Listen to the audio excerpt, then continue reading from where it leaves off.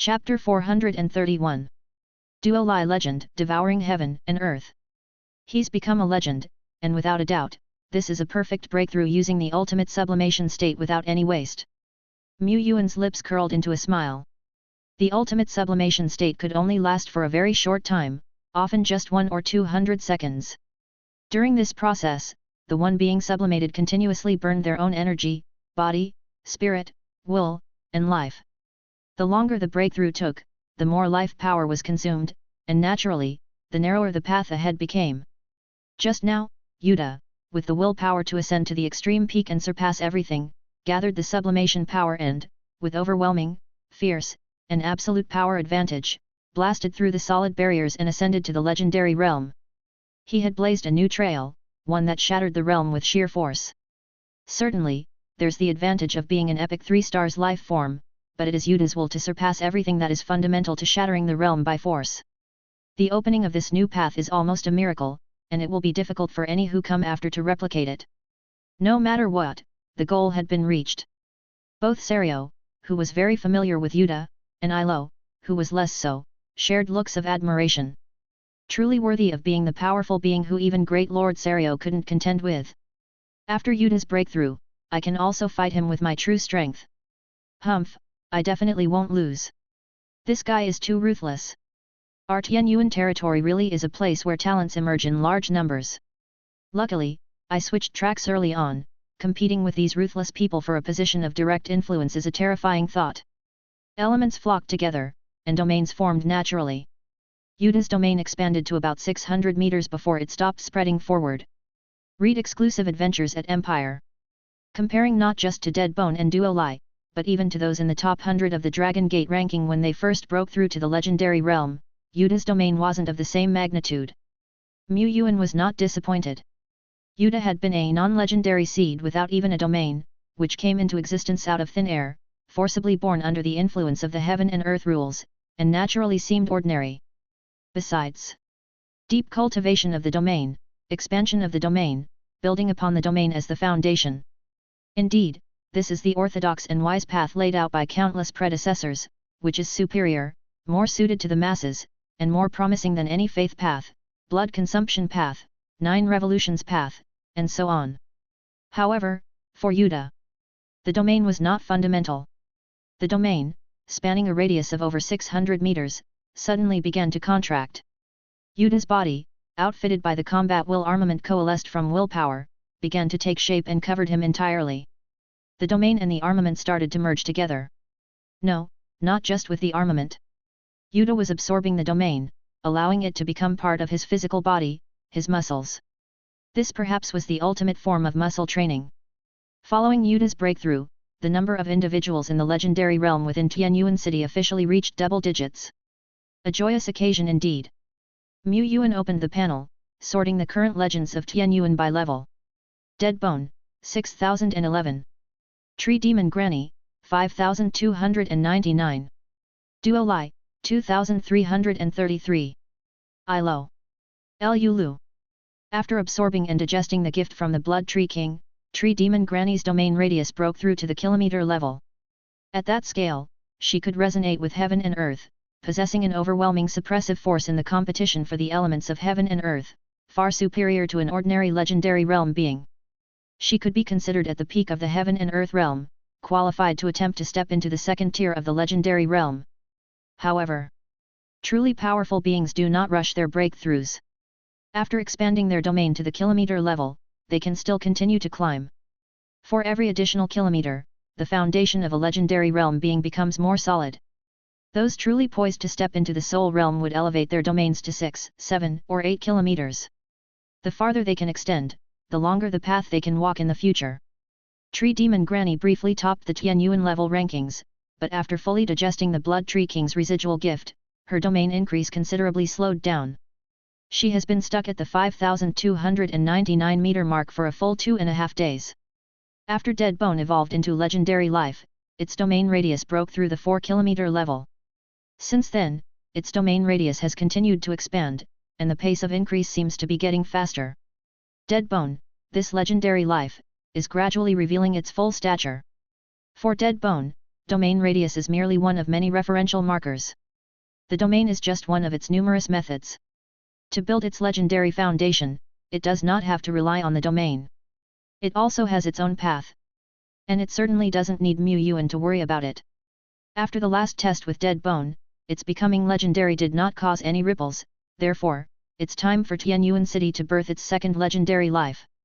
Mu Yuan thought to himself.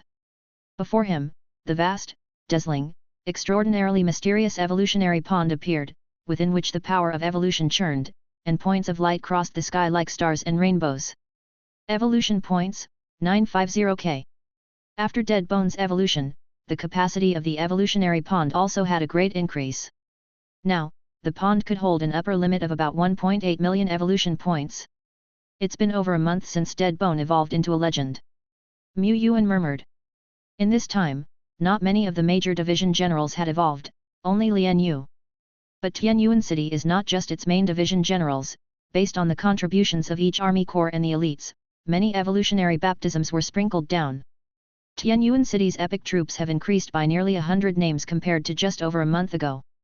Among them, the Lord of Death Remains alone has a total of 50 individuals, not far from assembling a 100-men epic division. Among the junior ranks, there are also several who have evolved to the epic 2-star tier. For example, Niu Si, the deputy commander of the Garrison Corps. For example, after the leader of the Snow Maiden Corps, Qing Shuang, advanced to epic 2 stars, she awakened a unique talent, Pure White Tundra. This is an environmental, domain-type talent, where the ground tread by the Lord of Frost Qing Shuang turns into pure white permafrost. Once she activates this power, the ice element particles within range will become dense, and the earth will transform into a white icy plain. It was also thanks to this talent that Qing Shuang was able to create her own domain on the spot. Just like when awakening the talent's Lord's Might and Sword of Will, epic troop types can invariably light the light of will, so too can the Lord of Frost with the talent Pure White Tundra possess a domain at this stage, easing their path to legend. Among the division generals of the next tier, Bone 4 often leads the troop in exploration and battle, yielding considerable gains. Its significant contributions earned it an advancement to epic 3 stars first. Bone 2 and Bone 3 naturally weren't far behind. Even if Duo Lai evolves, there will still be plenty of leftover Evo power for any unexpected needs. As for Duo Lai's contribution to the territory, in fact, it far exceeded what was needed for evolution. However, Duo Lai had grown up now and wouldn't ask from time to time, "Hey, is it my turn to evolve?" But of course, Mu Yuan did not forget it. Once bitten, twice shy. Mu Yuan had encountered some hitches during his first attempt at legendary evolution, but by the second attempt, he was experienced and emotionally steady. Lu, Rakshasa, and a few other main division generals were sticking to their assigned duties, whether they were to stand guard or explore. Tianyuan City was business as usual, calm and undisturbed. The evolution ground is ready. Domain interferer, boundary steel adjustments complete. Dragon Mound Fertile Land Secret Realm Gate can be shut at any moment. Epic Mage Tower is on standby. All 36 preparations have been completed. Ilo said. Duo Lai had already entered the ceremonial grounds. It pinched its own cheeks, a determined look in its eyes. Charge! Charge! Boom! Duo Lai reverted to its original form, a small slime with faint purple astral halos rippling over its body. It hopped on the spot and blinked its large eyes, indicating it was ready. The miracle power of evolution rained down, and the little slime turned into light. A beam of light shot into the sky. So brilliant that the entire secret realm paled in comparison. Time ticked away. 1 hour. 6 hours. 18 hours. Mu Yuan waited patiently. The evolution of Dead Bone to legendary had taken a full day and night. But soon, a day and night had passed, and Duo Lai was still basking in the white light, its form and aura unchanged. What's going on? At the 18th hour, Dead Bone had already experienced the enhancement of its domain and epic skills, among other changes. At this time, Duo Lai was still glowing. Only glowing. Suddenly, Mu Yuan noticed that the Evo power was being consumed. The force of the miracle sent feedback, to support or to stop. Enjoy more content from Empire. Of course, to support. Evo Power 1000. Evo Power 1000. Evo Power 1000. A stream of evolution points flowed towards Duo Lai. The 500,000 evolution points seemed, not enough. Mu Yuan pondered, vaguely guessing. The birth of a legendary life conforms to the heaven and earth rules, and not even the miracle power can break them arbitrarily. 500,000 points are probably just the base. Dead bone didn't consume extra, but that doesn't mean others can do the same. Soon enough, tens of thousands more evolution points were consumed, making Yuan's eyelids twitch. Thank goodness he always played it safe, otherwise what would happen if there wasn't enough Evo power? Would the evolution fail? Or be incomplete? He didn't know.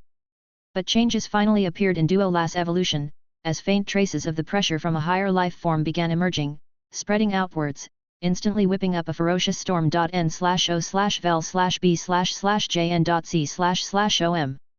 The black and white devouring domain of Duolai also surfaced naturally, and began to expand beyond its limits at a rate visible to the naked eye. 2,333 meters. 2,335 meters. 2,337 meters. 2 hours later, Duolas domain radius had expanded to 4,400 meters, but it was still growing. 4 hours later, Duolas domain radius had expanded to 6,000 meters, far surpassing Dead Bone's original domain level, yet the expansion had not stopped. 6 hours later, Duolas domain finally ceased to spread, but by then its radius had reached an astonishing 7,500 meters. A lot more than Dead Bone's. The resplendent pillar of evolutionary light once again exploded with brilliance, illuminating the skies and earth for miles around. Ding! Notice, your hero Duolai is undergoing metamorphosis. Notice, Duolas high-level skill Dimensional Pocket has evolved into the epic skill Spatial Hollow through baptism, possessing vast space. Notice, Duolas epic talent Devouring, top tier, has been further enhanced, with a stronger devouring effect and significantly improved digestion capability. Many skills and talents derived from the devouring talent, such as mimicry, steel body, fire element control, and so on, have all been enhanced. Notice, Duolas epic talent Space Tearing Seal has been improved, greatly reducing the time required to imprint space with the Great Seal, and also, the maximum distance of the Space Tearing Seal's influence over space has been increased from 16 km to 32 km. Different from Dead Bone.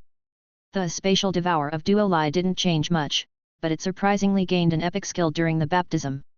In addition, its devouring talent and the Space Tearing Seal received significant enhancements. Especially the Space Tearing Seal. Duolai could extend the force of space tearing over 30 km, and it's possible that an enemy legendary might be snapped away by Duolai without even being seen. At this time, 31 hours had passed since Duolas evolution into a legend. The extraordinary phenomenon of heaven and earth had finally appeared. Golden clouds emerged from the horizon, and the sounds of celebration from heaven and earth began to resonate. The elements in all their colorful variety cheered. Fire turned into fiery clouds that floated across the sky. Thunder transformed into streaks of thunder dragons racing beneath the clouds. Wind, earth, ice, water. The entire world seemed to enter a month of elemental surges, but in the next moment, Duolai devoured all these surging elements. Ding! Notification: your hero Duolai has bathed in the miraculous radiant light, undergone a tremendous transformation, and has ascended to become a legendary one-star life form devouring slime, awakening the legendary power. Devouring heaven and earth during the process. Devouring heaven and earth. Explanation: the miraculous being within the devouring slime, Duolai, can devour everything, including objects, life, energy, elements, domains, and even concepts. Simultaneously, Duolai is capable of digesting what it devours and transforming it into its own nourishment. Remark: there is an upper limit to the food that Duolai can digest within a certain period of time. Remark: when Duolai possesses enough power, it can devour the heavens and the earth, the world as well. When the notification sound dinged. Above the skies of 10 Directions Island Domain, Twilight Dominion, Agedness Great Domain. Across the skies of one great domain after another, a gold meteor streaked by. It was not very conspicuous, yet it made some people's pupils quake. Another legendary life has been born. Wait, how long has it been since the last worldly celebration took place? About a month. 2 legendary lives emerging within just 2 months, is this some sort of auspicious sign? Inside the Astronomical Society, some people were ecstatic, while others were worried. It is said that great disasters often accompany great eras. This could be a blessing, but it could also be a misfortune. Yongxing Empire. Within 2 months, this prince has witnessed 2 signs of legend, what tremendous luck! This must certainly be a revelation from heaven and earth. Search quickly for me. Shenyao Empire, Star Luo Holy Palace. Within each of these great nations, powers were shaken again and again by the observation of legendary celestial events. But what does this have to do with the plain and unremarkable Tianyuan territory? 2 days later, Duolai had woken up from the after effects of its evolution and figured out its new abilities. The cost of its evolution was quite hefty, consuming a full 680,000 evolution points. If Duolai spent 680,000, will Ilo and the others need even more when they evolve? In any case, I must prepare more thoroughly the next time I evolve. Fortunately, accumulating evolution points wasn't difficult. 500,000 or 1 million could be collected in not too long a time. Read chapters at Empire. At this moment, Mu Yuan and Duolai arrived at the southernmost end of the 10 Directions Island domain, in front of a territory devoid of grass and rampant with energy. Crossing this rampage lockdown zone would lead to the Twilight Dominion. However, the energy here was like a gigantic tidal wave, constantly crashing and shaking the land. For powerhouses like Mu Yuan and Duolai, crossing it was not difficult. For ordinary legends, traversing it would not be so easy. And for those below legendary realm, passing through this frenzied area meant almost certain death. Yet this path was extremely important. Daisy's commerce fleet needed Duolai's escort, carrying the epic treasure space urn, each time they crossed the rampage lockdown zone. For Duolai, this was not an easy task. The caravan's entries and exits were even more troublesome. Having frequently traversed this area, Duolai proposed an idea after its evolution. An ingenious, breathtaking, earth-shaking idea that could break through the land of fury. I eat. The moment Duolai stepped into the frenzied area, it stood high above in the sky. It placed a finger on its cheek, mimicking a gesture to open a vast mouth. Before the tidal surge of energy in the world could rise or fall, Duolai devoured it all. Then came the furious elements. The irregular, constantly shaking, and compressing space. The abnormalities of the ley lines, the disorder of heaven and earth. Suddenly, everything cleared. The elemental particles in the surrounding environment were instantly emptied. No more energy, no more ley lines. Even the wrinkled space was smoothed out, revealing a road hundreds of meters wide and dozens of meters tall that extended to the horizon, leading directly into the opposite great domain. But at that moment, invisible ripples seemed to rise between heaven and earth again. Elemental particles were born with a rush, seeking to gather into an energy tide. Rules dictated it so, and concepts followed suit. Like a never-ending waterfall pouring from the heavens, a legend might sever the water flow temporarily with their tremendous strength but could never stop the waterfall. The water would continue pouring relentlessly, a fixed phenomenon. Here, the elemental particles were furious, and the energy akin to a torrent was also a fixed, constant phenomenon. I'll devour again. This time, Duolai flushed red with effort. Behind it seemed to materialize a colossal mouth that devoured the entire expanse of heaven and earth. Far away, the particles of heaven and earth were boiling, converging. Visible streams of energy tides had already formed. It seemed as though nothing had happened. Yet the already formed energy tides didn't expand any further, and the boiling elemental particles in the environment settled somewhat. Mu Yuan looked to the distant view. Afar, the energy of heaven and earth roared like a torrent, scouring everything it touched with deafening thunder. But here, near the thoroughfare of the great domain amidst the most volatile area, there was only a gentle breeze and tiny tides dissolving into the air. The turmoil, the chaos, many of the unrestful concepts had been devoured. The unpeaceful world had been swallowed. And so, only tranquility remained. Duolai seemed to have created a small forbidden space where energy was scarce and elements barely existed. Inside and out were 2 entirely different worlds. Such was the power of devouring heaven and earth. Chapter 432. Recruiting Wild Heroes. The frenzied area, at the entrance to the passage toward the opposite Twilight Dominion. Mu Yuan stood here observing for a full hour but saw no signs of the energy tides recurring. Duolai's concept had really succeeded. Of course, the scope of Duolai's devouring heaven and earth influence was just a small corner compared to the vast frenzied area. Even leaving aside the other areas of the rampage lockdown zone and calculating just the direct passage through the frenzied area to this place, there was still at least 9/10 ths of the journey outside that remained fraught with energy tides. However, the further out you go, the less violent the energy tides become.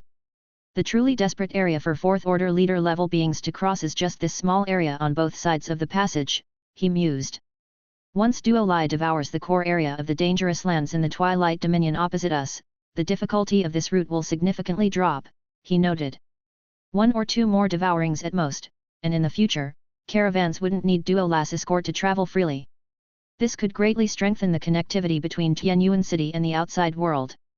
It's enough to clear the surrounding region of the southern passage in the 10 Directions Island domain. There's no immediate need to deal with the passage by the Whirlpool Sea to the east, Mu Yuan decided. Using devouring heaven and earth to calm the frenziness here wasn't easy for Duolai, either, he added. After all, this meant fundamentally changing the nature of a region. This was quite astounding. Deadbone couldn't achieve this. Even a legendary third realm being of the Lore realm likely couldn't do it either. Indeed, a Lore realm being could wield conceptual power, and such beings were stronger than a still very young Duolai, but Lore realm powerhouses at best wield one or several conceptual powers. Concepts have specificity. To slash means only to slash, to burn means only to burn. Using the force of conceptual power to strike this area would only make it more frenzied, chaotic, and fragmented. And Duolai? Under devouring heaven and earth, any kind of concept could be swallowed and turned into nourishment. It really wasn't picky at all. After resting for 2 hours, Duolai went to the other side of the realm passageway and used devouring heaven and earth once more, in the same manner. Immediately, the heavens and earth were cleansed, and the tides dissipated. Mission accompli. Verb. Duolai patted its not visibly distended belly, but it was indeed stuffed. Prompt: your hero Duolai has digested a few strands of concepts using devouring heaven and earth. Prompt: your hero Duolai has comprehended a trace of the law of frenzy and can wield the power of the frenzy concept. Prompt: with the mission accomplished, Lord Shepherd prepared to return home when he received a message from Sophia. There's a situation at Ironstone Mountain in the Shen Luo domain. A lord is preparing to forcefully recruit the legendary hero Xia Yi, and Gunner Master and others staying at Ironstone Mountain to learn have been affected, she informed. I'm about to head to Ironstone Mountain. Any instructions, boss? She asked. He had all but forgotten about the existence of wild heroes at Ironstone Mountain.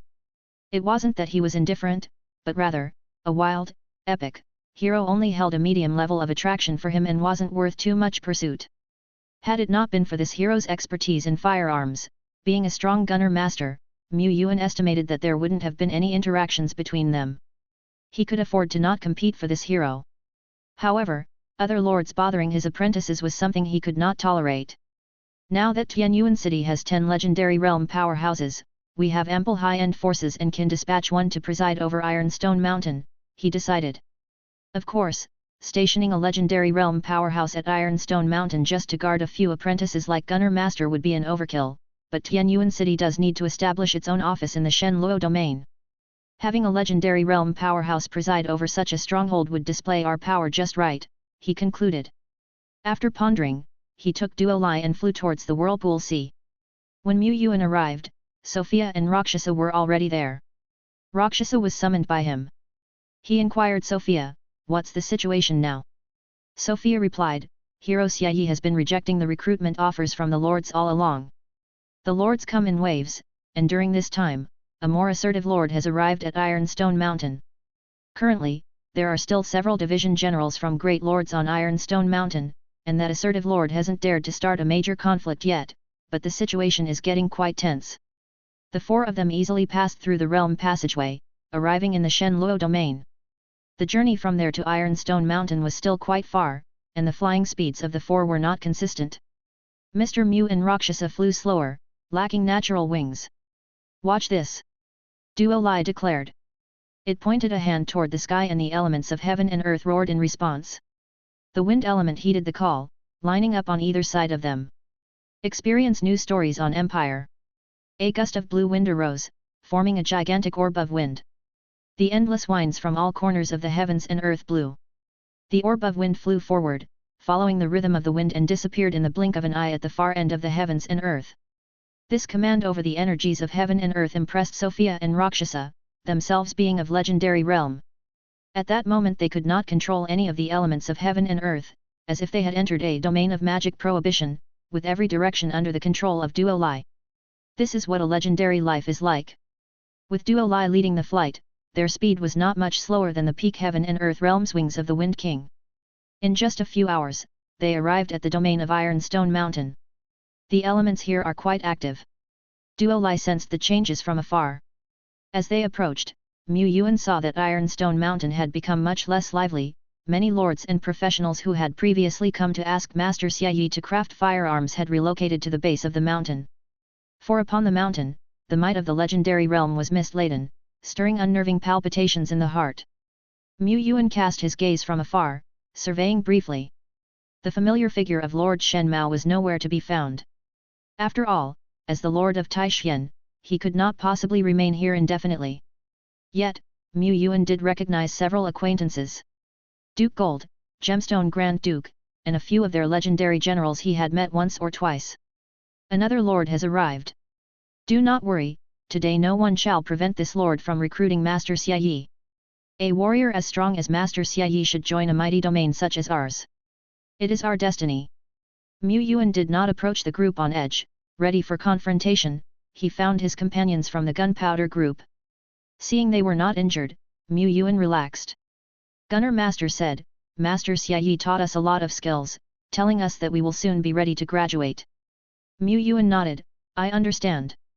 Ironstone Mountain, Furnace District. Xia Yi sighed softly and looked towards a lord not far off, surrounded by swirling dust and pebbles, an unmatched figure of authority. I've said, I have no intention of joining any domain. The lord replied, No, you do. See, you've been here in Ironstone Mountain for so long without being recruited. Isn't that awaiting my arrival, a fateful encounter? He paused before adding, you might not yet grasp the true level of our Sand Kingdom, no matter, you will soon come to understand. The Sand Lord glanced at Duke Gold, Gemstone Grand Duke, and a few other lords, and spoke. Gentlemen, let's settle the recruitment rights of Master Xia Yi with the battle will method, as per the universal laws of the eternal world. So, who will take the field, and who will forfeit? Oh, I'll give you a sliver of a chance. Will warfare is acceptable, just defeat this general by my side, and I, the Sand Lord, will immediately depart. Duke Gold's expression turned slightly ugly. The battle will is usually used to decide the ownership of a treasure or the recruitment rights of a type of soldier or building. In cases like Master Xia Yi, mutual consent is required. But battle will is also the most common form lords use to resolve their conflicts. N/O/vel/B/jn.c//om. By invoking battle will, if they do not accept, they indeed have no standing to remain here. But if they do accept, by the Sand Lord's side, a sand elemental more than 3 meters tall, wearing a crown and holding a golden scepter, slowly floated forward. The Sand Elemental Lord. This was the Sand Lord's signature mighty warrior, an epic hero who had reached the peak of heavenly and earthly great power. It was precisely because of the Sand Lord's immense strength that his fame, even as a lord from a neighboring great domain and of a modest country, was well known even to those in the Shen Luo domain. Duke Gold considered that within his duchy, there was no one who could stand against the Sand Elemental Lord. However, they represented the face of the western coastline. One of his generals stepped forward from the crowd. Defeated in 3 moves. The heavens and the earth buzzed, and yellow sand filled the sky. Endless sand elements filled the area, squeezing all other elements into the corners. In such an environment, legendary realm fighters could exercise only a fraction of their heavenly and earthly great power. Even beings of peak strength stood no chance, not to mention that they were unable to unleash their full power. The Holy Knight, one of Gemstone Grand Duke's generals, lasted only 4 moves before falling. Amongst the spectators, there were several legendary lords and division generals. Yet no one dared to take to the field any longer. The 2 mighty generals of Duke Gold and Gemstone Grand Duke couldn't even deplete the Sand Elemental Lord's power, so what difference would their generals make? Wait, we can't fall for the Sand Lord's trick. We could all go together, we have the numbers. The Sand Lord's approach is already unethical, we don't have to play by his rules. Even if this causes a scene, we won't be in the wrong. But if all of us here took him on, I always feel that we wouldn't be a match for just a few people like the Sand Lord. The Sand Elemental Lord is too powerful, and all the legendary realm fighters brought by the Sand Lord are masters of sand. But if we don't fight, what do we do if the Sand Lord forcefully takes Master Xia Yi away? A few lords exchanged glances, their expressions troubled. At this moment, Gunner Master Xia Yi picked up his weapon. His domain started to unfurl. Around him, flashes of red light appeared one after another, and in the blink of an eye, he had activated over a dozen positron hover cannons. The barrels, with their flickering red lights and dark muzzles, pointed towards the distant Sand Elemental Lord. An intangible deterrence spread out.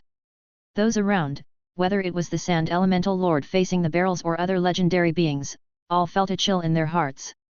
Gunner Master Xia Yi. So powerful. Unimaginably powerful. Xia Yi's domain, as everyone had predicted, extended just over a kilometer. Not a newly minted legend, he, as a feral hero lacking in cultivation resources and environment, naturally found it hard to expand his domain. Before this, what the lords valued was Xia Yi's potential. Many of the strong ones present had domains of 3,000 meter level or even 4,000 meter level. They thought themselves stronger than Master Xia Yi in terms of combat power. Before. Now, intuition was alerting them that they might not withstand a full-force barrage from Master Xia Yi. Is the Gunner Master this strong? No, it's Master Xia Yi who is strong, a wandering hero who has broken through the legendary realm by his own strength. How could one underestimate him? We have underestimated him. But even if he had extraordinary means, Xia Yi was ultimately just an ordinary legend. He and the Sand Elemental Lord, whose domain covered more than 8,000 meters and resonated with heaven and earth, were separated by a gulf as vast as the heavens themselves. Several figures approached from one side of Ironstone Mountain. Sand Lord squinted his eyes. Oh, you want to battle too, do you? This lord welcomes all challengers. Mu Yuan spoke. No, what I mean is, Master Xia Yi, I've got him covered. City Lord Tianyuan. Duke Gold's eyes lit up. Tianyuan is here, this match is in the bag. City Lord Tianyuan. Gemstone Grand Duke narrowed his eyes. Does Duke Gold have extraordinary confidence in Tianyuan? Is there some trickery between them? The rest of the lords exchanged glances. Who is this new dragon crossing the river? An unfamiliar face indeed. Someone looked towards Duke Gold. Gold, what's the situation with this one? He doesn't seem to be inferior to the Sand Lord. Duke Gold's lips curled up slightly. Ha, Sand Lord? What a joke. This man here is ruthless enough to have slaughtered a disaster beast. Do you understand the value held by a beast slaughterer? A nearby lord's eyes widened as if Duke Gold had lost his mind. He was about to probe further when suddenly, he sensed the change in the elements around him. The rumbling heaven and earth suddenly became tranquil. The ubiquitous sand elements, like a faded drawing, were being erased inch by inch. Blue-haired girl by the side of Lord Tianyuan stepped forward. With a light touch of her fingertips. In an instant, the heavens and earth fell utterly silent. The elements went quiet, the sandstorm vanished, everything returned to nothingness. Only her fingertips remained, as if encompassing, devouring the whole expanse of sky and earth. The Sand Elemental Lord glared furiously, his body's energy roiled but he could not stir up even a wisp of sand. Even the sand that formed his body was crumbling away, disappearing. It was as if this slice of heaven and earth could not tolerate the dust.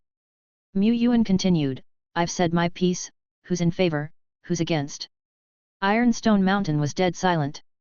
The Sand Lord's throat moved twice. I wholeheartedly agree with your proposal. The order of Ironstone Mountain will be decided by you. He stirred up the sand, but failed to, and left with his followers in a dejected exit. Only when they reached the base of the mountain were they able to raise a sandstorm to carry them away into the distance. Admitting defeat, admitting defeat. Where on earth did this mighty dragon come from? Murmurs and activity gradually began again atop Ironstone Mountain. The legends still couldn't grasp what had happened during the previous battle. They were completely at a loss. All they had seen was the blue-haired girl lightly point her finger, dissolving all the Sand Elemental Lord's arrangements, leaving him unable to struggle.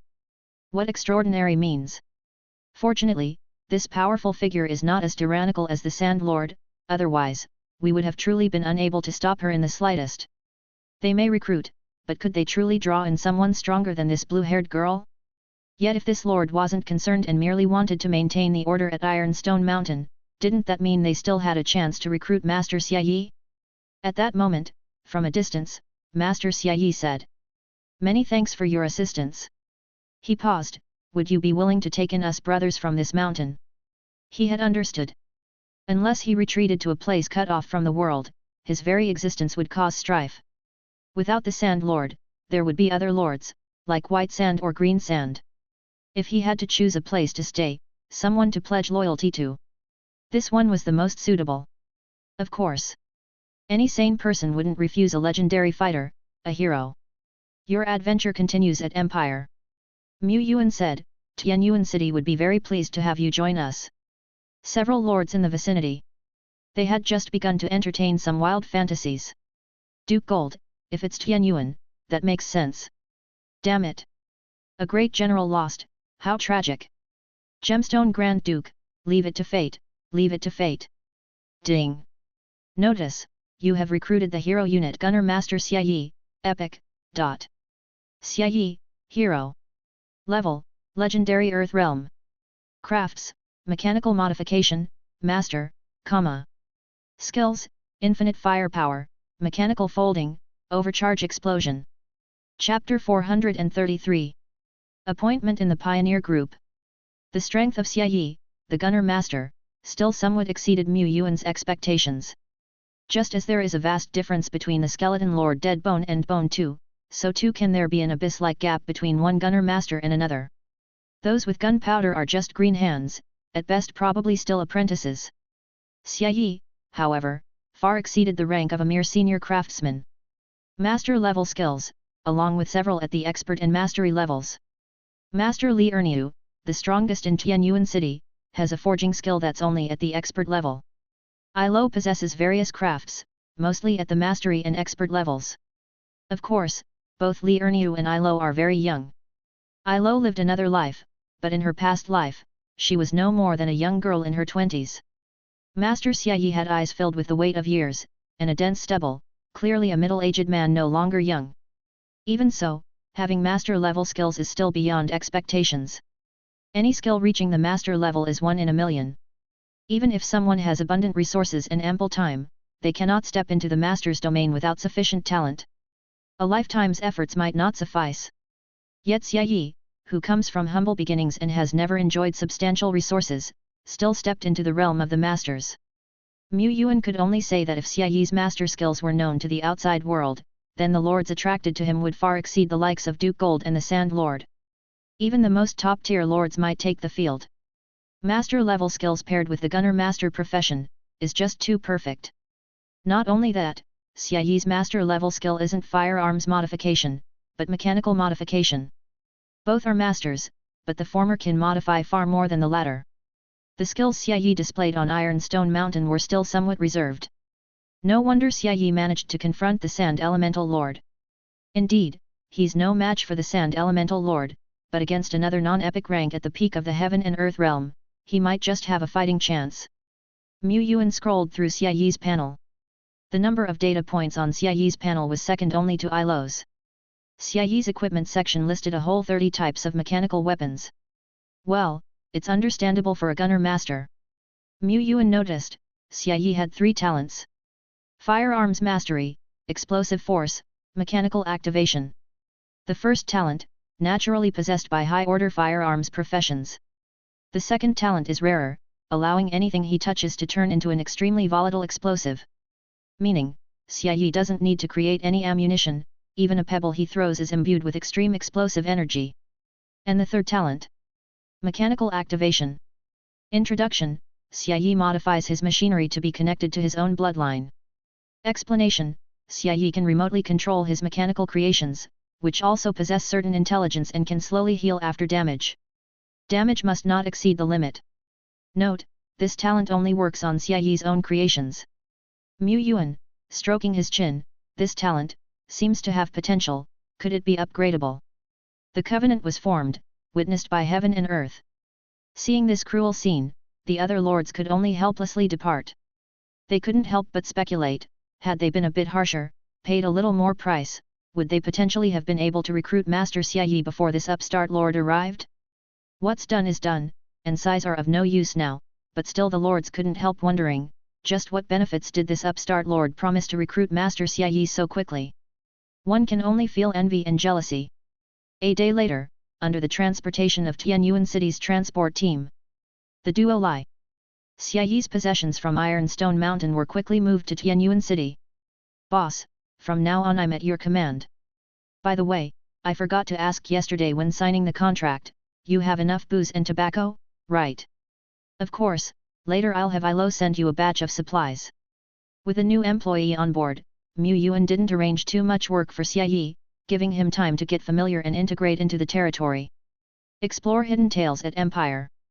For now, Xia Yi continues with his old profession. That is, modifying firearms and instructing greenhand gunners. The difference now is that the number of people Xia Yi is teaching has increased from a few with gunpowder to an entire company. Good lord, where did Tianyuan City get so many high-order gunners? Xia Yi was actually of the military type himself. Where he was born, when he was born, he has no memory of those details. When his consciousness became clear, he was already wandering the wastelands. He wandered for countless years. He encountered many dangers and also stumbled upon rare opportunities that come once in 100 years. Looking at the many novice gunners with bewildered expressions in front of him, memories came flooding back like a spring. Was he once like them? He was merely not so lucky, without a haven for shelter, without anyone to guide his way forward. Suddenly, he felt a sense of mission. He wanted to make firearms great again. Tianyuan Calendar, Day 435. Mu Yuan prepared to submit an application for a position through the distant Tianyuan Territory Liaison Office located in Panxi City, towards the Pioneer Group. The Taishan Covenant stipulates that lords located within the Alliance's territory need to head to the Alliance's periphery to provide support during the Red Fog disaster moon, and territories that meet certain standards also need to dispatch personnel to the Pioneer Group or to the Taishan Lianji, professional association to take up positions. The regulations have requirements for personnel numbers and tenure. This is a duty. But it is also an opportunity for promotion. Many lords can hardly wait to get to the Pioneer War Zone as soon as possible. It is almost the most feasible, and most assured channel for ordinary lords to acquire high-order troops, and even to make a push for the legendary realm. However, the scrutiny for entering the Pioneer War Zone is very strict, not all lords or high-order professionals can go as they wish. The Tianyuan territory, having just graduated from the Xiaodang domain newbie phase, is actually far from the time for military service. Nevertheless, protecting the homeland and eradicating monsters is our unshirkable responsibility. Besides, the benefits and treatment offered by the Pioneer Group are indeed attractive. Mu Yuan submitted 2 applications. One was sent to the Logistics Development Department. He had promised Minister Qin to send several capable division generals and some elite troops to take up positions in the department. The other was to the Great War Zone of the Pioneer Group. He indicated Hang Mountain as his war zone of choice. Hang Mountain War Zone is the area overseen by the Lord of Hanyu City. Mu Yuan began arranging personnel. The Pioneer Group is the most elite gathering among the 3 major official organizations of Taishan. The Great War Zone of the Pioneer Group is where the elite of the elite and the strong among the strong congregate. Third-order professionals without any special skills, techniques, or arts, or without a substantial letter of recommendation, usually cannot enter the Great War Zone but are reassigned to the ordinary war zones instead. The Logistics Department has lower requirements, but they also hope that the strong who come to take up positions have capabilities in protection, covering, and transport. Of course, Mu Yuan wouldn't only send 4-order forces. He wasn't there to mix achievements, otherwise, he wouldn't have waited until now. He planned to dispatch 3 individuals from the legendary realm. 1 to the Logistics Department, and 2 to lead teams to the Great War Zone. Mu Yuan perused the information about the Logistics Department and Hang Mountain Great War Zone. In the past few months, there had been incidents of logistics transport teams being ambushed every month. No wonder Elder Qin keeps saying the Logistics Department's guard force is insufficient. Actually, the chances of such ambushes are very low.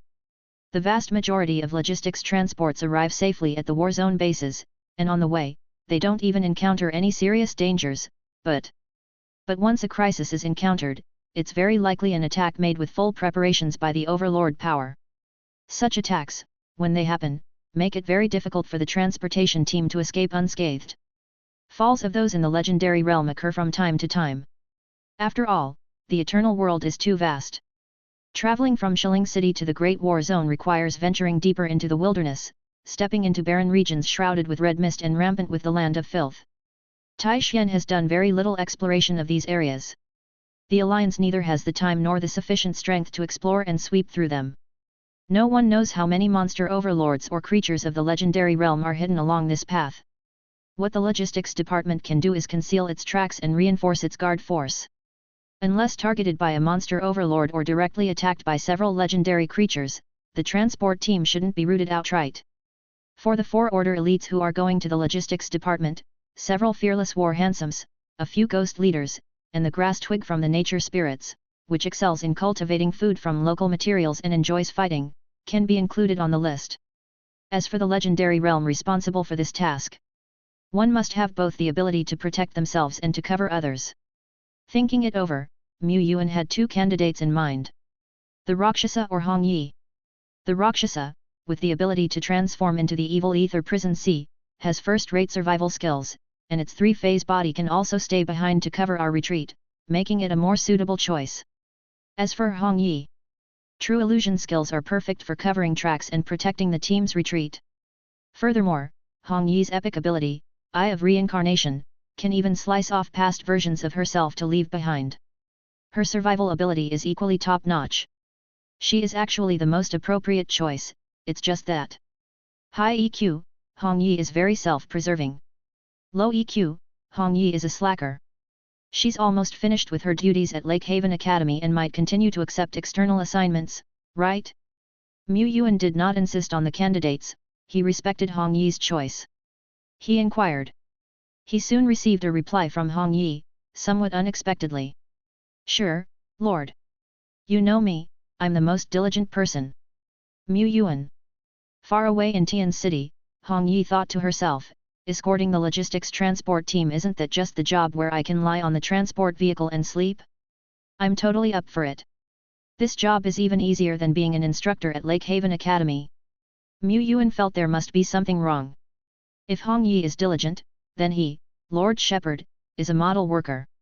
However, he didn't care about the reason. Hong Yi might not be the most enthusiastic, but he was still quite reliable. Whatever he tasked Hong Yi with never encountered any problems.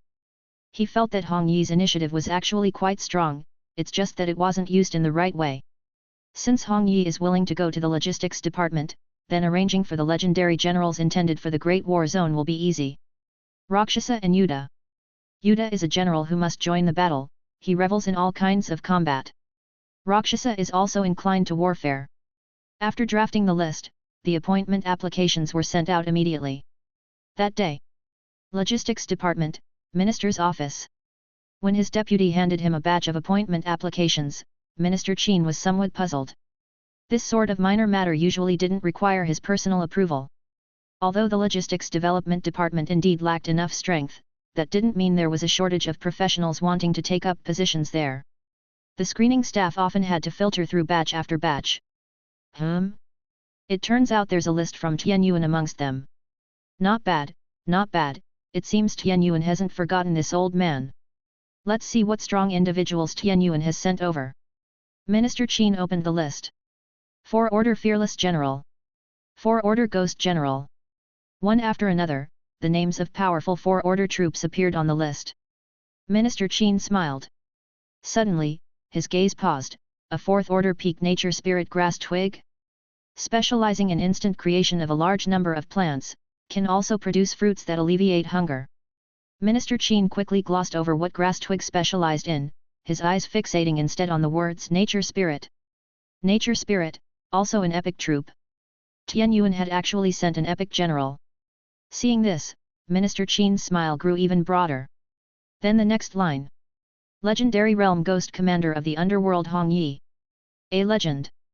The leader Tianyuan territory sent to the Logistics Department was not Nature Spirit Grass Twig, but Legendary Realm Hong Yi. Shadow Lord Hong Yi. Once ranked among the top 10 of the Dragon Gate ranking, a premier powerhouse. Tianyuan was greatly supporting their efforts at the Logistics Development Department. That day, many staff members in the Logistics Department could see that their minister was constantly grinning, appearing to be in an exceptionally good mood. At dusk. Hang Mountain Great War Zone, Core Fortress. Upon returning to her station, the Lord of Hanyu City saw one of her division generals hastily approaching. Lord, the appointment application you've been following from Tianyuan has arrived, and they've chosen our war zone as their intended assignment. What's the rush? The city Lord of Hanyu replied, this is to be expected. If it weren't for that incident in Tianyuan City, their troops would have already been stationed here. She opened the file to take a look. 4th Order Skeleton General, Evil Spirits, Tai Ching Birds, Constellation Leaders. Oh, and there's a 4th Order Peak Arrow of Polar Star? Not bad, not bad, the Arrow of Polar Star can play a significant role in city defense battles. The Hang Mountain War Zone is teeming with mighty warriors, it doesn't truly lack 1 or 2 arrows of Polar Star. But having such an epic troop stationed in the war zone she was responsible for made her feel satisfied and proud. It seemed that there wasn't just one epic warrior Tianyuan had sent over. Dragon Strong Menuda. Evil Ghost Marshal Rakshasa. Both of these were also epic troops, among them Dragon Strong Menuda seemed to have even been ranked in the higher positions on the Dragon Gate ranking. Han Yu thought to herself. She didn't pay much attention to such minor rankings as the Dragon Gate ranking, glancing at it only occasionally to compare the Tianyuan family's strong ones to those of her time to gauge if there were more or less. The comparison showed, a bit more than her own family. She opened the profiles of these 2 individuals and looked. Then paused, and looked again. Oh, they're from the legendary realm, both legends. Her voice was very calm. The division general secretly admired her, but when he glanced up, he still caught sight of his lord's uncontrollable smile. Chapter 434. Turning the fake into reality, the farmer Hong Yi.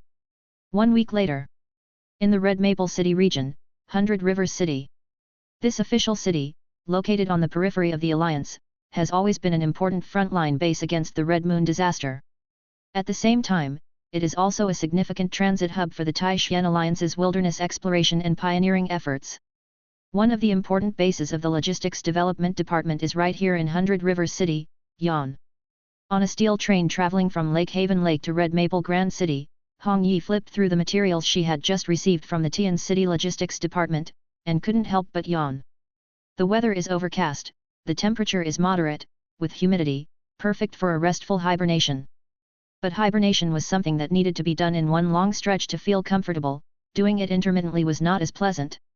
Hong Yi leaned her chin on her hand as she looked outside the window. Her eyes, which shimmered with faint light patterns, were like a video camera, recording absolutely everything outside the window. Note, the daily routine of the working individual, Hong Yi. I hope this job at the logistics department is as health-preserving as I imagined. In 100 Rivers City, at the logistics department base. Jade Arrow, the permanent captain of the 14th Transport Squad of the logistics department, a 3-star exploration general, and a legendary lord, was frowning at the liaison officer who had just communicated her mission orders. A shipment is coming in tomorrow, and we need to deliver it to the Snow Peak War Zone within half a month? Doesn't that mean we have to leave as soon as we get the shipment? No, even that might not be enough time. This mission is just too tough, liaison officer. Jade Arrow was no stranger to the route between 100 Rivers City and the Snow Peak War Zone, which is exactly why she knew how long it normally took to deliver a shipment. The liaison officer adjusted his glasses and said, "But, Captain of the 14th Squad, you understand that if it weren't for an emergency, the higher-ups wouldn't issue such a mission. I don't know much about the specific situation in the Snow Peak War Zone, but these supplies are definitely of urgent life-saving importance." Jade Arrow pursed her lips. She was well aware of this. The liaison officer said, "This time, the logistics department has given you considerable authority. You can summon the best and the bravest from the logistics department in 100 Rivers City and the surrounding areas, and you may also request to hold an almost epic item." Jade Arrow still felt resigned but accepted her fate. While such summoning power was certainly not minor, how many 4th Order strong men could she find in 100 Rivers City and the surrounding regions who were not already on a mission? The liaison officer continued, "Given the urgency of the situation, the higher-ups have also assigned a group of new recruits to assist you with this transport and escort mission. So, I wish you a pleasant task." New recruits. Jade Arrow approached the computer inside the base, her fingers moving rapidly over the smooth, crystal-like surface. Shortly after, she saw the list of new recruits. Good, good, good, they haven't made it too tough for this old lady. With this group, the transport mission is doable. That day, the base gradually welcomed a group of professionals, lords. Each of these individuals was exceptionally skilled, the least among them being a strong competitor within the Third Order. In a hub like 100 Rivers City, warlord level and leader level fighters were not common sights. "You're here for mission number 62. Yet, mission number 6 is marked as dangerous, but it also offers a lot of contribution points. Besides, it's just a transport mission. No matter how risky, it's still nowhere near as dangerous as reconnaissance missions in the Great War Zone. You're all so brave. Did you all take on the mission voluntarily? Didn't you, buddy? I only completed one pioneer group mission this year, far from meeting the quota, so here I am, drafted into service, feeling blue. Actually, transport missions are just more difficult in terms of conditions and the process, but to say they're extremely dangerous is an overstatement. Moreover, this time mission number 6 is reportedly managed by Squad Captain Jade Arrow. A well-informed senior lord spoke out, this Captain Jade Arrow is really something. It's rumored she came from a civilian background, yet she kept getting stronger, surpassing her peers, and entered the legendary realm in less than 10 years. Not only that, Captain Jade Arrow is especially skilled in reconnaissance. She has led the transport team to escape unscathed twice from the encirclement of monster overlords. This senior lord was in fact a contemporary of Lord Jade Arrow. Back in the day, he had even made it onto the trial golden list, while Lord Jade Arrow was still relatively unknown during her Green Hand and Xiaodeng periods. Now, Lord Jade Arrow was a high-ranking officer in the Logistics Development Department, second only to the department head and a few deputy heads. A true figure of authority. He himself was still just an ordinary frontier lord. The Fourth Order Lord Broken Sword sighed sorrowfully, but when he thought about some of his contemporaries who were still only at Second Order elite level, he felt relieved again. That night, Senior Lord Broken Sword, Leader Level Fighter Northwind, and Senior Lord Light Green, one after another, strong contenders made their way to a meeting room within the base. There were only 9 in total. The pioneers and frontier lords summoned by Squad Captain Jade Arrow amounted to 30 to 40 people, but of course, only a very few were eligible to know the details of the mission. Among these 9, 3 were division generals accompanying their lords. The actual participants of the meeting, the frontier lords, and pioneers, were no more than 6. Most of these 6 individuals were active in the surrounding regions, and while they may not be very familiar with each other, they were at least not strangers. After exchanging pleasantries, none of them was too standoffish.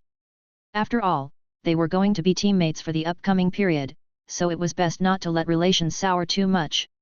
Broken Sword observed the others. The leader-level strongman Northwind was no minor figure, he was not a lord, nor did he have any powerful troops at his disposal, but he had carved out a formidable reputation for himself. He had once climbed onto the Dragon Gate ranking, and although he was later squeezed out by fierce competition, this did not diminish his renown in the least. A Dragon Gate ranking strongman. Northwind was probably the strongest person present. Senior Lord Light Green was not particularly famous and was said to be a farming lord, but the tall, pointy-eared, green-haired woman standing by his side was quite eye-catching. A nature elf. And one of the high-order troops among the nature elves. Although not famous, she looked like a capable teammate. Soon, Lord Jade Arrow also entered. Some people haven't arrived yet, just wait a moment. She said and then closed her eyes, sitting there like a statue. The Broken Sword and the rest felt a bit uncomfortable. With a legendary realm individual and their own leader sitting there, they couldn't engage in conversation, but sitting idly was also somewhat distressing. However, who was Captain Jade Arrow waiting for? Which lord was so important? Of course, Broken Sword and the others knew that it was probably because this lord was still on their rushed journey here. The release of the number 6 mission was somewhat urgent after all. They're here. Lord Jade Arrow suddenly opened her eyes. After tens of seconds, someone finally pushed the door and entered. The first thing that caught the eye was a young girl shrouded in a faint green light, with a pair of translucent wings behind her. On the girl's head sprouted a tender shoot, with tender green leaves drooping down, resembling an upturned silly tuft of hair. What kind of troops are these? N/O/vel/B//in.C//om. And which Lord's Division General is this? Seems like an excellence grade spirit of flora or guardian of plants. But shouldn't they be smaller in size and less human-like? Floating in was a woman dressed in red, her skin pale, hair messy, and with 2 large dark circles under her eyes. Ah, who is this now? Are those dark circles for real? Lord Jade Arrow stood up, going straight to the point. Everyone is here, so let's get started. Behind her, a map projection appeared. The map was not detailed, simply marking one great domain after another. Dragon Flame Canyon Area, Ground Flow River Area, Starvation Desert Area, Extreme Wood Forest Area. She said, our destination is the Snow Peak War Zone, located in the neighboring medium-sized domain. The Snow Peak War Zone is very far from Hundred Rivers City, and there is only one passage from the Twilight Dominion into the Snow Peak domain, right here. She pointed to a spot on the projected map. There, it was nearly reaching the deepest part of the Twilight Dominion, not too far from the end of the Great Domain. Captain Jade Arrow then drew 3 routes on the map. As some of you are aware, the safest route to the Snow Peak Great Domain is Route A. This route has been confirmed to be relatively safe after multiple verifications, but the journey on this route is too long. We only have half a month for our mission, so Route A is immediately ruled out. Next is Route B. If we take Route B, we'll be tight on time, but we still have an 80% chance of reaching on schedule. The problem with Route B is that it's not safe. The last time I took Route B, I encountered the scrutiny of a monster legend. If we take Route B, there's a significant chance that we'll encounter a monster legend. If any small accidents occur, we'll have a hard time reaching the Snow Peak War Zone within half a month. And Route C? She paused. Route C is the shortest route, but taking Route C requires us to pass through a treacherous area. This area is affected by special rules, causing our normal food requirements to increase tenfold, or even more. If we fail to consume enough food, we'll suffer a major drop in condition or even face life force depletion until death. So, the prerequisite for taking Route C is whether we can ensure a food supply. After finishing, she looked around. Does anyone have questions? Yes, yes. One lord said, food supply shouldn't be much of an issue, right? Who among us doesn't have storage equipment? Besides, our logistics department is responsible for delivering supplies to the front line, and our spatial storage boxes are high-end products. Another lord spoke up, no, our transport team needs to supply the front line, so the majority of goods in our transport boxes are what's needed at the front. There isn't much space in the transport boxes left for us to store consumables. Moreover, as fourth-order strongmen, we require a large amount of food daily. If this amount were multiplied by tens, then using most of the transport boxes for food storage would probably not be enough.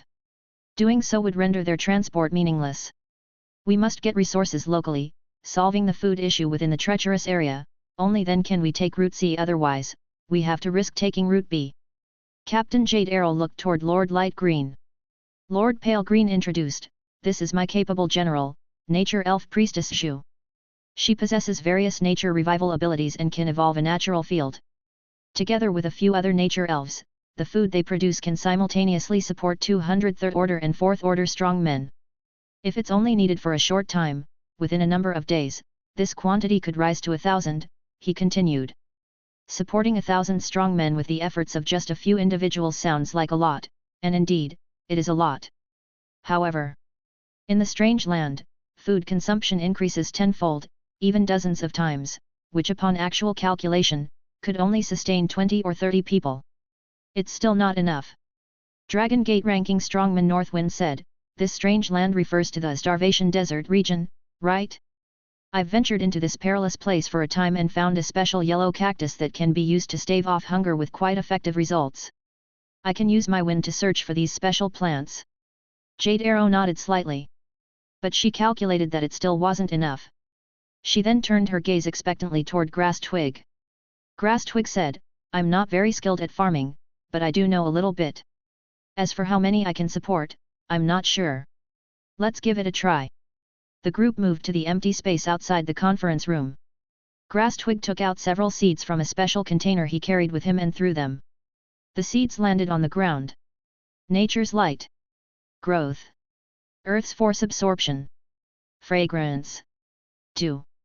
Super growth. Essence of flora, comma. He pointed with his hand, and in the span of just 3 seconds, snap snap snap, multiple abilities were cast. In the blink of an eye, the earth cracked, and 1, 2, 3 seedlings broke through the soil, growing vigorously within a few breaths into several giant vines dozens of meters high, laden with tens, hundreds of fruits. These are all gourds that have entered a level, quite filling indeed. With the hand of Grass Twig and the nature elves of Lord Pale Green, our food supply should no longer be an issue, right? We'll definitely reserve some food when we set off, said someone. At that moment, Hong Yi was daydreaming while reporting to her own lord through the spiritual link. Looks like, this mission has nothing to do with me. Just need to let Grass Twig take care of it. On the other hand, Mu Yuan pondered, is this the task of the logistics department? Wait a minute, Hong Yi, you're quite good at this sort of thing too. Put in some effort on your first mission, I'm mentally supporting you. Hong Yi, ah? Me? I'm going to farm vegetables. Her expression revealed clarity mixed with bewilderment. Wasn't she supposed to be good at illusion techniques? But encouraged by her own lord, she seemed to realize that maybe, probably, she could also do a bit of farming. Ahem. She suddenly spoke up, I'll give it a try too, just a try. Lord Jade Arrow was puzzled. But since she didn't express any opposition, no one else spoke up either. Hong Yi borrowed a gourd vine seed from Grass Twig and scrutinized it in her hand. Seconds later, she gestured with her hand, and one after another, seeds materialized and landed on the ground, immediately sprouting and taking root quickly. The whole process seemed even more natural and harmonious than Grass Twig's frenzied growth earlier. It was so natural that it almost seemed like an illusion. In attendance, some recognized Hong Yi as the famous Shadow Lord, the Grand Illusionist. But he stepped forward, touched the vines, and plucked a fruit from it. He bit into the fruit, finding it full of juice and tastefully genuine, as real as could be. Could I already be inside an illusion? He wondered. Lord Jade Arrow also silently picked a fruit to taste. She ate one after another, and soon felt a sense of fullness. She looked towards Hong Yi. Hong Yi resignedly said, providing several times more shouldn't be a problem. This was the power of true illusion skills, turning the false into the true. Why did she have to be so skilled in so many things? She truly was born a hard worker. Chapter 435. Lord Tianyuan arrives at the Great War Zone. Hong Yi and several others reached the logistics department's barracks, while Mu Yuan, along with Yuda, Rakshasa and a few others, set off for the Great War Zone of Hang Mountain. The Lord Shepherd, who had been homebound for over half a year, finally set out. Legend has it that the Great War Zone is extremely special. This kind of specialty cannot be summarized in a few sentences or pictures. Only by seeing it with one's own eyes can we understand the grandeur and greatness of the Great War Zone. Mu Yuan reflected quietly. Besides, everything about the Great War Zone is confidential, and very limited content is made public. Rumor has it that the place most suited for breaking through to the legendary realm is not official big cities like Panchi City or Tian City, which possess many miracle buildings, or even the capital of Taishan, but within the Great War Zone. There are rare rank warriors who have endured arduous training to reach the fourth order limit, with not an ounce of hope for legendary realm breakthrough, but, in the Great War Zone, there have been warriors who, as rare phenomena, stepped into legend, which is almost a miracle. What made the warriors go all out is that the opportunities in the Great War Zone are not ethereal traces, not dependent on fate, but clearly laid out there. If the warriors dared to fight, to venture, to charge into battle, they would have this opportunity to obtain it. Even legendary realm warriors could find opportunities for rapid improvement in the Great War Zone. Thus, Mu Yuan ordered his men to pilot mechanical dragon flights, carrying Yuda, Rakshasa and Duo Lai, who joined for excitement and as a bodyguard, from the southern exit of the Ten Directions Island domain into the Twilight Dominion, and headed north towards the Great War Zone of Hang Mountain. At about the same time, in Chiling City, City Lord Kui Long was tallying personnel. The team heading to the Great War Zone of Hang Mountain will depart in an hour. Is there anyone else wishing to go to Hang Mountain? We will not wait beyond the allotted time. If you miss this chance, you'll either have to hitch a ride from another major town or wait at least a month. Me, City Lord Kui, I want to go too. I've brought an elite team of 100 people. City Lord Kui, how much does this trip cost? The speaker was a Greenhand pioneer who had just joined the pioneer group. Kui Long smiled and responded, such shuttle services don't charge a fee. However, you must obey the team leader's commands once you join the team. From the moment you join, you become part of the Great War Zone of Hang Mountain. Moreover, without a legendary realm leader or professional stealth treasures and concealment treasures, how many lords could cross the Great Domain to reach Hang Mountain, right? The Greenhand pioneers didn't quite understand City Lord Kui's words. N/O/vel/b/in.c//om. They were Greenhands, but they also had a standard of third order peak, and most of them possessed at least one or two third order subordinates. If they were Greenhand frontier lords, the elite soldiers and division generals included in their lord's seal would be even more luxurious. With such strength, they could navigate the wilderness as long as they were careful enough to deal with various dangers. Some of the Greenhands had previously traveled north to reach pioneer camps deep in the wilderness. But the old pioneers knew that en route to the Great War Zone of Hang Mountain, only the first part of the journey had camps for rest and supplies, the latter half was pure wilderness, even more unpredictable and dangerous. Just seeing that this team's journey included more than one legendary realm expert indicated the importance. Of course, these legendary realm bigwigs weren't just escorting them, they also had to deliver a batch of important supplies to the battle zone. An hour later, the leader of the pioneer group announced. Departure. We are expected to arrive at the Great War Zone of Hang Mountain in 20 days. We've been flying for 3 days and 3 nights now, Duo Lai is so bored. Inside the swiftly flying mechanical dragon flight, Duo Lai squatted in the corner drawing circles. The vehicle, now enhanced by Duo Lai's wind element power, was flying with sparks and lightning. Even so, they were still a significant distance from the Great War Zone. Otherwise, why would Mu Yuan choose to travel in a vehicle like the mechanical dragon flight instead of flying by himself? He could fly faster on his own, but flying non-stop for days and nights would be deathly exhausting. Inside the vehicle, Rakshasa sat desiccated on the ground, his very being alternating between smoke of evil ether and then coalescing into form. He was practicing his abilities. Rakshasa, already in the legendary realm, could now harness stronger powers through his 3-phase body, slaying evil and decapitating malevolence, an evil ether prison sea. Or rather, it wasn't until he stepped into the legendary realm that he was truly able to tap into these epic abilities. Mu Yuan, meanwhile, synced his consciousness with his avatar in the city lord's mansion office, continued processing paperwork, and considered plans for the next phase. Duo Lai continued to draw circles. As for Yuta was not inside the mechanical dragon flight, he was running through the sky outside, stirring up gusts of stormy turbulence. Seeing Mu Yuan look over, Yuta outside the window gave a thumbs up. Lord, would you like to join me for a brisk and exhilarating run? Mu Yuan. No, he'd pass. As a lord, he had to focus his energy where it was most needed. The mechanical dragon flight flew for another day and night before slowly approaching the northern end of the Great Domain. Throughout the journey, Mu Yuan and his companions had not encountered any significant dangers. They hadn't once been attacked by legendary realm monsters. Perhaps, it had something to do with the blood-fueled spectacle Yuta was creating outside the flying dragon? Occasionally, flying creatures attempted to block their path but were obliterated by Yuta in a few blows, failing to give Master Yuta a fulfilling challenge. We're about over this region now. Mu Yuan picked up the map and studied it. While they were said to be not far from the Great War Zone, the wilderness was vast and the Great Domain limitless. Their proximity was nearly measured in thousands of kilometers. First, let's see if there's any landmarks nearby. Mu Yuan took over control of the flying dragon, piloting it himself as he flew around the area. After half an hour of circling, he simply stepped out of the aircraft and stuffed the flying dragon into Duo Lai's dimensional pocket. Flying on his own strength, he looked around and indeed, found a strange-looking cloud that the wind couldn't disperse. He injected a stream of energy into the cloud, making it follow a specific trajectory, as if entering a password. Soon, Mu Yuan received a feedback signal from inside the cloud. Head this way. 3 of the 4 flew while 1 ran on air, racing eastward for about 2,000 or 3,000 kilometers. By then, the Great War Zone of Hang Mountain wasn't hard to find.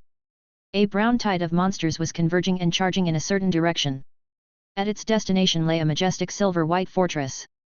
The fortress boasted towering walls hundreds of meters high, packed with hundreds, thousands, tens of thousands of defensive weapons. This horde of over 100,000 monsters hadn't even reached the silver walls before they were wiped out by the defensive weaponry, swept away and added to the indistinguishable piles of carcasses in front of the walls. Soon, soldiers streamed out from a small gate below the walls, began to individually count the monster carcasses, harvest valuable materials and kill any monsters that hadn't fully died yet. Hang Mountain Logistics Base Number 3. When Mu Yuan saw the enormous silver base, this thought naturally surfaced in his mind. The prompt sounded just in time. Ding! Notice, you have entered the Great War Zone of Hang Mountain. Notice, your Taishan Alliance faction identity has been detected, you are eligible for the following buffs. Energy recovery speed plus 300%. Elemental affinity plus 30%. Controllability of the power of heaven and earth plus 30%. Training speed plus 10%. Probability of breaking through major levels times 110%. Notice, you have acquired friendly forces identification. Notice, holding important positions in the Great War Zone grants higher buffs. Notice, outstanding performance in an epic battle of the Great War Zone can earn you the Heaven and Earth baptism, with opportunities for upgrades and breakthroughs. The prompts kept sounding off ding ding ding. Even Yuta, who didn't possess a hero's identity, heard the series of notifications. Strictly speaking, these weren't prompts from Heaven and Earth, but from the faction. Factions can exercise some powers of Heaven and Earth, set some pre-established rules, of course, they must align with the grand trend of Heaven and Earth. All this was what Yuan had heard from the mouths of various frontier lords. Rumor has it, in older and stronger faction nations, their buffs extend across their entire territory, not just limited to a corner of the Great War Zone.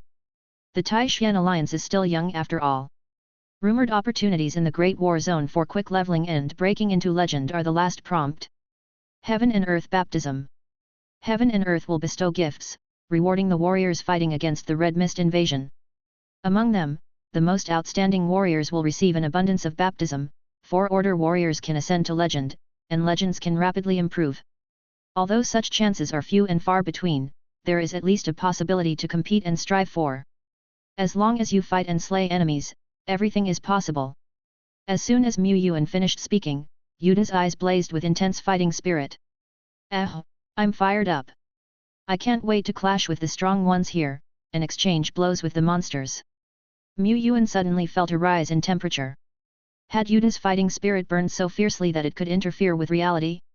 You can fight however you want, but unless you're in a life or death crisis, don't completely release your physical shackles, Yuan said, pausing to add, the side effects of physical shackles are too severe. If you get seriously injured and don't get timely healing, it might leave you with foundational damage. This also affects your continued training and fighting. After all, the stronger Yuta became, the more severe the side effects of the physical shackles were. Yuan even suspected that if Yuta were to burn his power at full force and sustain injuries from the subsequent outburst, they could not be healed without incorporating some conceptual power. In his own territory, he could use all sorts of methods to rescue him, but away from home, he couldn't afford to use up all his strength. Besides, in such a vast Great War Zone like Hang Mountain, there indeed was no lack of superhuman combatants like Yuta from the Heaven and Earth realm. This place was swarming with powerhouses. Yuta burst into a smile, his teeth gleaming in the sunlight. No problem, rest easy, Lord. Could he really rest easy? Yuan looked towards the Rakshasa.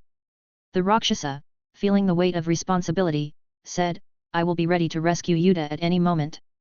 Yuan. At this moment, there was no surge of the red mist, and the battle situation was not intense. After Yuan and his companions declared their identities and registered, they entered the number 3 logistic space. Ding, this is the smart guide. Do you need any information? A glowing sphere with a pair of small wings flew over. It appeared to be a magic guard from the rare rank troops, but it had been modified into the form of a guide. Yuan said, introduce me to the Hang Mountain Great War Zone, as well as the current war situation. Okay, the sphere responded. The sphere said, the Hang Mountain Great War Zone was established in the 21st year of Taishan, and it has withstood 8 surges of the Red Mist so far. The last battle against the Red Mist ended 77 days ago. After the battle against the Red Mist, the Hang Mountain Great War Zone switched from defense mode to pioneer mode. During this period, there are exploration missions, Overlord subjugation missions, Red Fog area reconnaissance missions, camp construction missions, camp garrison duties, and farming missions in the treasure lands, among other tasks. The sphere continued. Farming. The Great War Zone is far from the rear, so during periods of less intense warfare, it's typical to cultivate farmland and manufacture weapons within the war zone itself to reduce logistical pressure, explained the sphere. The sphere projected an image. Please look here, A stretch of land bathed in a halo of light, spanning dozens of miles, stood amidst a rather safe area between 3 logistic spaces. This was a treasure land formed by the aggregation of essence from thousands of miles around, brought together by the top powerhouses using the power of the Great War Zone. As expected of a Great War Zone, quite the grand undertaking, Yuan exclaimed. On his journey here, he had already sensed the presence of several individuals from the legendary realm. And that was during a time of non-intense battle. No wonder it's said that the major battle zones are home to over half of the legendary warriors from the Taishan Alliance. Are there any important battles going on right now? And what's the situation with the Hang Mountain Fortress? He asked. The winged sphere fluttered and flickered before responding. There are a few public battles against monster overlords happening recently, and the regions surrounding the Hang Mountain Fortress still occasionally witness major battles. However, all of you are here at the Hang Mountain Fortress for the first time and have no experience in garrisoning other great war zones. You are still considered new recruits. New recruits cannot directly go to the Hang Mountain Fortress nor take on high-level pioneer tasks. New recruits must undergo certain training. However, if a recruit is strong enough and ranks at the top during training, they can immediately assume an important official position, be responsible for a territory or army, and also have the power to recruit soldiers and use various miracle buildings. Mu Yuan had no intention of staying in the Great War Zone, he was just there to supplement his cultural knowledge at most. But as his division general would be stationed there, it was as good as if he himself were stationed there. This was fine. He patted Yuta and Rakshasa on the shoulders. I'll leave this matter to you. Number 3 Logistics Base, New Recruits Training Camp. The training camp covered tens of kilometers, set within a secret realm underneath the Number 3 base. The purpose of the training was mainly to acquaint new recruits with the enemy's main tactics, including disaster beasts, minions, aberrant behemoths, and also to train the recruits' ability to coordinate, their responsiveness to commands, and more. Beyond that, the training camp also evaluated the performance of the recruits. Some from the legendary realm lacked combat experience and were not sufficiently sharp in their judgment of battles. Naturally, they could not be entrusted with leading a territory or army, at best serving as a deputy. Others, even if not legendary, were outstanding in command, brave and strategic, and could still hold some important positions. The Great War Zone was not only the front line against the tide of red mist, but also a hatchery for the strong. Lord Shepherd, with 445 days since establishing his territory, had arrived here. Chapter 436. Military Region History, Possibility of Leading the Army. Base 3, Secret Realm, New Recruits Training Camp. Within one of the training fields, many high-order strongmen from all over Taishan were training hard here, sweating profusely. A fourth-order strongman walked out from among the flames of the lava flow region, still wanting more. This training camp for new recruits is just too good, it's not so much training as it is a privilege. Yes, besides the necessary resonance exercises and command learning in new recruit training, the other optional trainings are basically perks. Here, various miracle buildings can be used almost for free. Where else can you find such conditions? No wonder so many people become completely transformed after a trip to the war zones. It's a bit of a pity that we can only stay in the new recruits training camp for a maximum of 3 months, why not extend it to half a year or a year? Right you are, elder brother, we rookies should really train hard. A few third and fourth order strongmen discussed sweatily. But someone disagreed with this view. New recruit training, in the end we're just ordinary warriors. Wouldn't it be better to go through the assessments earlier? As long as we pass the assessment, what kind of privilege can't we enjoy? Indeed, once you pass, you get to command a legion and also enjoy the thrill of commanding a vast array of troops. In the future, you might even receive a lord's heart and become a true top-level lord. None of them were truly new soldiers from Hang Mountain Battle Zone, they had arrived here a few months earlier to serve and were stationed here. At that time, the situation was intense, and as soon as the new recruits arrived, they were sent to guard core fortresses and various bases, having no time for additional training or to go through assessments. In status, they were still ordinary soldiers in the war zone. Some had distinguished themselves during their previous stationing, already advancing to the elite status. But if they could perform outstandingly in new recruit training and assessments, this combined with their past achievements could make them even more likely to assume important positions, or even command a legion. Command a legion. A muscular hunk with bare arms scoffed, "Don't be ridiculous, only those ranked in the top 30 or even top 20 or top 10 in the new recruit assessments might leap from being a new recruit directly to a commanding battalion chief or even a regional commander. For us mere fourth orders, at most we'd be squad leaders." The muscular hunk was daunting, clearly a peak warrior among the fourth order. As he spoke, the few people around him didn't dare to utter a word of objection. The group had some self-awareness. Becoming a high-ranking officer like a regional commander, responsible for an entire region and army, was something they naturally wouldn't dare dream of. Suddenly, the flames in the lava flow region parted, and a tall youth with short hair that seemed to blaze like fire challenged the muscular giant, raising an eyebrow. "What about me? Do I qualify to be a regional commander?" "You?" Same answer, "No chance." Without any hesitation, the muscular giant denied him. The red-haired youth suddenly got fired up, flames burning all around him, and the flames seemed to surge up and down with his breath. "I've been in this training camp for 2 weeks, and I haven't seen many who can beat me conclusively, and you're no exception." The muscular giant sneered, "When did I ever say that I could become a commander? Listen up, kid. Listen up, little sister, the waters of this new recruits training camp are very deep, beyond your grasp." In another part of the scorching flames training area, a woman with a flame mark on her forehead was naked and soaking in the searing liquid, which resembled magma. She seemed as if she were in a hot spring, the scalding flow unable to leave even the slightest trace on her fair skin. A short distance away on the ground, a girl merely enduring the baking heat of the earth was already red-cheeked and drenched in sweat. Scorching Flames smiled and said, "Do you think, because you haven't seen many from the legendary realm here, you're already one of the top warriors just below the legendary level?" The girl nodded involuntarily. Scorching Flames continued, "That's because the assessment time hasn't come yet, and the mandatory training for recruits is only so much, right? Some from the legendary realm wait until the eve of the assessments before they arrive at the Great War Zone, and others are here but just don't show up in the training areas." But the girl still didn't understand, this was a training camp for new recruits. Shouldn't those who enter here be greenhands who haven't served or trained in the Great War Zone? The appearance of 1 or 2 from the legendary realm among such greenhands would already be quite a lot. The girl shared her thoughts. Scorching Flames replied, "Your thoughts aren't wrong. Like me, someone from the legendary realm who previously worked at the association and now transferred to war zone work, is indeed very rare. Most legends would have completed their new recruit training during their 3rd order or 4th order days, but that's under normal circumstances. Legends from top-level domains are not included. Many top-level lords, once they recruit epic troops, would conceal and silently nurture them. These epic strong would not be recorded in the Dragon Gate ranking, their first public appearances in the Great War Zone." Comparing herself to these legends with epic ranks, she laughed self-deprecatingly, "Even I can't guarantee that I can defeat those rookie legends. Do you still feel confident?" The girl was taken aback. The waters here were indeed deep. Why were there so many big shots in the new recruits training camp? But it seemed this place was intended for sharks, and they were just tiny shrimps, far too insignificant. New recruits training camp, temporary residence. Yuan put down a thick stack of books. These are what I'm going to delve into for the next while."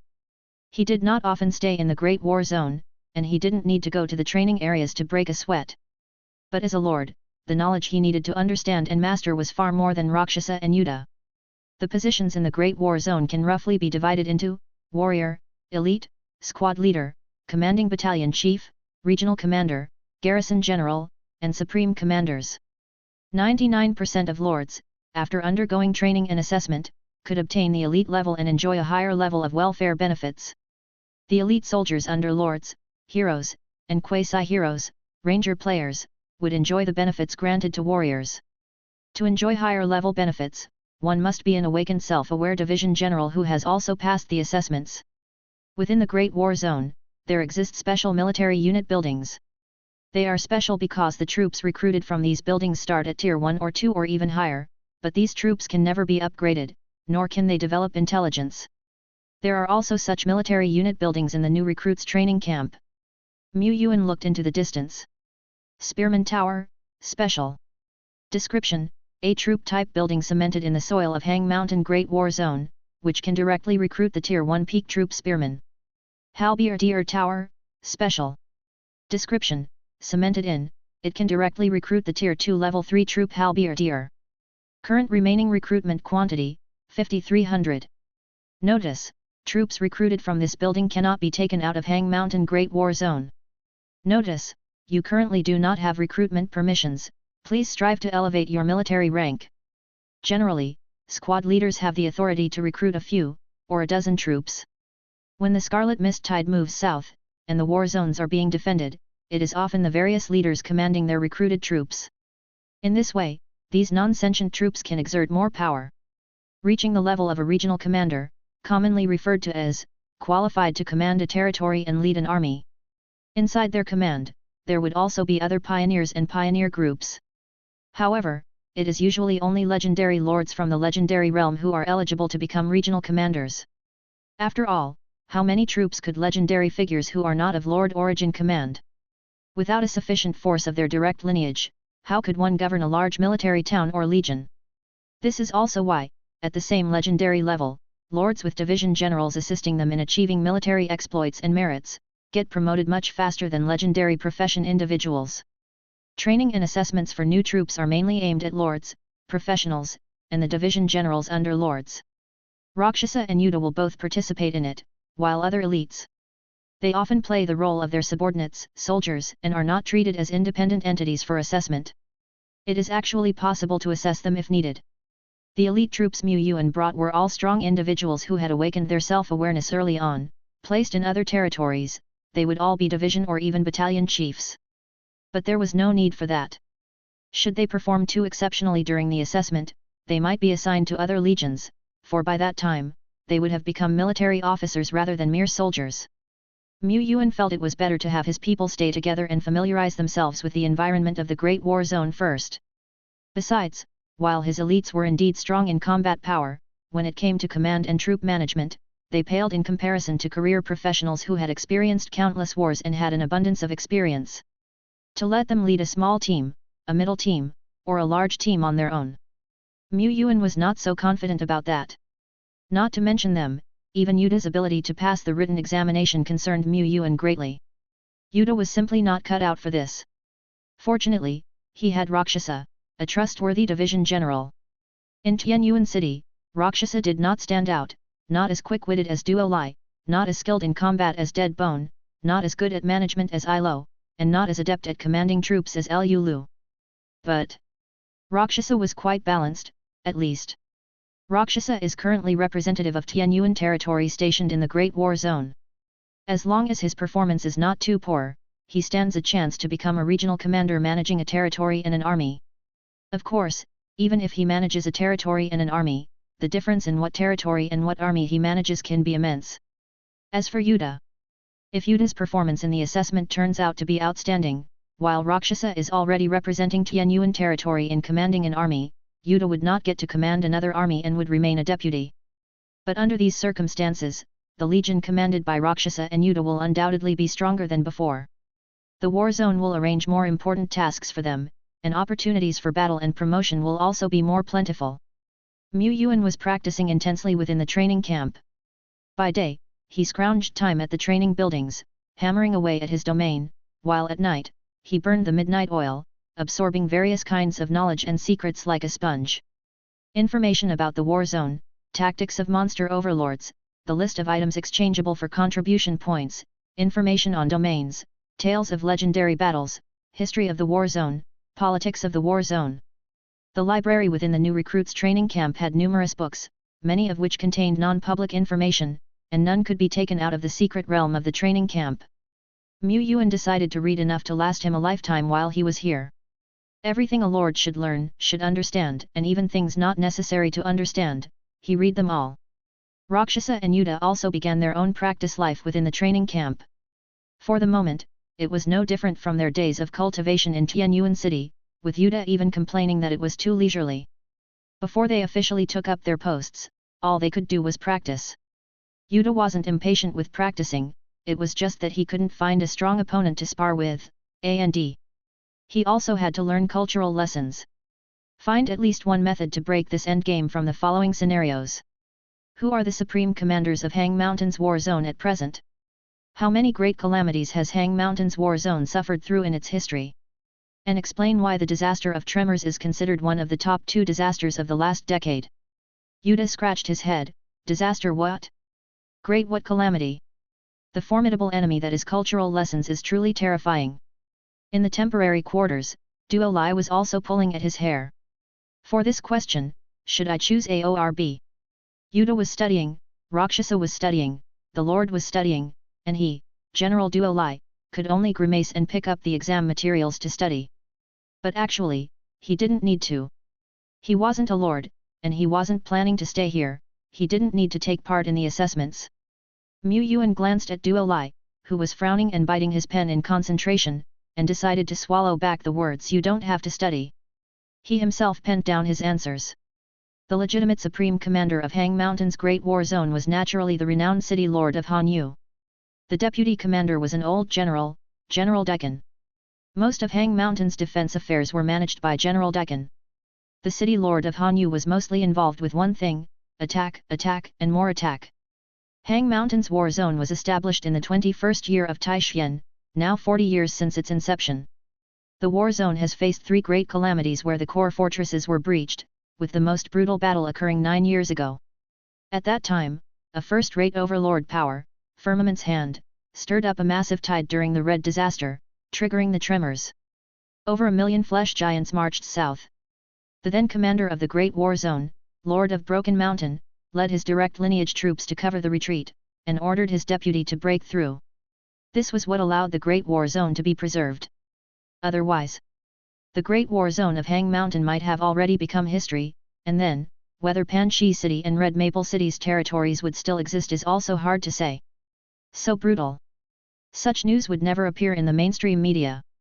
Even in this historical document, it was recorded only by numbers. Things are still far from stable in Taixuan.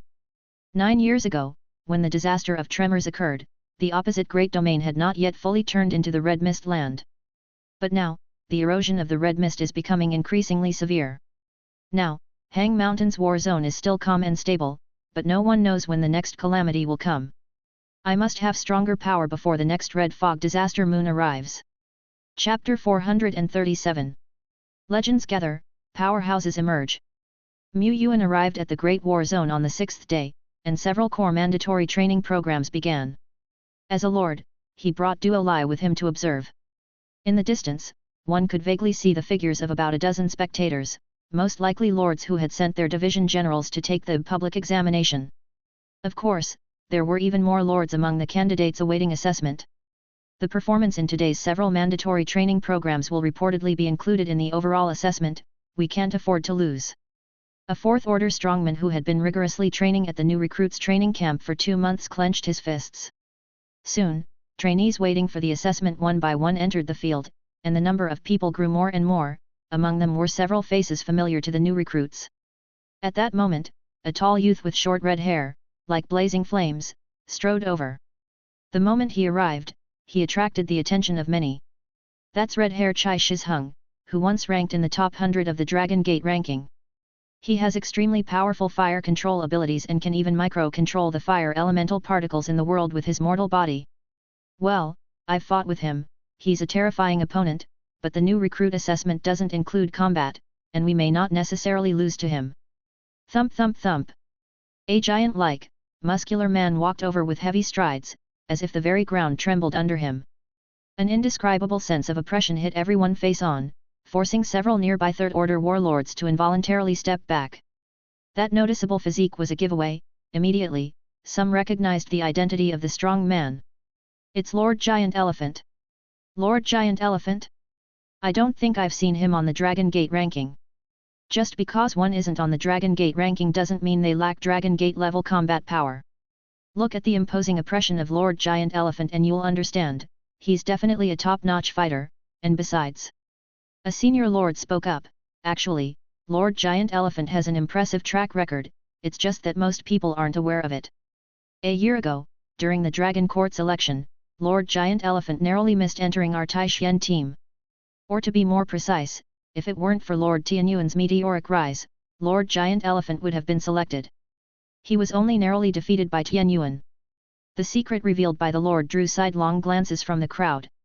Only a few lords, known as Lords of Xin, are eligible to represent Taixuan in battle. Many of today's great figures were Lords of Xin in their time, showing the true value of being labeled as Xin. Moreover, Lord Giant Elephant was beaten by the hands of Tianyuan. A young girl carrying a crescent moon-shaped weapon also entered with the flow of people. Her face was delicate and beautiful, her figure graceful, but in a place like the new recruits training camp, appearance was insignificant. Compared with Red Hair and Giant Elephant, she was rather unremarkable. However, the girl had also been in the training camp for over a month and had sparred with some strong fighters. Seeing her arrival, both Giant Elephant and Red Hare cast a glance her way. That's Crescent Moon and Qian, ranked 39th on the Dragon Gate ranking, a strong fighter. Crescent Moon doesn't come from a lordly background, but it's said that her background is quite extraordinary. The crescent-shaped weapon she carries can be considered nearly an epic armament. However, aside from background and equipment, the fighting skills of Crescent Moon and Qian are still incredibly formidable. There are no false warriors beneath the Dragon Gate ranking. In the eyes of most strong fighters at the training camp, Crescent Moon, Red Hare, and Giant Elephant are among the most competitive candidates in this year's public examination. Second only to a handful of legends. In this round of assessments, there are actually two very powerful competitors. Someone said mysteriously. Who? Look over there. An established strongman pointed to a distant spot where two figures appeared. One was sitting with closed eyes, surrounded by swirls of brownish-red smoke. The other was doing one-fingered handstand push-ups, seemingly oblivious to others, though such a feat was not particularly outlandish at the venue. According to reliable information I've received, those two are from the Tianyuan territory. The Tianyuan territory? That Tianyuan? Yes, this time Lord Tianyuan has sent 2 corps generals to our Hang Mountain war zone. It's also lucky that Lord Tianyuan himself isn't participating, otherwise we wouldn't have a chance. But even so, the generals from Lord Tianyuan's household are definitely not to be underestimated. Yes, the presence of the Shadow Lord, who has entered the legendary realm, is not here, which is good news. At that moment, a long-haired woman wearing a flame-red robe with a red mark on her forehead, stepped over the threshold of the examination gate.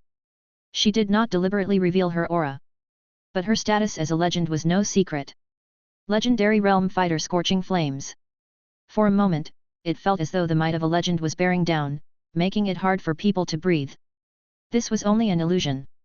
Those in the legendary realm were out of reach, the competitors couldn't match them anyway, so they could directly exclude legends from consideration. Fighters like Crescent Moon, Giant Elephant, and Red Hare at the 4th order level were the truly challenging competitors.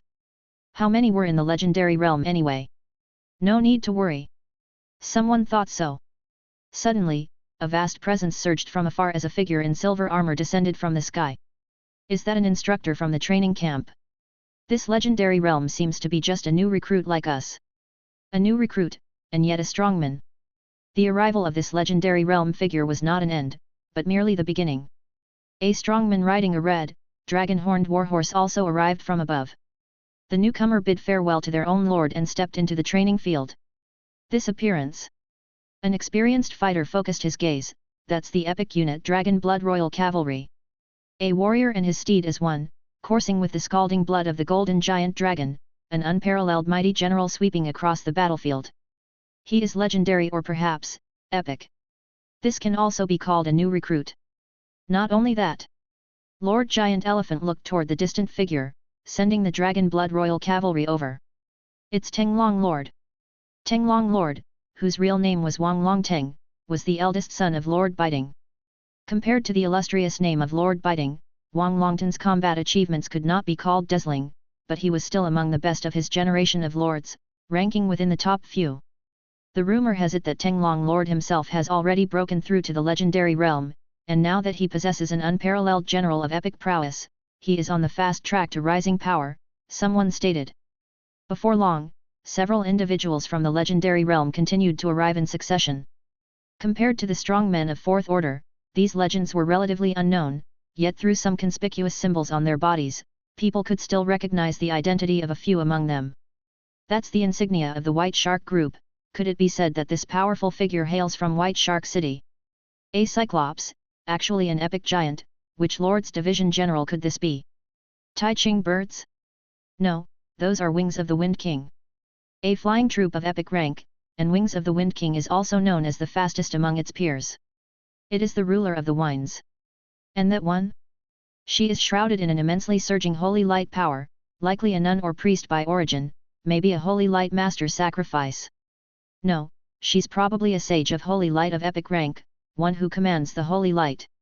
Didn't you notice, among these new arrivals from the legendary realm, half of them are of epic status, and the rest are most likely as epic too.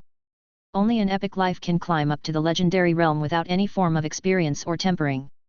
Indeed, evil-eye dragons, great earth dragons, molten steel dragons, several epic dragons have appeared. It's truly an epic assembly. But, isn't this a new recruits training camp? Kid, think hard with your brain.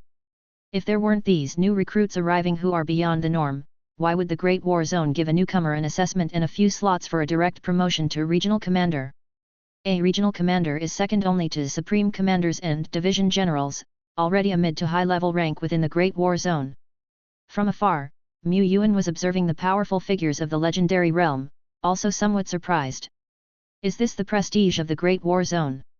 At a glance, he estimated there were 22 strong men from the legendary realm, excluding Yuta and Rakshasa. The reason it's an estimation is that he couldn't rule out that among the early arrivals, there were also individuals from the legendary realm. However, he was certain about the number of epic rank strong men present. A total of 26. Out of the 22 legendary realm strong men, 3 were not epic. And some fourth order strong men who seemed unremarkable at first glance, surprisingly revealed an epic rank. Among these epics present, there were a few whom he couldn't determine what kind of troop they were. But he was sure, they were epic. It was intuition. An absolute certainty of intuition. This year's legendary realm new recruits are more numerous than last year. This shows our Taishan is thriving more with each passing day. But the red mist is also increasingly encroaching, and no one knows when the next great calamity will erupt. Don't worry too much, just do what we are supposed to do. Come on, let's teach the new recruits a lesson. 3 instructors from the training camp stepped through spatial ripples and appeared at the event. The 3 stood with their hands behind their backs, overlooking everyone. The one in the middle, a youth with silver hair, was presumably the chief instructor, the main examiner. Yuan recognized this person. The data he had been cramming these days hadn't been for nothing. One of the division generals of Hang Mountain in the Great War Zone, Lord Ice Fist. The 3 instructors who had stepped out were not engaging in pleasantries, nor did they announce any training or assessment rules. After Lord Ice Fist said training begins, an instructor at his right suddenly stepped forward. The next moment, the vast and immense fiery domain spread out, covering the sky and earth, turning the entire space into a searing red, scorching everything within its reach. The domain's radius exceeds 10,000 meters. This instructor still exudes the aura of the first realm, the heaven and earth realm, but he has climbed so far beyond the peak. 5,000 meter level was the peak. Naturally, the higher one goes, the more difficult it becomes.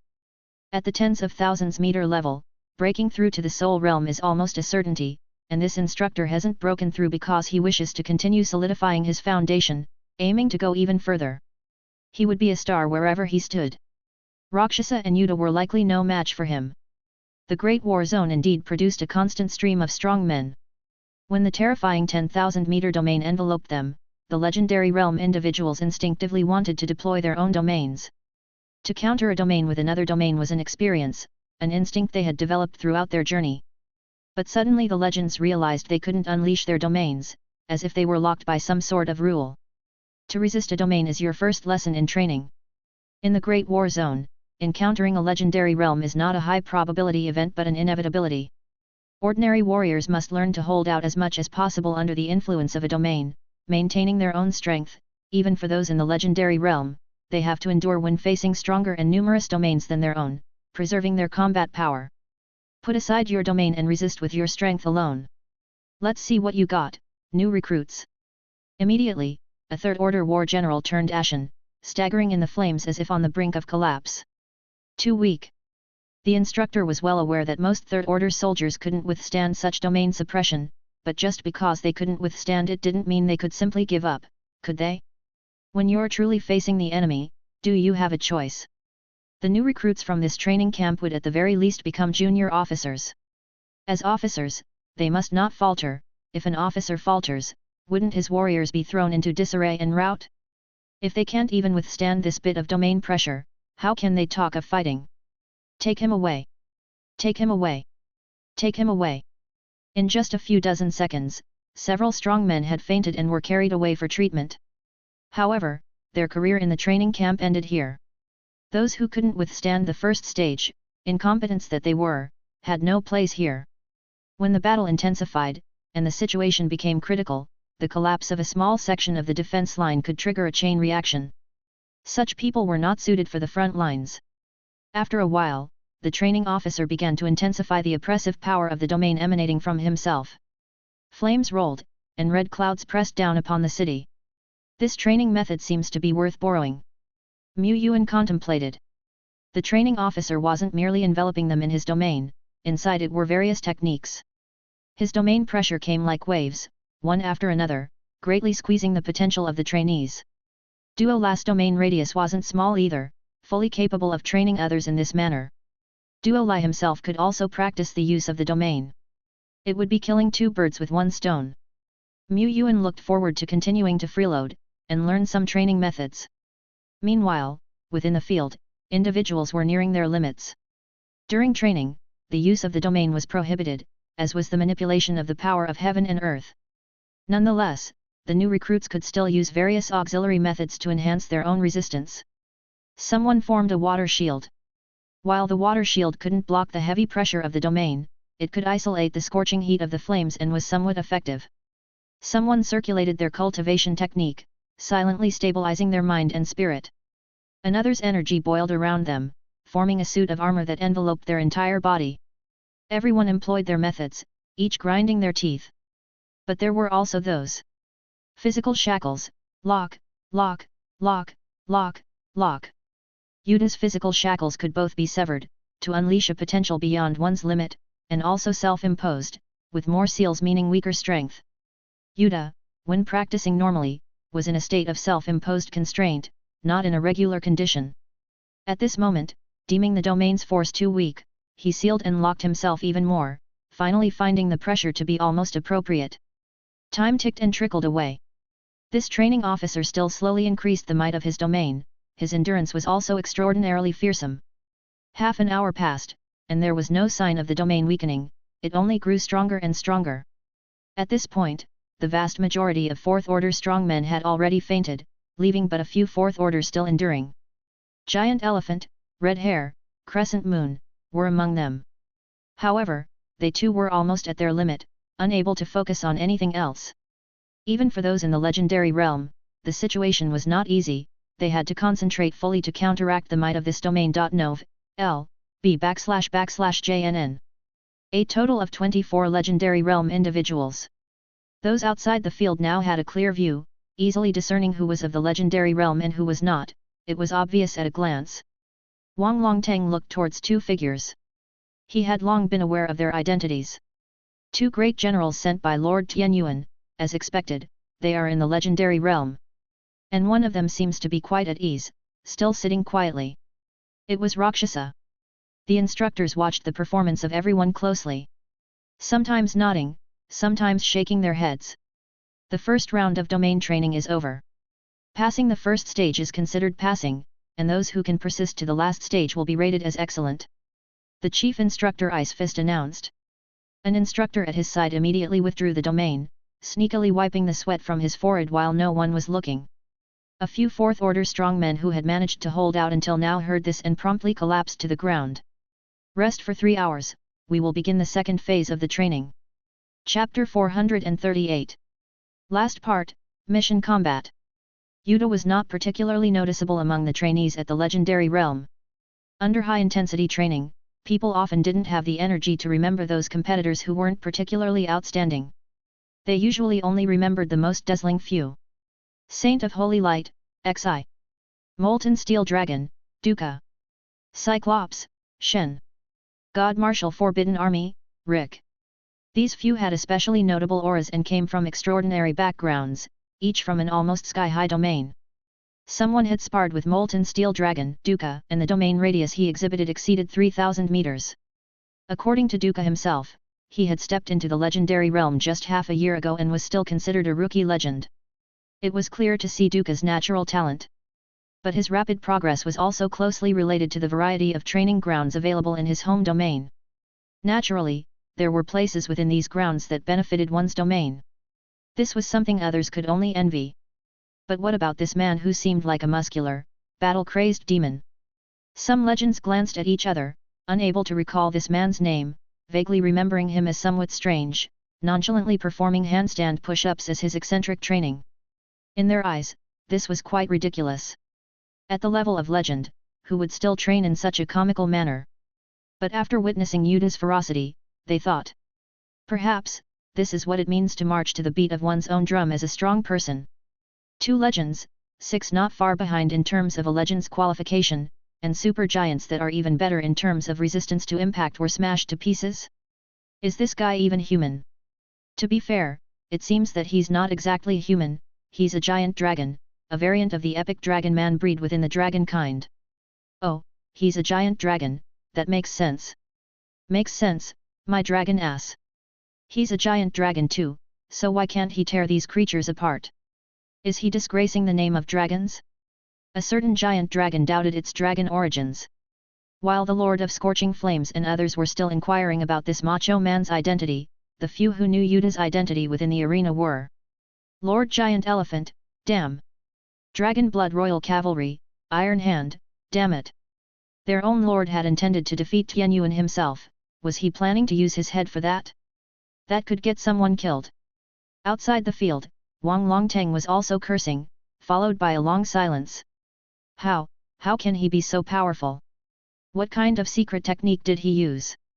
Even if he had resorted to the desperate measure of blood burning, his own Dragon Blood Royal Cavalry wouldn't be able to do this. He was confident about that.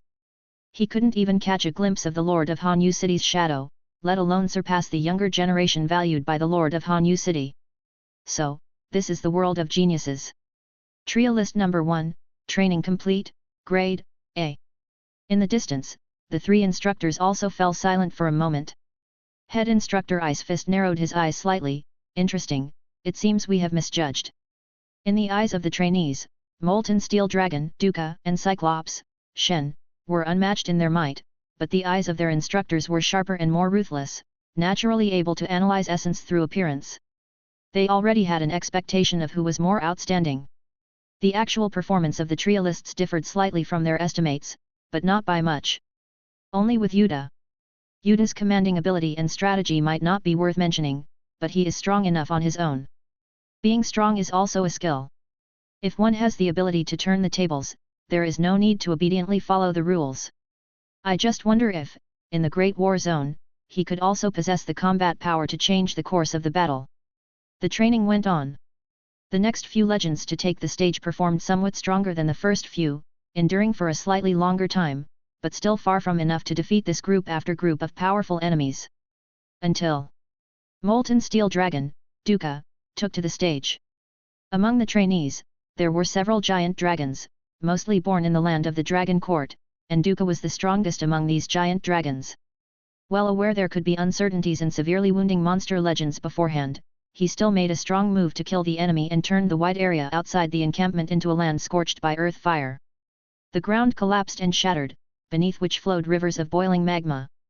Molten Steel Dragon, Duca, drastically altered the terrain to block the Flesh Crystal Giant's charge. With his hands now free, he first killed the second monster legend in the monster tide, then burned one super giant after another, ultimately securing an A rating. Subsequently, several more individuals received A ratings. Cyclops, Shen, God Marshal Forbidden Army, Rick. Without exception, all displayed combat power that was not inferior to Molten Steel Dragons. Dragon Blood Royal Cavalry, Iron Hand, was slightly weaker in terms of combat power as a newly advanced legend. Despite his various tactics of commanding, pulling, Iron Hand's encampment was eventually breached, and he missed out on an A rating. The Lord of Scorching Flames was the one with the most outstanding commanding performance. Using her superior micro-control skills, she narrowly secured an A rating against the odds. Rakshasa additionally achieved an A rating. He was steadier than Yuda. He didn't strike aggressively but used the platform of the sandbox training to hone his commanding skills and micro-control. When the 1000-second mark was about to arrive, he made a daring change of tactics, catching the monster legend off guard with a spear thrust. Following that, Rakshasa, utilizing the epic skill 3-phase body, split his being into 3 and passed this comprehensive training very steadily to receive an A rating. After Rakshasa, Saint of Holy Light, XI, took the stage and cleared the entire training program. Her performance was even more notable. She did not confront the monster legend directly but started with enhancing skills. When her sanctified light engulfed heaven and earth, cloaking every soldier in the camp with glittering golden armor, the warriors of the entire camp unleashed an extremely fearsome power. Xi herself also possessed superb command skills, leading these soldiers to repel the strong enemies time and time again until the clock ran out, with virtually no significant damage to the entire camp.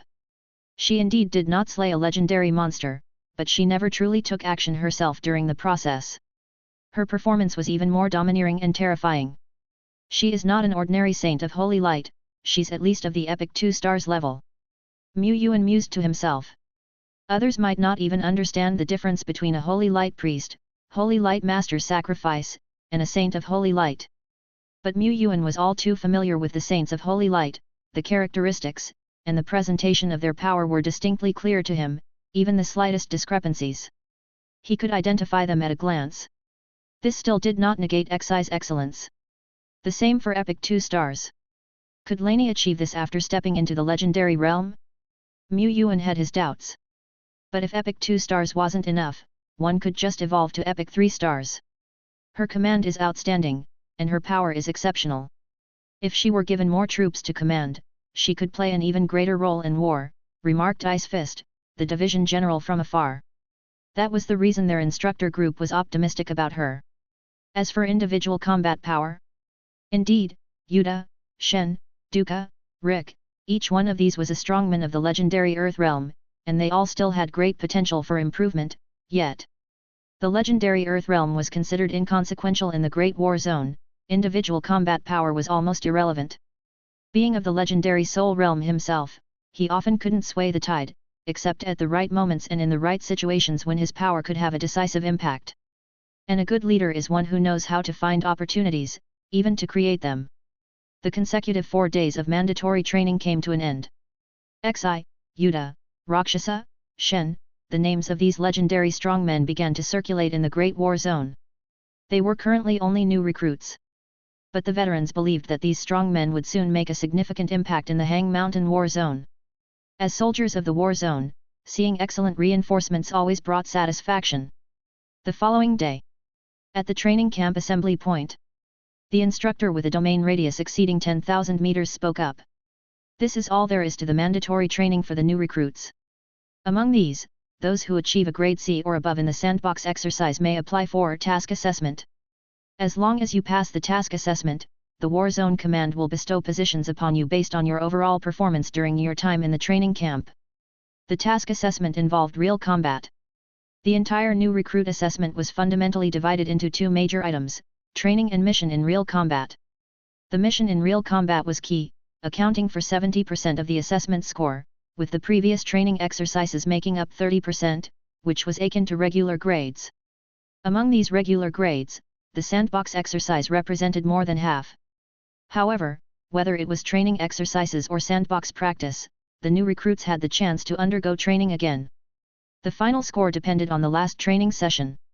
New recruits simply needed to meet the passing standard for the sandbox exercise within the stipulated time and number of attempts. The vast majority of new recruits were clear about the rules. They were not ready to immediately apply for task assessment, not even 4th-order strongmen like Crescent Moon and Red Hair. Below the legendary realm, only Lord Giant Elephant applied for the assessment. And above the legendary realm, everyone applied for the assessment. A few legends hesitated for a moment, but seeing their peers, each brimming with bravery and eagerness to improve, didn't want to fall behind. Task assessment will be random missions. The War Zone will randomly assign each of you tasks and provisionally allocate a certain number of troops for you. These tasks, in theory, have a similar level of difficulty, but... The instructor paused and then said, these are actual War Zone missions, and nobody can guarantee that they won't encounter unforeseen events during their mission. Rather, in the War Zone, unforeseen events are the norm, and our enemies surely won't play by the rules. Task assessment has no absolute fairness. During the task assessment, you may face life and death dangers at any time. Now, make your decisions. Nobody hesitated or showed any doubt.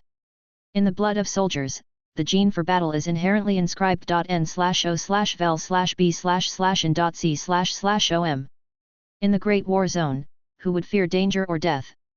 Moreover, without battle, without moving forward, would there be no danger? In the eternal world, stagnation is the greatest hazard. No one feared, only brimmed with a fighting spirit.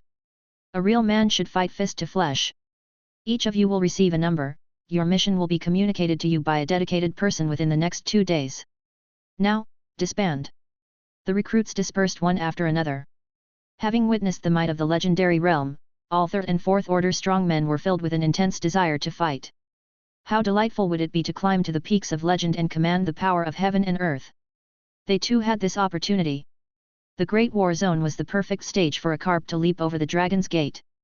Lord Giant Elephant glanced deeply at Yuta, the Rakshasa, and said, I thought I had a great opportunity, at least to close the gap with Tian Yuan, but unexpectedly, the distance has been widened once again, even further. If it goes on like this, I'm afraid I won't even be able to see Tian Yuan's shadow. However, I won't admit defeat. At a certain location in the training camp, Wang Longteng and the Dragon Blood Royal Cavalry met, and he provided his division general with some trump card items. Don't be discouraged, we also have the opportunity to overtake the competition through the tasks. Rest assured, my lord, training is training, and missions are missions. The Dragon Blood Royal Cavalry, Iron Hand, still brimmed with confidence. After all, in the sandbox exercises, the combat power of the legendary realm had an enormous influence. He admitted his combat power was somewhat lacking, but this was only because he had stepped into the legendary realm less than a month ago. Given the same amount of time, he was confident he wouldn't be inferior to anyone. And it was the missions that truly tested the mettle of a leader.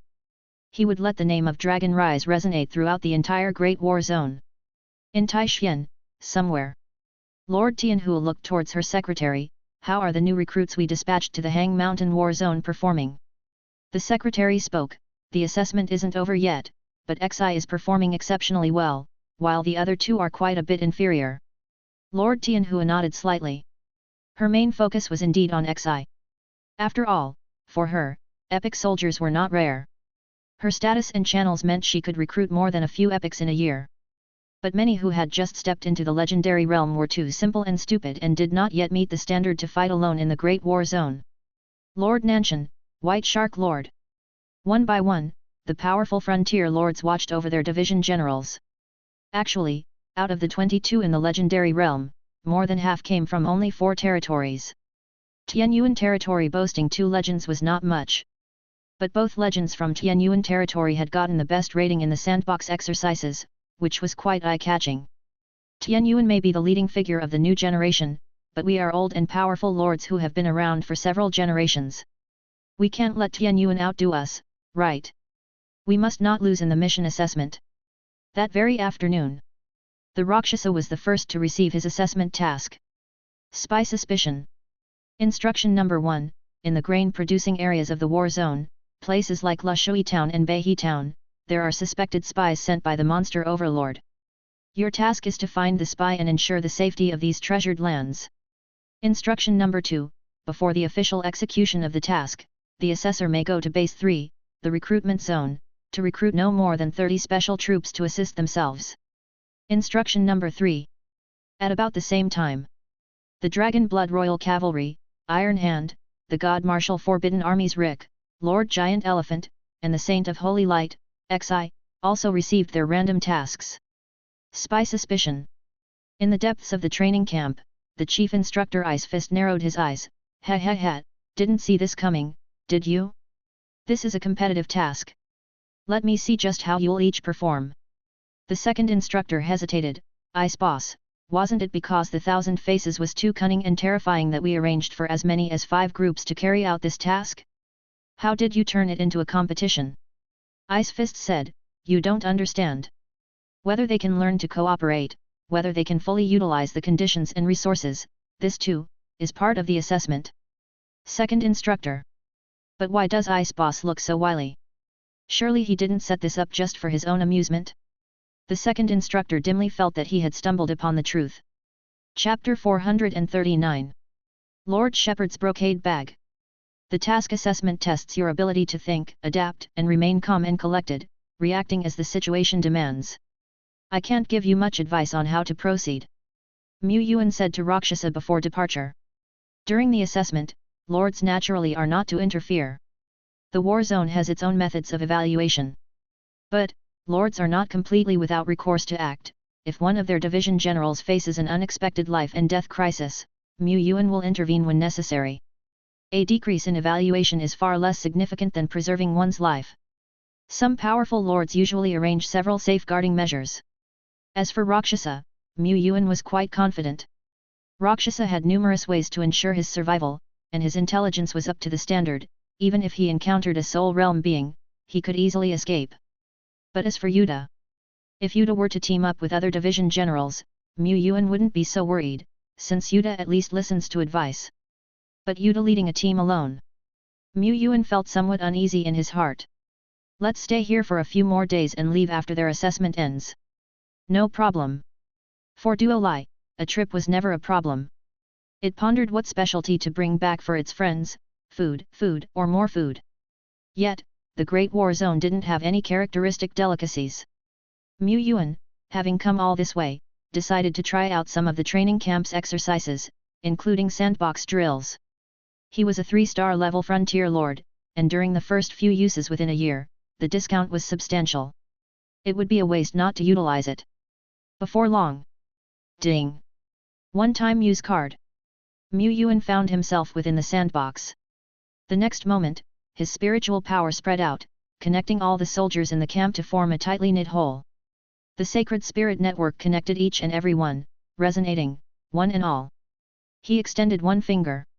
Armor harden. His armor shimmered with the sheen of bone. The armor of dozens of warriors around him also glowed with the sheen of bone. In the camp, the armor of hundreds, thousands of soldiers, all shone vividly. Brilliant blessing, sharpness adhesion, water's guard, exceeding energy. Beams of light soared into the sky. Lord Shepherd sat inside the fortress, fracturing his vision into 32 segments, minutely observing every nook and cranny inside and outside the entire camp. He transmitted his thoughts. Squad 32, numbers 1 to 3, fall back 3 meters. Squad 64, numbers 2, 4, and 6, use the hurricane skill.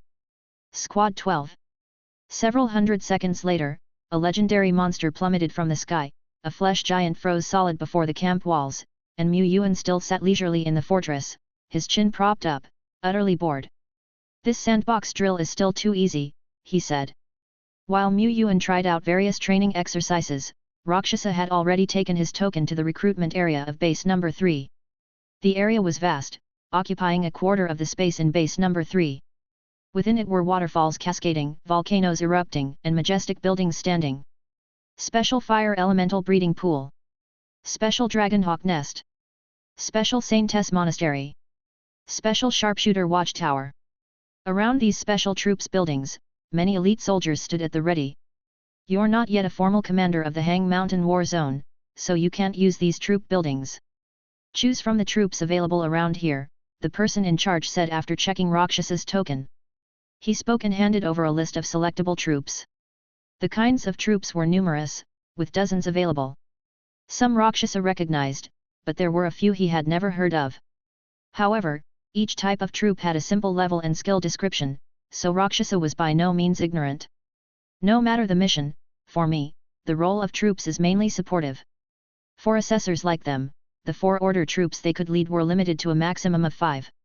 But even if he had 34-order troops, they would not greatly assist him in combat. Reconnaissance, communication, hindering the enemy. Rakshasa thought for a moment and decided on 3 directions. He began his selection. Soon, he recognized a familiar skill name. Vision sharing. This scouting technique of the battle falcon army was often used by Rakshasa, and he knew the advantages of having a bird's eye view from above. Quickly, Rakshasa saw another familiar talent name. Spiritual connection. It allowed for long-range transmission of commands, connecting a maximum of 3 individuals simultaneously, with a range not exceeding 2,000 meters. Rakshasa frowned slightly but ultimately completed his selection of 30 soldiers. He then boarded the transport aircraft provided by the training camp and sped toward the mission location. The granary land was located at the center of 3 major logistics bases and was created by a great power during periods outside of the Scarlet Mist Tide. Within and around this valuable land, one town after another had been established to manage and guard these lands. In the outer areas, there were numerous guardian camps of similar standards to those seen in the sandbox drills. Rakshasa flew into Bahi town and, holding the mission token, met with a battalion commander from the Behi Town Patrol Corps. Commander Rakshasa. The battalion commander greeted with a cupped hand salute. Please, this way. We've prepared some food and drinks, let's talk over a meal. Rakshasa looked at the man before him and frowned slightly, saying, time is tight and the task is important. Let's get straight to the point. There's suspected to be a spy dispatched by the monster overlord here in Behi Town, but, isn't the aura of monsters completely different from ours? How can they hide? Monsters indeed can conceal their aura in order not to be detected. But claiming that they could disguise themselves as humans or creatures seemed a bit of an exaggeration. Rakshasa had never heard of such a thing. The captain said, there's a monster known as Thousand Faces, first discovered 3 years ago. These monsters have the ability to devour creatures, transform into them, and read their memories. This unique way of disguising allows the Thousand Faces to have exactly the same characteristics as the creatures, making them indistinguishable by their aura. However, the transformation of the Thousand Faces has a flaw. They are always monsters and they have to discard their shell and find a new creature to devour and transform regularly, otherwise, their monstrous scent will gradually reveal itself. We estimate that this time frame is between 10 days and half a month. The captain with a full beard paused and continued, during this time, we have had some disappearances in Behi Town. Just yesterday, we found a lifeless body with no face among our guards. This body was now at the guard station. Rakshasa saw it soon after.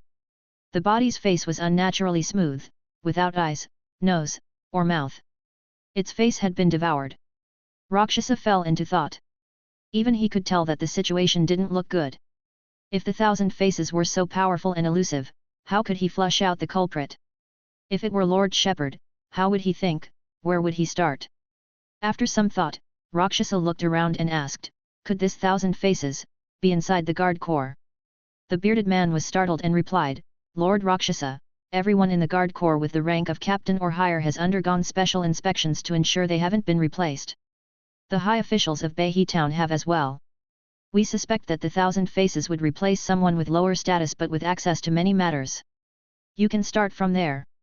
After leaving the station, Rakshasa walked around inside and outside Behi Town and dispatched 3 storm falcons and dragon hawks with vision-sharing abilities for repeated observation. He found nothing. If the guard corps hadn't been able to find the Thousand Faces after so long, how could his short observations yield any results? Besides, he was not familiar with Behi Town, so how could he spot the flaws? Rakshasa fell into thought again. After pondering for a long while, he still couldn't find a way to break the deadlock. N/O/vel/b/in.c//om. He thought for a moment, then took out a brocade bag.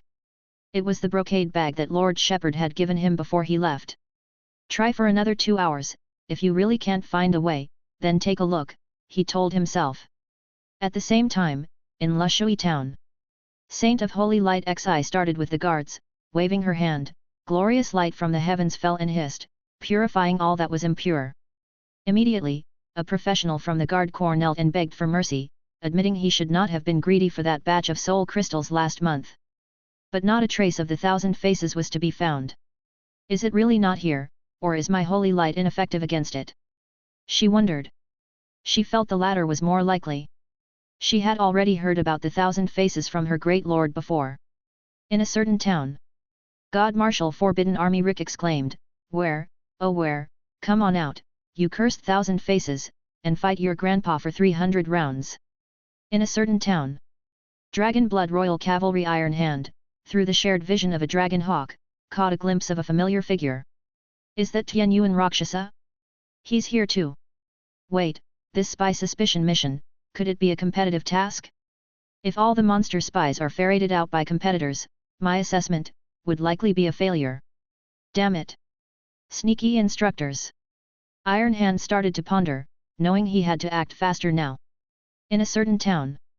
Lord Giant Elephant had already gathered information from more than a dozen informants and circled several highly overlapping pieces with a red line. In his heart, he vaguely had an outline. Since the Thousand Faces are masters of disguise, I have 2 options to choose from, he murmured. Luring them out or waiting for them to reveal themselves, Lord Shepherd Yuan whispered to himself. To avoid suspicion, he had not contacted Rakshasa but had gathered a rough understanding of the task on his own. Thousand Faces. There's such a bizarre monster. If 1,000 faces infiltrated my Yuan territory, how would I detect it at the earliest opportunity? All the methods used in the Great War Zone failed to detect the 1,000 faces, so naturally, the methods like reconnaissance sky eye in his territory were also ineffective. Yuan began to ponder. This was taking precautions. It's always wise to prepare dozens of contingency plans in normal times, so that one is not caught off guard in critical moments. La Shui Town. 2 figures arrived here without making any sound. One was the instructor Ice Fist, who squinted his eyes slightly. The other was a top-tier instructor of the Heaven and Earth realm with the fiery domain, Fierce Wind. Fierce Wind was puzzled. Why have we come here, and sneakily at that? Aren't the recruits' assessments something we need not personally attend to? They were busy people after all, and only had a few days to give mandatory lessons to new recruits. How could they possibly babysit an assessment? Ice Fist squinted and said, "Didn't you find it strange why I turned this spy mission into a competition?" Fierce Wind asked, "Why?" Instead of a direct answer, Ice Fist replied, 1,000 Faces is very peculiar and possesses the ultimate disguise abilities, or rather, it's not merely a disguise, they completely replace someone. Until exposed, they will flawlessly follow that person's behavior patterns without giving away the slightest flaw. If you were completely replaced by 1,000 Faces, even if I were faced with you directly, it would be hard for me to notice anything amiss. In this situation, do you think, relying on a bunch of new recruits, even if they are legendary recruits, they could uncover 1,000 Faces? The harm and destruction 1,000 Faces could cause to our war zone is far more severe than just 1 or 2 beings of the legendary realm.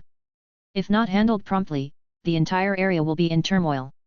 Ice Fist continued, the reason I wanted there to be a competition was to stir the waters.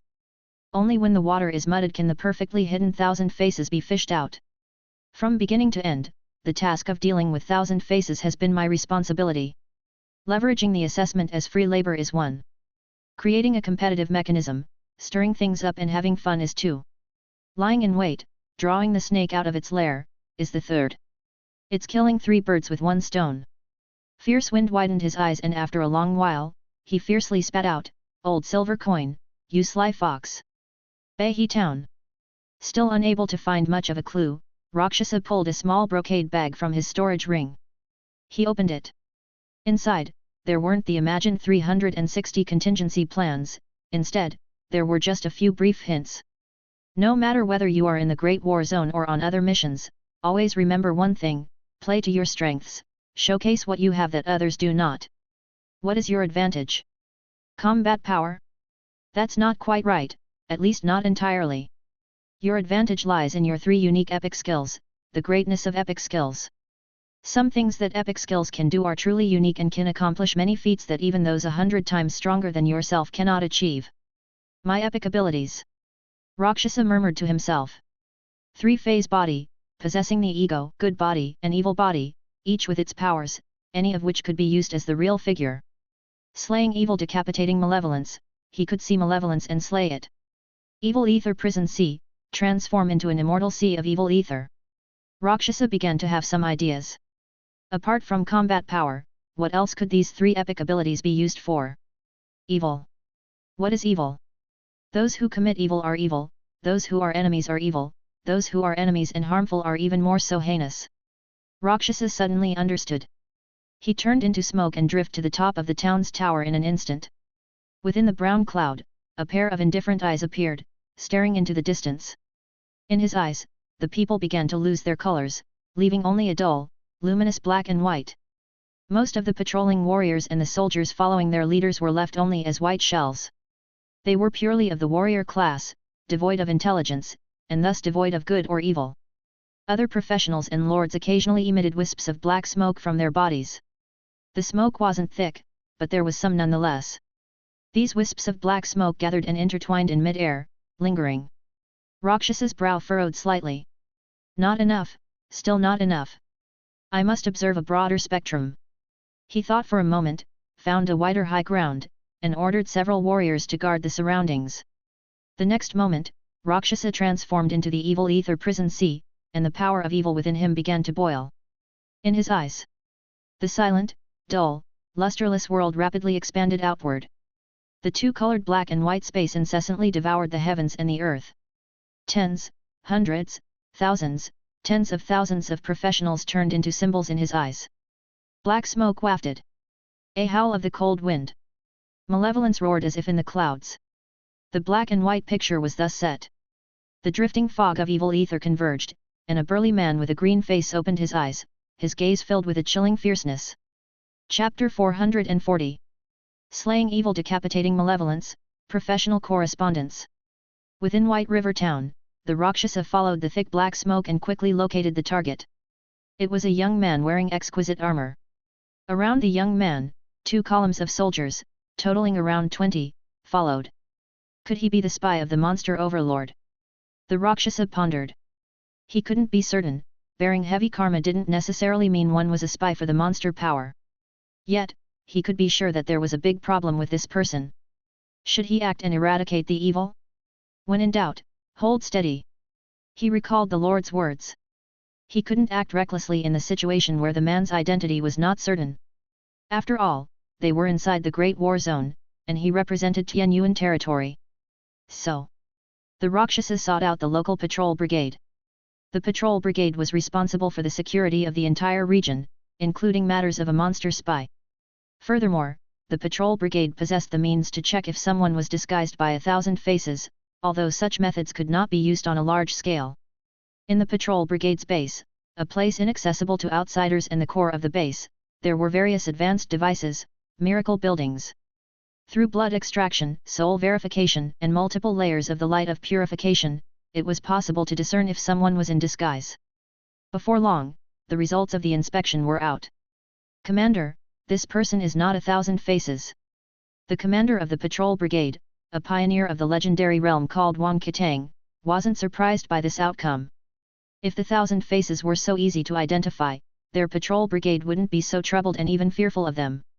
Even as a powerful being of the legendary realm, sometimes he would wonder if someone in his own patrol brigade had been replaced by 1,000 faces, or if 1,000 faces was hiding right beside him. He had even avoided sleep lately, immersing himself in cultivation, afraid of accidents. If they were like this, how could a new recruit who had only been in Behi town for a few hours possibly uncover 1,000 faces? I just hope these new soldiers don't cause us any trouble, even if some of them are of the legendary realm, but each of them was a newly advanced legendary, with little experience in leading troops or handling cases. Asking for their assistance in dealing with the 1,000 faces was nothing short of adding to the chaos. The commander of the patrol brigade didn't understand why the higher-ups had issued such a foolish order. Had they forgotten the calamity unleashed by the 1,000 faces years ago? Anyhow, keep a close eye on these new soldiers, don't let them cause any trouble, grant their requests as long as they're not too unreasonable. I will ask someone to see if we can get some reliable reinforcements from the war zone, said the brigade commander, and then he turned to his deputy. By the way, who was the new soldier who sent the man for inspection? From which territory is he? The deputy replied, the new soldier is called Rakshasa. He doesn't have any publicly known combat achievements, but he performed excellently during the previous training camp's assessment. He is said to be one of the best among this training camp's legendary realm individuals. However, this Rakshasa is not from a top-tier territory, he's from Tianyuan territory. Tianyuan territory. The patrol brigade commander mused for a moment. Besides the verification for 1,000 faces, take the young man through the interrogation process for suspects. After all, he was one of the best new recruits from the training camp and hailed from Tianyuan territory. It might not be long before this Rakshasa's status in the war zone rivaled his own. The patrol brigade commander didn't think such an interrogation would yield any results, but if they completed the whole process, he assumed Rakshasa wouldn't make any more unreasonable requests. The deputy quickly relayed the instructions. The patrol brigade commander continued his duty, keeping watch and pondering the matter of the 1,000 faces. Before long, the deputy approached. Boss, the young man's interrogation is complete. What young man? The commander blanked for half a second before remembering the young man Rakshasa had requested to be interrogated. It was just an interrogation. There was no need for the deputy to make a special trip for such a trivial matter, right? Could it be? As if he realized something, the patrol brigade commander's expression turned subtly strange. Is there a problem with that young man? The deputy said, a big problem indeed, he actually is a spy from the Shenyao Empire. We found evidence after our search that at least 3 supply transport incidents are connected to this Shenyao spy. Actually, there might be more. This isn't something we can handle on our own, we have to report this to the base. Caught in silence, the patrol brigade commander reflected. There really was a problem. A Shen Yao espionage agent deeply undercover. The harm this Shen Yao spy could inflict was in no way inferior to 1,000 faces. How did he manage to find this spy? The patrol brigade commander was baffled. He shook his head, informed Rakshasa of the outcome. Upon receiving the outcome, Rakshasa was neither pleased nor upset. The deputy said, "Lord Rakshasa, I will report back now. If you have any further needs, you can contact me at any time." Rakshasa replied, "Then help me investigate a second suspect." The deputy. "What did you say?" Soon, the life-doubting deputy took another suspect into custody. They repeated the previous process, activating the enchantment and verifying whether the suspect was disguised as 1,000 faces. The result was quickly confirmed, still not one. Following the regular procedure, the deputy interrogated this suspect, conducted a hard asking, and the result? Another one with problems. The deputy was agape as he heard the outcome. This person has embezzled a substantial amount of public funds, even causing a guardian camp to be overrun by the monster tide? How dare he? He truly deserves to die. Not long after, the patrol brigade commander also received the news, mirroring the deputy's wide-eyed expression. However, how on earth did the Rakshasa manage to identify two suspects in such a short period of time? Could there possibly be a third, a fourth? So many problematic individuals appearing, the patrol brigade commander certainly bears a significant responsibility. The patrol brigade commander's concerns went undiscovered. Outside Behi town, the Rakshasa took a glance. In his eyes, the black smoke symbolizing evil deeds still lingered, with wisp upon wisp rising from certain individuals, swirling and unfading. But the volume of the black smoke was far less than that of the first two individuals. If he were to use this standard to identify suspects, the number of suspects would be quite substantial. After pondering for a moment, the Rakshasa still decided to leave Behi town to search for clues in other areas. At the same time, God Marshal Forbidden Army's Rick was restless. He had not the slightest clue and didn't even know where to start. Dragon Blood Royal Cavalry's Iron Hand paced back and forth, no clues, not a single clue. Even though my reasoning is correct. 1,000 Faces' ability to hide and disguise is too formidable. Can I really complete this mission by myself? He, too, was lost in thought. Saint of Holy Lights Xi furrowed his brows. My purification power, if it locks onto a single individual, might reveal something. But while there seem to be many traces in the region, they don't piece together into a clue. 1,000 Faces, the faceless. She also became somewhat anxious. At about the same time, in a small alley of Lushui town, Lord Giant Elephant knelt on the ground, his entire face contorted, with cold sweat streaming from his forehead. Faintly discernible were wisps of black-red mist emanating from his eyes. Seconds later, Lord Giant Elephant stood up, wiped off the sweat, and seemed to have returned to normal as he walked outside. He continued searching for traces of 1,000 Faces. He had found an important clue. Minutes ago. Half an hour later. Upon arriving at Lushui town, the Rakshasa opened his eyes, and the concept of evil gradually became clear in his gaze. His eyes suddenly shifted towards a particular place. Columns of black smoke billowed outwards. This is... The Rakshasa concealed his trail and made his way to the source of the black smoke. When he saw the origin, even his eyes couldn't help but ripple slightly. He knew this person. It was one of the rookies from the training camp, Lord Giant Elephant. The dense black smoke enveloping Lord Giant Elephant was like a massive shadow clinging to him. The Rakshasa frowned. In this situation, how should I proceed? Just like him, Lord Giant Elephant was a rookie from the training camp. The standard inspection mechanisms that worked on ordinary suspects might not be suited for Lord Giant Elephant. Moreover, the Rakshasa was conflicted, and in the midst of his indecision, he faintly captured another different aura, drawing steadily nearer.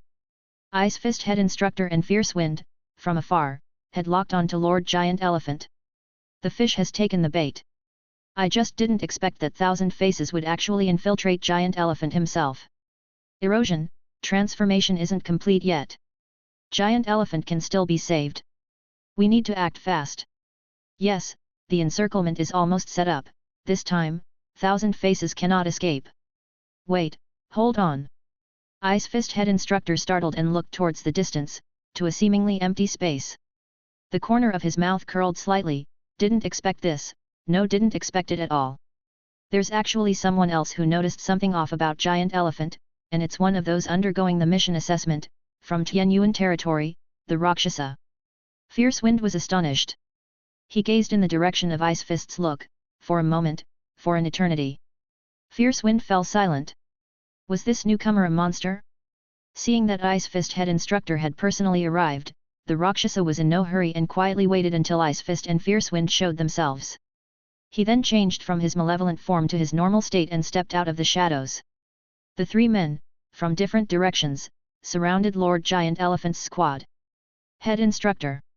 Before Giant Elephant could finish his words, Ice Fist made his move. In an instant, the world turned to frozen tundra, and the piercingly cold ice breeze passed over, with Giant Elephant and his troops all frozen within ice crystals. Ice Fist approached and took out a seal radiating a holy purifying light, intending to affix it to Giant Elephant's forehead. The next moment, a faint apparition emerged from Giant Elephant's body, displaying dozens of faces that rapidly changed. It glanced at Ice Fist, Fierce Wind, and Rakshasa, then pop, it vanished like a bursting bubble. Ice Fist's domain swept in all directions but found no trace. He then took out a communication device. First squad, second squad, third squad, intercept the enemy.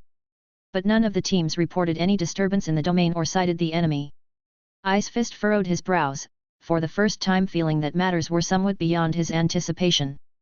The ability of Thousand Faces has evolved again. Could he possibly be controlling several bodies at once, and transferring between them? He thought this guess was very probable, but how to search for him? He had fished for so long, just to pinpoint Thousand Faces' location, to try again was no longer feasible. Damn it! A robust figure suddenly dashed past from the side, heading straight for the distance. It was Rakshasa. Rakshasa soared through the air, charging out of Lushui town in an instant. Seeing this, Ice Fist said, Fierce Wind, continue the investigation here, I'll be right back. He transformed into a streak of icy light, escaping towards the sky. Shortly, a guard camp appeared in his field of vision. There was Rakshasa in the distance, who descended from the sky. Wisps of brown smoke gathered to form, inch by inch, into a long spear, held within his grasp. His spear thrust like a heavenly dragon, targeting an ordinary-looking squad leader. One thrust, piercing the throat. But it had only pierced an afterimage. Flames burning with evil deeds streaked across the sky, trailing sparks. Not far away, the face of the squad leader who dodged Rakshasa's strike flickered and changed, as though dozens of voices overlapped. I remember you. Thousand Faces glanced at Rakshasa and Ice Fist, who had rapidly followed, then vanished like a shattered illusion, leaving behind a body without a face that fell straight to the ground. Rakshasa looked towards the heavens, transformed into smoke, and sped off in a certain direction. The Ice Fist head instructor caught up, looking around, and without a word, followed. At the same time, in Baihe town, the Saint of Holy Light, Xi, who had recently arrived in this town, suddenly sensed a whiff of pollution. Where is it? There. Without hesitation, she summoned the Holy Light, and the enormous absolute shining barrier enveloped the entire lookout post. Perhaps because Thousand Faces had just switched bodies, under the cover of Holy Light, the visage of the bearded patrol brigade commander changed, as if erased by an eraser and hastily redrawn. This scene was keenly noticed by Xi. She swung her colossal hammer towards the distance, the glow of the Holy Light and thunderbolt shimmering upon it. The face of Thousand Faces altered. What rotten luck I have! However, Ice Fist being there was one thing, but being outdone by a couple of mere legends, how dare they treat your Lord Thousand Faces with such impudence? Dozens of illusory faces appeared, roaring towards the heavens. The outpost shattered. The Saint of Holy Light holding the gigantic hammer knelt on one knee, the vast absolute shining barrier flickered uncertainly, and eventually cracked and broke. At that moment, the Rakshasa transformed into a cloud of smoke had not yet entered the domain of Baihe town. Seeing this scene, he entered the evil ether prison sea mode. His huge cloud of evil ether surged high into the sky like the waves in a storm. Rakshasa's already rapid speed increased further, transforming into lightning, becoming light. The icy glow also surged in speed, but it was mercilessly left behind. Ice Fist head instructor, although he indeed lacked any flying abilities, to be outpaced by a mere rookie legend, wasn't this a bit absurd? This 1,000 faces was tricky, definitely not to be underestimated. He could only fly with all his might. In the distance, the 1,000 faces, whose features kept changing, spared a glance at Rakshasa and the far more distant ice fist. He made his move. Dozens, hundreds of faces roared once again. Not far away, the Saint of Holy Light, Xi, kneeling on one knee, had strange faces appearing on her exposed arm. Her face too, was continuously changing, now joyous, now sorrowful. Rakshasa. His cloud of evil ether stirred with violent ripples, visibly shrinking. But Rakshasa's momentum remained unyielding, unaffected in the slightest. The evil ether cloud enveloped them. Within, roars filled the air, and ghostly figures abounded. The brown cloud of evil ether thinned a little. But when the cloud began to dissipate, 3 figures emerged on the scene. One with a green face and ferocious fangs, Rakshasa with dark skin. Another muscular one holding a long spear. One in front and one behind, piercing through 1,000 faces ruthlessly. They also pierced through, only visible to Rakshasa himself, the viscous karmic evil deeds. At this time, Ice Fist Head Instructor finally arrived at the battlefield. He couldn't help but ponder, what exactly was his role in this mission. Chapter 441. Assessment over, Tianyuan Defense Zone. Compared to the Rakshas's assessment task, Yuda's task was not so circuitous. His task was to scout outdoors, to investigate the detailed circumstances of a certain area, and to determine whether a monster overlord truly existed. Such a task seemed not difficult, but in reality, it was even more dangerous. Venturing into the wilderness surrounded by monster power, no one could predict what they would encounter. Yuda set out with a squad of troops. After 10 hours. Boom! The monster tide surged from afar, charging directly at the squad led by Yuda. Gazing at it, Yuda thought for 3 seconds but failed to come up with a plan, and so he charged straight into the monster tide like a colossal whale crashing into the waves, smashing the monstrous surge to pieces. 12 hours later, Yuda encountered a second assault by a monster tide, with flying creatures attacking from all directions. Again, he shattered the tide, but the accompanying troops suffered quite a few injuries. 14 hours later. Where should I start looking for clues of the monster overlord? Yuda scratched his head. The task mentioned that there might be an overlord power related to the frost goblin in this area, and he was to bring back relevant clues, evidence materials to prove his findings. What was he supposed to do? Yuda devoted 10% of his energy to swinging his fists and channeled 90% into thinking. He couldn't think of an answer, but the monster tide in front of him had almost dissipated. At this moment, Yuda snapped back from his thoughts, realizing his legs were bound. A chilling cold surged up from the depths of the earth, with ice creeping up his calves, visibly spreading coldness all around. The blood flowing from the monster corpses, the surrounding wind, the particles of elements subtly flickering in the realm, seemed to all freeze over. Yet this cold didn't bother him, he hardly noticed it for quite a while. Just as Yuda thought to break free, a hunched figure glowing ice blue darted out from the monster tide, with 2 ice blades gleaming with a cold, harsh light. Several hours earlier. It's a human scout. Experience more tales on Empire. This scout seems to be alone. This old man has already confirmed it, there are no human ambushes in this area. Let's make our move then. This human is swaggering around so brazenly, it's the first time this king has ever seen such a sight. The 2 ice blades slashed down. Crack! The ice blades broke. The ice blades that struck the pitch-black armor were as fragile as sculpted ice, fracturing upon touching the combat will armament. The goblin legend wielding the blades instinctively stiffened. Yuda no longer tried to free himself from the ice, his body erupted with strands of burning vital blood flames. Facing the goblin close at hand, he couldn't help but throw a punch. Dragon Force Combat Will Serious Punch. The berserk punch tore through the air, bringing a shrill whistling that seemed to tear the azure sky apart, with the burly human suddenly emanating a terrifying oppressive force. The legendary goblin only felt as if he were facing a giant dragon, its majestic and indifferent golden eyes looking down on him. I'm going to die. I'm going to die. The goblin protected himself with the 2 broken blades, his domain of extreme cold continuously shrinking, attempting to form a barrier that could reduce the enemy's strength. However, this intangible and formless domain of extreme cold, which in theory should only collide with another domain, seemed like a water droplet being squeezed inward when Yuda's punch struck. The endless chill receded inward, and the visible coldness condensed into crystals then shattered in the next instant. Amongst the shattered ice, the black armored fist continued unabated, first smashing the broken blades, then bombarding the blue body of the monster legend goblin. Its upper body caved in, pierced through the back, the whole body exploded outward from the center. By then, the muffled thud had only just begun to echo, with green and red blood spattering around and icing the ground with sharp spikes. Yuan retracted his fist, standing still. He felt very satisfied with the exhilarating punch.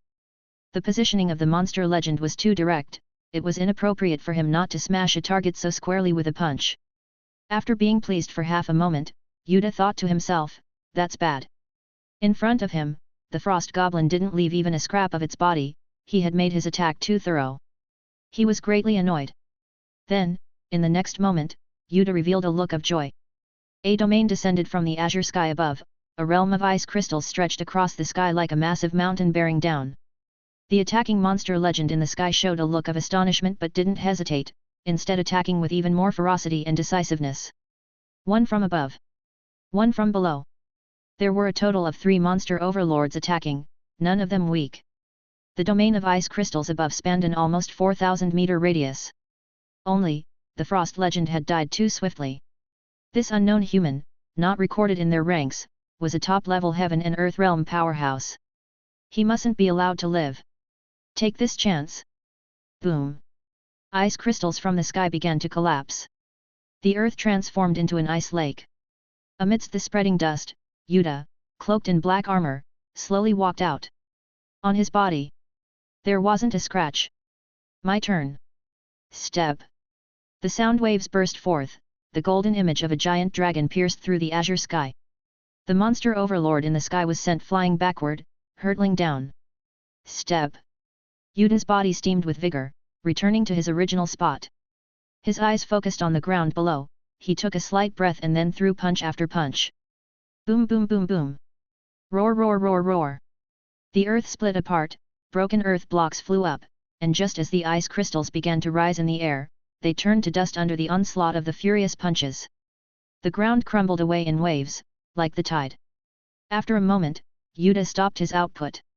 He left behind a crater over 3,000 meters in diameter.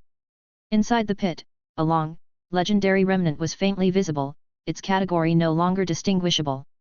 Yuan picked up the remnants and found the one that had fallen earlier. He wiped the cold sweat from his forehead.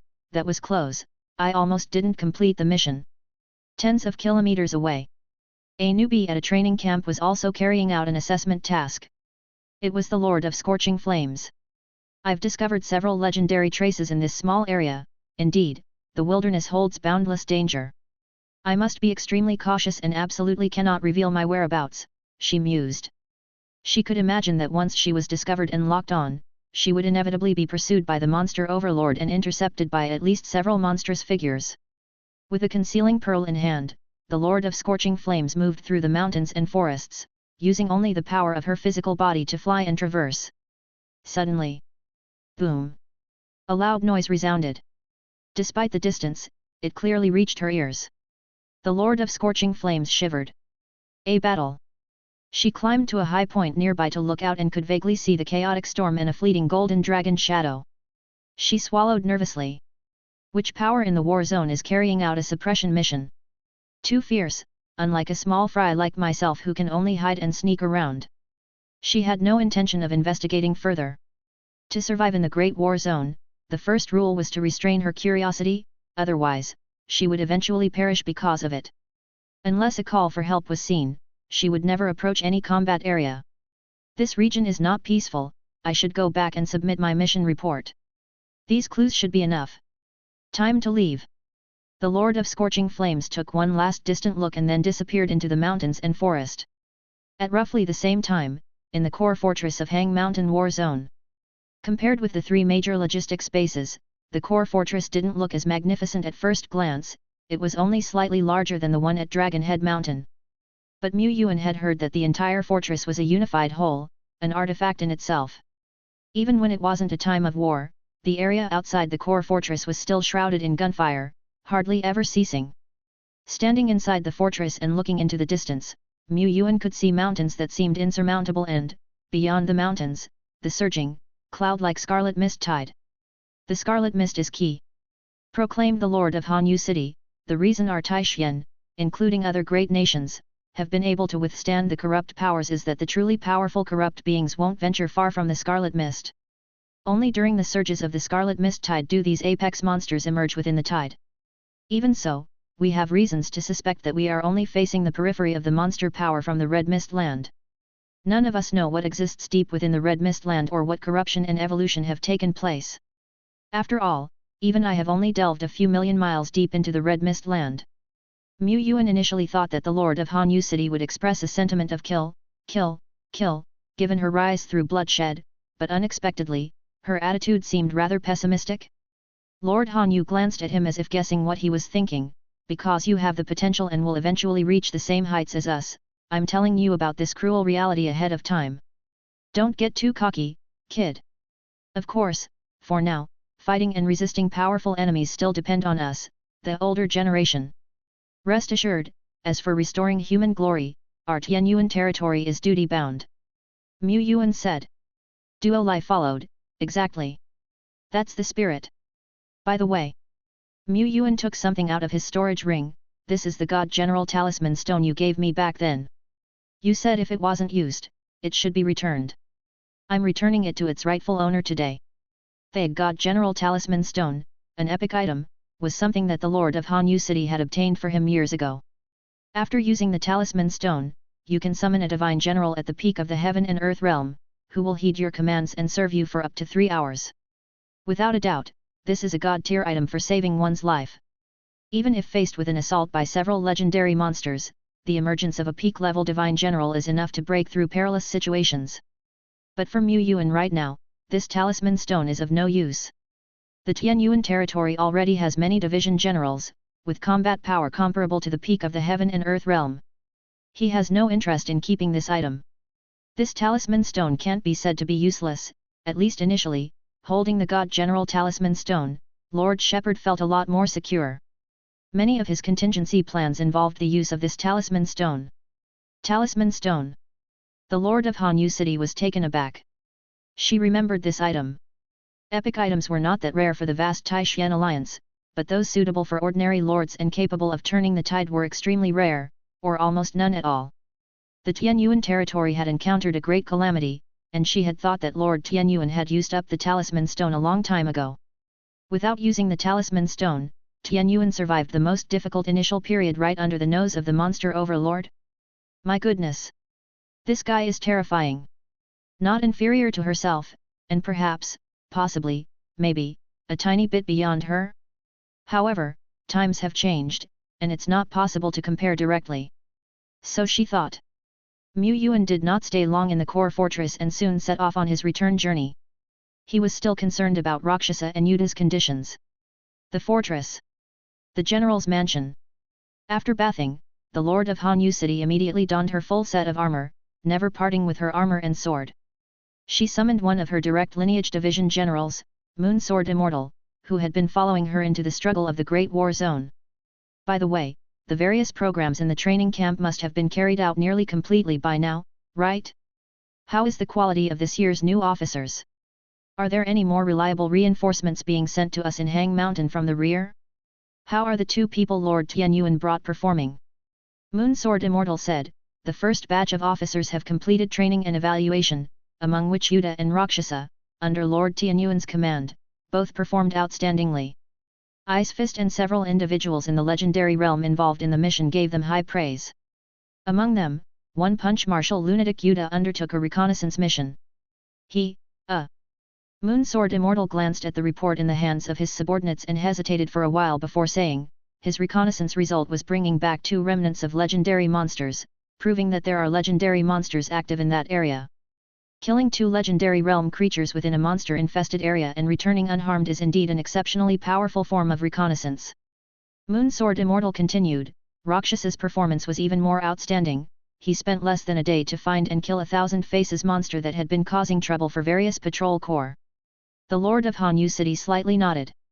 After all, he was a top general whom Lord Tianyuan had carefully selected, finding 1,000 faces wasn't that far-fetched. Moon Sword Immortal added, during this process, Lord Rakshasa also found a high-level spy from Shen Yao, a high-level spy from Yongxing, 2 individuals guilty of embezzlement, and the Lord of Hanyu City. That seemed a bit preposterous. She also clearly remembered that Tianyuan had more renowned generals than these two. There was Duo Lai, whom she had just met, the Shadow Lord Hong Yi, and several strong contenders from the Dragon Gate ranking. Where on earth did Tianyuan find these outrageous generals? She couldn't help feeling envious. A day later, after an evaluation by the training camp and opinions from various departments, the appointment of this batch of new officers for the Hang Mountain War Zone was about to be finalized. All that awaited was the stamp of approval from the Lord of Hanyu City. She glanced at it. Rakshasa and Yuta from Tianyuan territory, responsible for the outer perimeter of No. 2 Logistics Base, a Class A defense camp, both to be appointed as regional commanders, with Rakshasa as the main commander and Yuta as the deputy commander. At the same time, that defense area was to be designated as the Tianyuan Defense Zone. Similarly, there were various defense zones named after certain territories within the Great War Zone, each backed by a powerful territory. Among the many camps and defense zones, No. 2 Base Class A Defense Camp was one of the more important ones. Explore stories on Empire. The Lord of Hanyu City thought for a moment, it's still not enough. She took up her pen to add her own suggestion, grant Rakshasa and Yuta the authority to form a special patrol corps, responsible for. Chapter 442. Return to the territory. When the opinion of the Lord of Hanyu City reached various departments, all the commanders were startled. The Special Patrol Corps refers to a force that is not responsible for a specific defense area but takes on the role of support during special periods, handling difficult tasks. Various towns and camps, when faced with some high-difficulty tasks that have been unresolved for a long time, would have the Special Corps take over. Naturally, such a corps has great authority, possessing temporary execution rights and senior command authority in most areas of the war zone, access to many miracle buildings, elite soldiers, special troop recruitment quotas, and even the ability to recruit true high-order troops as their own private soldiers, rather than public soldiers of the war zone. The benefits and salary for the Special Corps and its commanders, of course, far exceed those of regular corps. Most importantly, Rakshasa and Yuta are new generals. They might have decent combat power, but do they really have the ability to be in charge of such a special corps? The intention of the Hanyu Commander-in-Chief is, on the basis of commanding a Class A defense camp, to also command a special corps at the same time. A certain commander felt this was highly inappropriate. But this opinion came from the Lord of Hanyu City. Since assuming the role of Commander-in-Chief, the Lord rarely meddled in personnel arrangements, and for this reason, they could not ignore the opinion of the war zone's No. 1 commander. Even if it was just a suggestion. I very much agree with the commander's opinion. I've said before, talents like Rakshasa and Yuta being confined to one corner is such a waste. The speaker was Ice Fist. Experience new tales on Empire. In the room, no one understood Rakshasa better than he did. This man, whose appearance was fierce and indifferent, was truly something of a demon. Such a talent should be managing special affairs. He had wanted to make a similar arrangement before, but his lone voice was too insignificant to sway the others. The words of the Hanyu Commander-in-Chief carried a wholly different weight. The commanders were still discussing. At this moment, a new projection appeared. It was a general dressed in black armor, his face slightly aged but his frame still robust and strong. The Deputy Commander-in-Chief of the Great War Zone, General Deccan. His gaze swept around. This matter is settled. You all have heard of Tianyuan's battle achievements. I can only say without exaggeration that Tianyuan is a man who can perform miracles. The capabilities of the generals he has cultivated are also quite remarkable. We can look forward to them. During the more than a year that the Lord of Hanyu City has served as Commander-in-Chief, the decisions made have been quite precise, and we should trust the commander's judgment. This was the truth.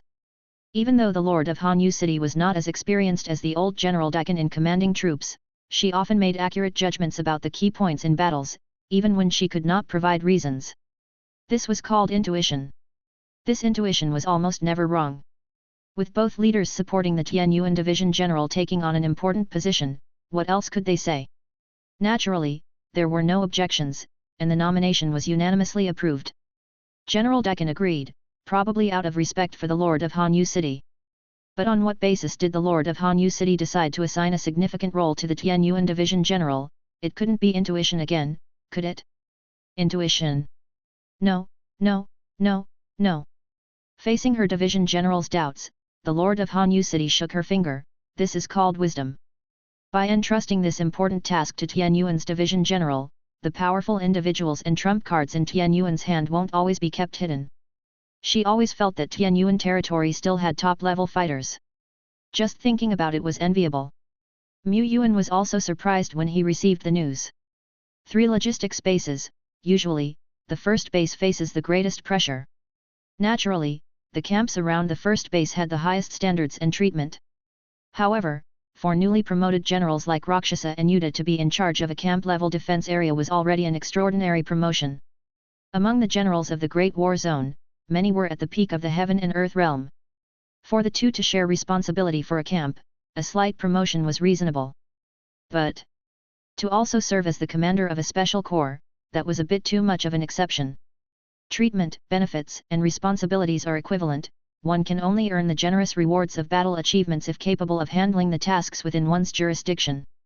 Otherwise, one would only suffer loss of troops and failure, losing both the wife and the soldiers. Mu Yuan commented on this. The war zone is really accurate in judging people. In this appointment, Rakshasa was the main general, Yuta the deputy, but it was he, the great Lord Shepherd, who was the real person in charge. The Taishan alliance hoped that each lord would invest more effort in their own defense areas. Of course, the greater the contribution to the defense area, the more battle achievements one would obtain. In terms of battle achievements, the alliance even introduced heaven and earth rules to ensure absolute fairness in tallying.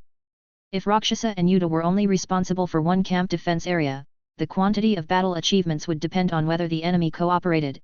In non-intense battles, naturally, there would be fewer achievements. But now, the two of them were also in charge of a special corps, so the pathways to earning battle achievements had greatly increased. With great power comes great responsibility. To eradicate monsters, to sweep through the red mist, we cannot shirk our duty.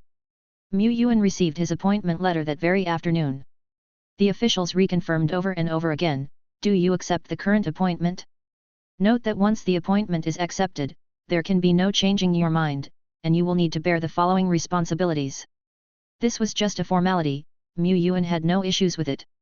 The official went on, "Generals Rakshasa and Yuta, please report to the camp within 3 days to take over the camp's defense. As for the soldiers remaining in the camp, in addition, you may recruit troops at the recruitment area or pioneers within the war zone who do not have a fixed position, but the number must not exceed the authorized limit. As for the Special Patrol Corps, the corps will be formed by your side, and you can recruit personnel from within the battle zone or reinforce your own troops." The legendary realm looked at Mu Yuan. The intent of the two commanders is that the corps should be established within 3 months, and official duties will commence after that period. Like the former, the Special Corps also has a set quota for its organization. Even within the Special Corps, the positions of squad leader and company commander have higher benefits and treatment than the former. This corps also has the authority to recruit some rare and exceptional species from the recruitment area, such as the Excellence 2-star troops Heart Asker, Excellence 1-star soldiers Prophet of Illusion and so on. Organizational benefits can attract some pioneers from the battle zone. Mu Yuan has the right to make appointments himself. However, those they can recruit will be just ordinary 3rd or 4th order pioneers. They cannot possibly draw in real powerhouses. These people are sufficient for running errands, handling affairs, and dealing with ordinary monsters, but to confront more challenging problems or monsters, one still has to rely on their own direct lineage elites. Previously, the elites of Tianyuan who had accompanied him numbered around 20 or 30, and more could be sent later on. Squad leader, company commander, battalion commander. These military ranks are part of the official organization within the battle zone, with excellent benefits. Many NCOs who have come out of the new recruits training camp have the treatment of a squad leader. His elites from Tianyuan City can gain experience, earn military achievements, and protect against monster waves here. This is killing 3 birds with 1 stone. In the battle zone, Mu Yuan also met several senior lords like the Lord Giant Elephant, with whom he had past acquaintances. He heard that some of his peers from the same period were also preparing to embark on a journey of pioneering. It was Wan Furteng, the Lord of Wangba territory. He had always been a leading figure in Mu Yuan's cohort. What about Mu Yuan himself? He had long since surpassed the scope of comparison and pursuit with the lords of his cohort. Influenced by the internal competition within Lord Wangba's territory, contemporaries like Lu Miamu and Zhang Loxing were also getting ready to lead their division generals into the battle zones. The places they were about to go were not the Great War zones, but rather ordinary battle zones with a lower danger coefficient and less stringent demands for the lords. Everyone has a bright future. After spending more than 10 days in the Hang Mountain battle zone, Mu Yuan began his journey back. Let's go. As they left from the third logistic space and ascended to the sky, Duo Lai couldn't help but look back. Behind them, white clouds billowed, interspersed with strands of red mist. The majestic city stood firm beneath the clouds of white and red, like a rock, like a heavy mountain, continuously resisting the onslaught of waves and annihilating any monsters that approached. It's precisely because of this that the lands behind us have the space to live. The two flew into the clouds, and their figures quickly disappeared from view. Shortly after, Mu Yuan and Duo Lai began to descend in altitude, concealing their presence, maintaining a low fly sweep attitude, and spreading the power of the concealing pearl. This was a necessary precautionary measure. While the powerhouses of the Hang Mountain battle zone were fighting and exterminating monsters, the various monster powers were keeping a watchful eye on the battle zone as well. Transport teams leaving the battle zone's logistic space had to go through several layers of concealment and transfer before they could truly set out. Mu Yuan and Duo Lai, though not a large target, would likely be marked by the wisdom monsters hidden in the vicinity. If he dared to journey back carelessly, a dozen monstrous brutes might well emerge en route. Duo Lai said, "Doesn't that sound quite good too?" During its days in the Great War Zone, it had only managed to kill 3 monster legends during an encounter at the base with a monster tide. It was not yet satisfied. Mu Yuan replied, "At first listen, it does not sound bad, but, the ones who use fishing tactics aren't just us. Other Tai Xian strongmen in the battle zone do as well." Duo Lai, "And that means?" Mu Yuan, "That means even if monster legends were foolish at first, now they have learned to be smarter. We won't be able to bait the fish so easily, and what we might end up hooking is not a fish, but a white shark. Even catching a fish at just the right moment or slaying a dozen or so beings from the legendary realm, honestly, it has little meaning. Risking things for this cause is not worth it either. If he had the strength to kill the great white shark, he might have gone fishing. But his power was still far from enough. On the return journey this time, Mu Yuan did not pilot the mechanical dragon flights but flew by harnessing the pure power within him, riding the forces of heaven and earth, the wind's power. His flying speed was even faster. Even though they camped in the wilderness for a few hours, just resting a bit, it only took 2 days and 2 nights to return to the 10 Directions Island domain. Upon reaching this area, although they were not yet before Tianyuan City, Duo Lai felt as if he were back home, his droopy eyelids suddenly lifted, and the elemental particles in the surrounding heaven and earth also began to frolic. 2 hours later, the familiar but significantly expanded Tianyuan City appeared on the horizon. At first, it seemed like a tiny sand castle on a beach, with the sun drawing out faint outlines of a city.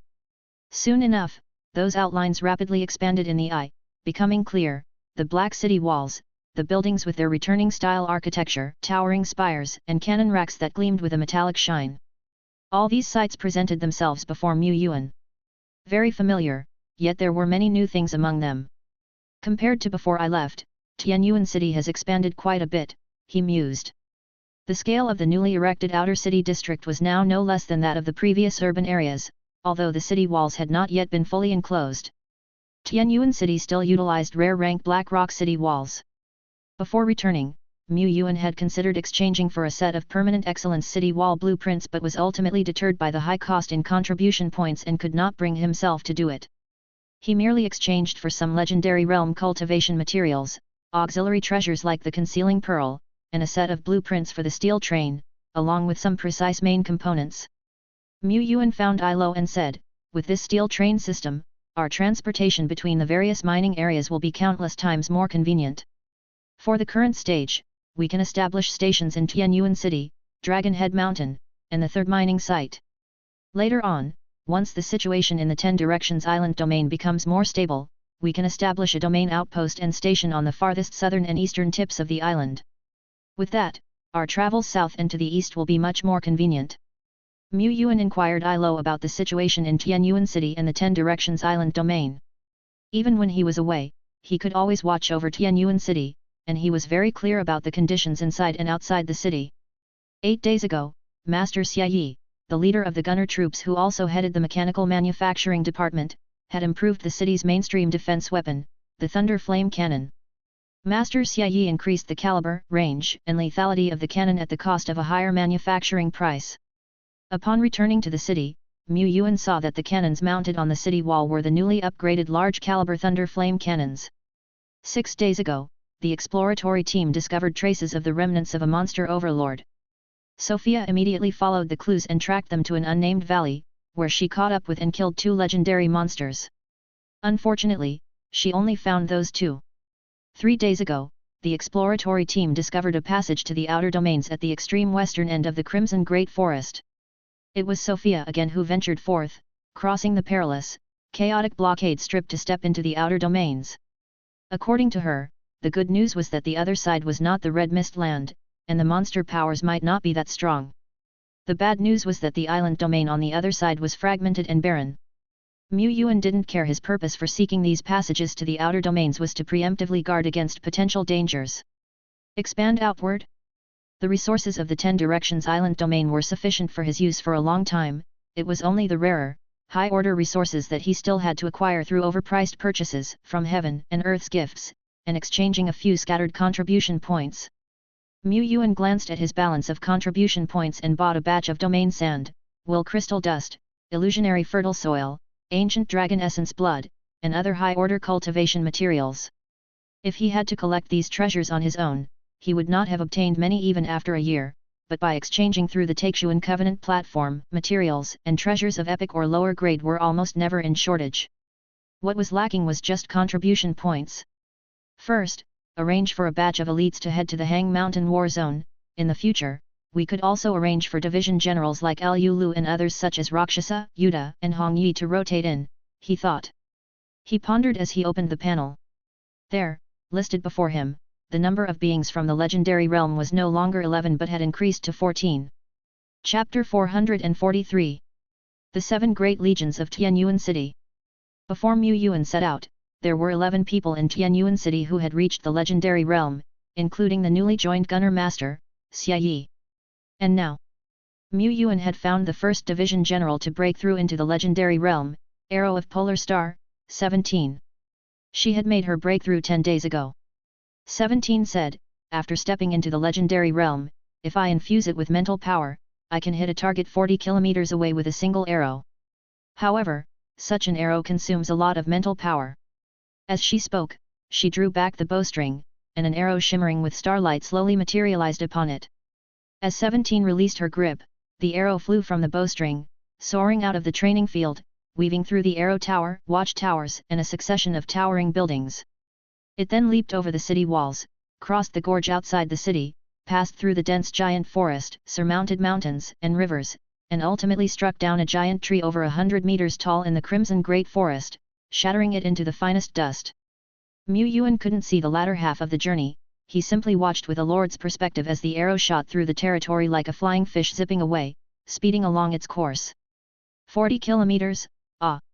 Even among the legendary realm, those who manipulated the elements of heaven and earth for a full-powered strike could only reach a few kilometers at most, and the farther the distance, the more easily the power dissipated.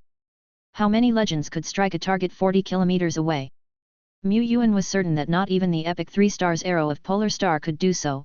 It was 17 who was exceptional. She had a gift for the Tao of the Soul. She claimed that she could shoot the arrow so far because the arrow had been specially refined, and she had attached her own mental power to it. When she released the arrow, her vision raced along with it. Through this vision and the connection between her mind, the arrow, and herself, she could control the arrow's direction, aim, and lock onto the target. Without this, she could not have shot an arrow 40 kilometers away. The mental strength, perception, and control over heaven and earth within the legendary realm did not extend this far. For this reason, shooting such an arrow consumed a lot of 17's mental strength. She couldn't use the mind arrow as a regular attack, she could only use it as an enhanced basic attack. Mu Yuan gradually understood. You say if your mental power were stronger, the range could continue to increase. That's right. 17 thought for a moment and then nodded in confirmation. Mu Yuan said, I will keep an eye out for mystery skills and treasures related to mental cultivation for you. The treasures he currently knew of included items such as Sand of Heart and Essence of Heart and Soul. There were not many types, and they all started at the level of excellence. The way of the soul was profound. The majority of legendary realm powerhouses had a relatively strong soul, but to turn mental power into actual strength was rare. 1 in 100 legends could not accomplish it. Legends cultivated their souls mainly to hone their will and increase resistance to illusion techniques. But it was difficult to significantly enhance mental power. These excellence-level treasures were useful, but not greatly so. Yuan, stroking his chin, said, "Excellent level cultivation buildings like those in Chilling City, and our Ice Heart Lotus platform, could be used by 17 for cultivation to train the soul and see some improvement over time. But for significant and efficient training of the soul, epic treasures and epic buildings were needed. In the Great War Zone of Hang Mountain and Tian City, there are epic buildings. It seems the Great War Zone of Hang Mountain has an epic building called Refinement Stairway, which climbers can use to temper their will and mental abilities. After some time, 17 could be scheduled to alternate with the Rakshasa." Entering the legendary realm, 17 saw immense advancements, and she was still in a period of rapid improvement. Recently, her most frequent activity had been to consecrate each precious arrow within her 10,000 arrows treasure, imprinting them with her mind. She was also observing the stars, attempting to lock onto distant enemies with the guidance of starlight.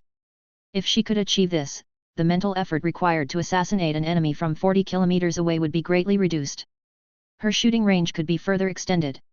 During this time, 17 also repeatedly consulted Ilo about the power of the stars, and climbed to the top of the epic mage tower to gaze at the night sky. With peers of the same strength to communicate and spar with, her progress naturally far surpassed that of solitary cultivation. This was also why many who reached the legendary realm saw rapid progress upon arriving at a great war zone. Huff! From high above the core area of Tianyuan City, a huge shadow descended from the sky. The newcomer landed carefully, folding its wings, and then shook its massive tail, bristling with jagged bone spikes. It was Serio. Following 17, it had stepped into the legendary realm. Yuan looked up, immediately noticing the changes Serio had undergone. It had grown larger, much larger. Circling around Serio, Yuan said, "You must be 100 meters long now, right?" Serio proudly responded, "I had bone to measure it. The total length is 101.25 meters. Aoho! You've measured it quite precisely." But indeed, to have a body stretching over 100 meters was something to be proud of. For the giant dragons, being large equated to being powerful, and power equated to size. Giant dragons often took great pride in their size.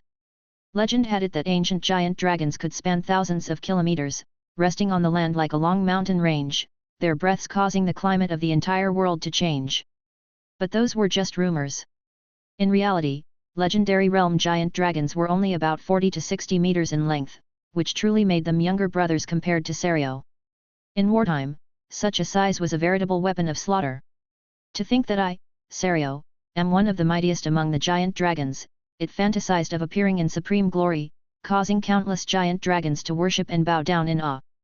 Just the thought made its dragon heart surge with excitement. Yuan complained, "But you are an undead. Mainstream society regards you shadow dragons, ghost dragons, and frost giant dragons all as part of the undead race, not the dragon race. To put it bluntly, dragons do not recognize you. In today's world, there is no centralized top power among dragons, but there are no shortage of powerful beings of dragon descent scattered across the globe, many of whom also carry the bloodline of dragons. Ancient giant dragons and primordial giant dragons that have survived from ancient times to the present are among the first-tier powerhouses of the eternal world. And these ancient giant dragons do not acknowledge the identity of undead giant dragons." Serio didn't care, "That is not important. Once Serio evolves to the legendary realm, once I stand at the pinnacle of the world, then even the ancient ones will have to kiss up to me begging to join the Dragon Alliance. So, ahem, Lord." It swayed its dragon tail, and an almost imperceptible look of ingratiation appeared on its fierce face. "No, this cannot be called ingratiation. As a division general, showing respect, reverence, and adoration to one's own lord is proper." Yuan tapped its dragon scales and said, "You will have your chance, but you'd better hurry up and strengthen yourself through training. Don't let a time come when you can't even withstand a single punch from Yuta." "That's impossible, probably," Serio retorted. After it stepped into the legendary realm, the greatest transformation was to its own body. Its scales and skeleton were so hardened that a full-strength blow from a fourth-order limit strong one might not even break through its defenses. It was confident that it could charge in and out of a monster tide 7 times, and even if legendary monsters attacked, it could easily withstand them. But if the opponent was Yuta? Serio fell silent, feeling a faint pain in its bones. It flapped its wings and flew away. The third new legend of Tianyuan City also had something to do with dragons. It was Xi Lu. She revealed her giant dragon form. Compared to Serio, Xi Lu's dragon body was much more slender and petite, only about 70 to 80 meters long. Moreover, in the past, I could only burst out with my greatest strength in my giant dragon mode, but after all, I'm more accustomed to fighting in the form of a human, using human methods. She was first a human, and only secondarily a dragon. However, in the past, her strength in human form was the weakest, comparable to Yuta's self-imposed physical shackles. When in Dragon Man form, Xi Lu could fully tap into her high red dragon bloodline, but it was only in giant dragon mode that she could truly awaken the most surging great force hidden at the depths of her bloodline. In this state, her power soared while her skill declined. After I entered the legendary realm, I discovered by chance that I could perfectly harness the power of my bloodline. Perhaps due to several evolutions, my bloodline has become more perfect and harmonious. After that, I extracted the source of power invoked by my Dragon Man and Giant Dragon modes, and developed this. As she spoke, she lifted off the ground slightly, floating in the air. The next moment, bright orange flames burst forth, rapidly climbing up her entire body. Within the blazing inferno, one could vaguely make out a tall, graceful figure with arms outstretched, bathing in the flames, reborn from fire. The figure within the flames began to change, with outlines of armor covering slender arms, followed by legs, torso, the entire body. Whoosh! The flames suddenly dispersed to reveal before Yuan a figure over 2 meters tall, clad in flame-red armor that seemed to be forged from dragon heads, scales, and bones. A dragon honor armor, or rather a mech. The wings extending from the dragon honor armor on her back were no longer the leathery wings of a dragon, but a pair of light wings shaped from bright orange flames. Dragon honor armor Xi Lu makes her appearance. Her voice carried out, resonant with a distant, distorted quality. You can see, can't you? I haven't transformed into a dragon man myself, but rather transformed the power of my bloodline into this armor, to maximize the amplification of my own strength. In this state, I can exert a strength not inferior to that of my giant dragon mode, and the duration is even longer. I'm also able to leverage my combat skills and hunting techniques. The human form feels more natural after all. As she spoke, she casually lifted her head up. Picked it up. The dragon head lifted, turning into flames and dissipating, revealing Xi Lu's own head beneath, with a trail of bright red hair fluttering with the flames, rustling in the air. Only by stepping into the legendary realm could one truly unlock one's epic potential. Hence, each division general made significant progress after their breakthrough. The Rakshasa incarnation's evil ether prison sea went from stationary to freely movable, with the ability to freely open and close. Yuta's physical shackles have a higher limit. Sophia's created black crows had a longer existence time, and she could even create nether ravens that could exist eternally and possessed a certain level of intelligence. However, Sophia was very clear about her own role, so she did not develop her abilities in the direction of combat. She focused her skills on scouting, tracking, and concealment. After returning to Tianyuan City, Lord Shepherd began arranging the evolution ceremonies, baptizing the contributing elites one by one. He also reviewed his various legions. As of today, Tianyuan City had already begun to thrive with strong troops. Tianyuan City's formal legions numbered 7. Skeleton Legion, Ghost Legion, Guard Legion, Divine Archers Legion, Treant Legion, Snow Maiden Legion, Gunners Legion. Among them, aside from the newly established Gunners Legion, even the least populous Treant and Snow Maiden Legions had more than 1,000 members and had condensed complete army spirits.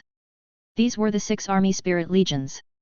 The Gunners Legion, under Xiayi's leadership as its commander, had also rapidly progressed, having condensed an army soul embryo only a dozen days prior, and this embryo was rapidly maturing, changing daily.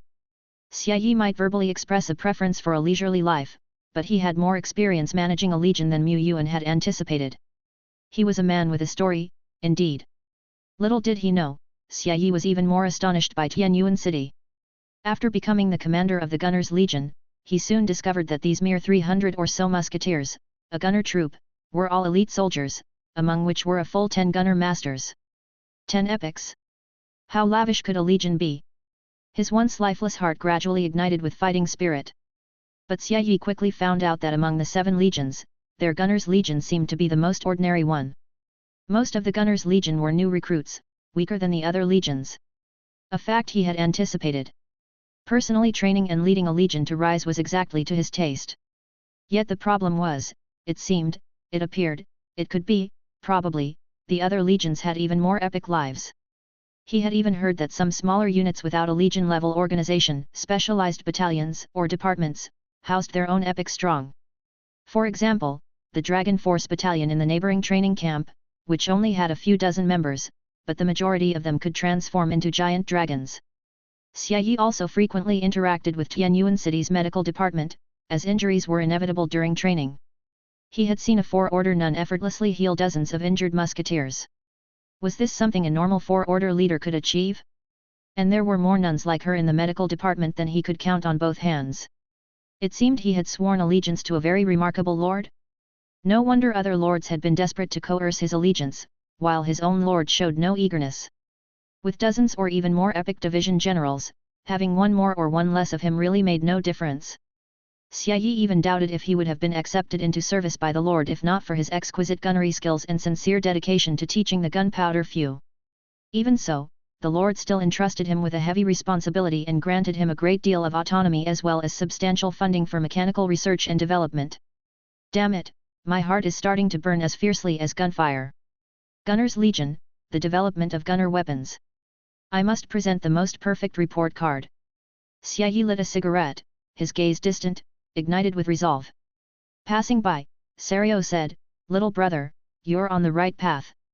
With that determination, you'll soon experience the esteemed, supreme great force of the Lord." Roar. Chapter 444. The Spy from Red Mist Land. Laney's evolution ritual took place at the Miracle Building Ice Heart Lotus platform, equipped with a full set of auxiliary materials. This was a treatment only the core members of Tianyuan City could enjoy. Otherwise, if every epic evolution required a full set of materials, the not-so-large Tianyuan City would have been dragged down long ago. Within the secret realm, a pure white column of light soared into the sky, and a swath of purple auspicious clouds drifted from the end of heaven, grand and majestic, announcing that a heavyweight epic life form was born. My goodness, is this the most revered great force? Xia Yi's pupils reflected the distant white light and purple clouds, ripples pulsing through them. After a while, he took out a cigarette from his pocket, sparks flew from his fingertips only to extinguish them after a thought. He just held the cigarette in his mouth, gazing into the distance, until the distant brilliance dispersed, still maintaining this posture, his gaze distant and full of vicissitudes. Xia Yi was not completely of wandering warrior origins. He once served under a lord. Invited by the lord, he left the recruitment grounds, swore allegiance and established merit for the domain. Under his assistance, the domain grew stronger by the day. From a small town, to a bustling city. Skyscrapers erected, warriors assembled, they swept the wilderness, eradicating monster camps and tribes one after another. It was a time Xia Yi would never forget. Later, the domain was destroyed, during a disaster of the Red Moon. At that time, he was not a gunner master, nor had he reached the legendary realm, but he was already a renowned strong man in the area. Under his meticulous defense and command, the domain resisted the calamity of the Red Moon, not that it was done with ease, but it was relatively stable nonetheless. However, one day, boom! The cannons roared, Xia Yi wielding a machine gun, continuously pouring out ammo towards the outside of the city. Suddenly, dazzling, blinding fireworks erupted behind him, rising like a fierce sun, buildings within the city swallowed by the spreading blaze, the rolling heat waves singeing his beard and hair, the cigarette in his mouth that he never got around to lighting. He was stunned, still mechanically unleashing gunfire, keeping at bay the increasingly tumultuous and violent waves outside. Not knowing how much time had passed, when Xia Yi came to his senses, he found himself in a strange wilderness. His panel identity had become a wandering hero without any affiliation. Somehow, he had survived. He was like a walking corpse. He gradually understood his situation, seeking to survive alone. It took him 3 years to find the region he used to live in, only to learn, the domain was destroyed, and the country to which the domain belonged had also unexpectedly perished in the Red Moon disaster. Completely unexpected. No one anticipated that hundreds of domains would suddenly collapse. Xia Yi wandered, traversing wild lands, crossing over various great domains. He survived alone, became strong alone. He modified firearms, honed his body, and gained fortunes. He stepped into the legendary realm. But he was still insignificant. He even saw and heard of one large city-level domain after another disintegrating under the sudden onslaught of calamities. Humans are too insignificant. Destruction is the inevitable outcome. 60-some years earlier, a great nation-level force spanning several great domains disappeared in a disaster just like that. But perhaps, miracles truly exist. Xia Yi patted his head. Damn it, why the heck am I thinking so much? Just do it. Atop the Ice Heart Lotus platform, Lainey sat composedly. Her sitting posture was graceful and dignified, her neatly arranged golden hair cascading down like a waterfall, falling from her back to the ground. At her brow, a white bud-like seal was flickering with light, as the invisible power of purification diffused around her. The pristine dome. The ruined convent. The resonant chant. The dismembered corpses. Broken images flashed through her mind, sinking into the depths of her soul. After a moment, Lainey opened her eyes, with halos circulating in her pupils, sacred and inviolable. I have awakened 2 advanced skills, among them, Holy Chorus is a united spell that can produce a powerful effect when coordinated with others. Another technique, or rather mystery skill is called Purification Blood Skills. It's a somewhat strange skill. She pondered. This Purification Blood Skills was not weak, it could purify impurities. Similar to the Ice Clear Potion for not deeply rooted impurities. But the prerequisite for using the Purification Blood Skills was the blood of the nuns. The higher the rank and the purer the faith of the nun, the stronger the effect of the Purification Blood Skills. But she saw at a glance that this mystery skill was extremely damaging to the user. Using Purification Blood Skills to eliminate impurities was no different from quenching thirst with poison. Under what circumstances was such a mystery skill born? She shook her head slightly. In a concentrated moment, Lainey held up her hand, and a sacred seal slowly emerged in her palm, seemingly symbolizing the purest power of purification. Purification Holy Seal. Description: Lainey can shape a holy seal that possesses pure power of purification, cleansing concepts, effective against all negative states, dark forces, including impurities. At the same time, the holy seal has a strong sensitivity to dark forces, impurities, and other negative forces. At this moment, the Purification Holy Seal flickered drip drip drip, the flickering frequency very fast. After all, outside the Lotus platform building, a massive frost giant dragon was spreading an evil aura. In the eyes of the Holy Seal, the undead dragon was undoubtedly evil. After fumbling around for a while, Lainey finally learned the basics of using the Purification Holy Seal. She turned off the detection of dark energy within it, and the Holy Seal stopped its incessant blinking. Once her evolution was complete, Lainey got up and left, not wanting to occupy the Ice Heart Lotus platform any longer than necessary. She returned to her everyday duties and living quarters. Tianyuan City's first hospital. Like any other day, Lainey made her rounds of the hospital, then took some green-handed nuns by the hand to teach them how to wield the power of holy light before she began her own training. She silently harnessed her own power of holy light. The elemental particles of light around her seemed like little elves, constantly dancing around her. After the evolution, both her abilities Absolute Shining Barrier and Walking in Holy Light had improved quite noticeably. She stretched out her hand, her palm bathed in a milky holy light, within which a palm-sized holy seal became visible. When she held the holy seal, Lainey could clearly feel that both her sensitivity to light elemental particles and her command over them had risen substantially. Clearly, the holy seal could also amplify her own power. It was like an epic treasure, perfectly fit for her, able to improve alongside her own advancements. Inside the holy seal, there are still many powers waiting for me to discover. Suddenly, Lainey's expression became fixed, and in the next moment, it turned grave as she stared unblinkingly at the holy seal before her. After a while, the holy seal flickered slightly. The holy seal just flickered a moment ago. That wasn't an illusion, it's a warning from the seal. Lainey quickly checked and confirmed that what the holy seal detected was not dark energy but contamination. However, within the bounds of miracle territory, there should be no drifting red mist, and the hospital is located in Tianyuan City's old district, a more central area. How could there be contamination here? Lainey's expression grew more solemn. She was no longer an ignorant girl, and as the person in charge of the hospital's nun squadron, she was privy to many secrets. The presence of contamination equaled a major problem. It might be a wild goose chase, but it could not be ignored. She would rather it be a wild goose chase. Lainey used her mind seed to contact her lord directly, reporting the situation. Okay, I got it. I'll have Ilo and Lu take charge, you assist them in locating the source of the contamination. Yuan soon thought of the Faceless Ones, something he heard about in the Great War Zone. Could it be the Faceless Ones? That wasn't certain, as the monster overlord's probing methods were not limited to just the Faceless Ones. If it was indeed the Faceless Ones, it would be troublesome. The sentries outside hadn't noticed anything, which was quite normal. Even a professional Rakshasa would only be able to find them in a short time if they knew for certain of the Faceless One's existence. No matter what, we must take this seriously, but we can't cause a big disturbance, at least not overtly, he said. Other than that, Tianyuan City should continue to operate as usual. He couldn't possibly lock down the entire city over this. Especially today, when Gemstone Grand Duke is officially visiting Tianyuan City as per their agreement, and as the Lord, Yuan would personally welcome him.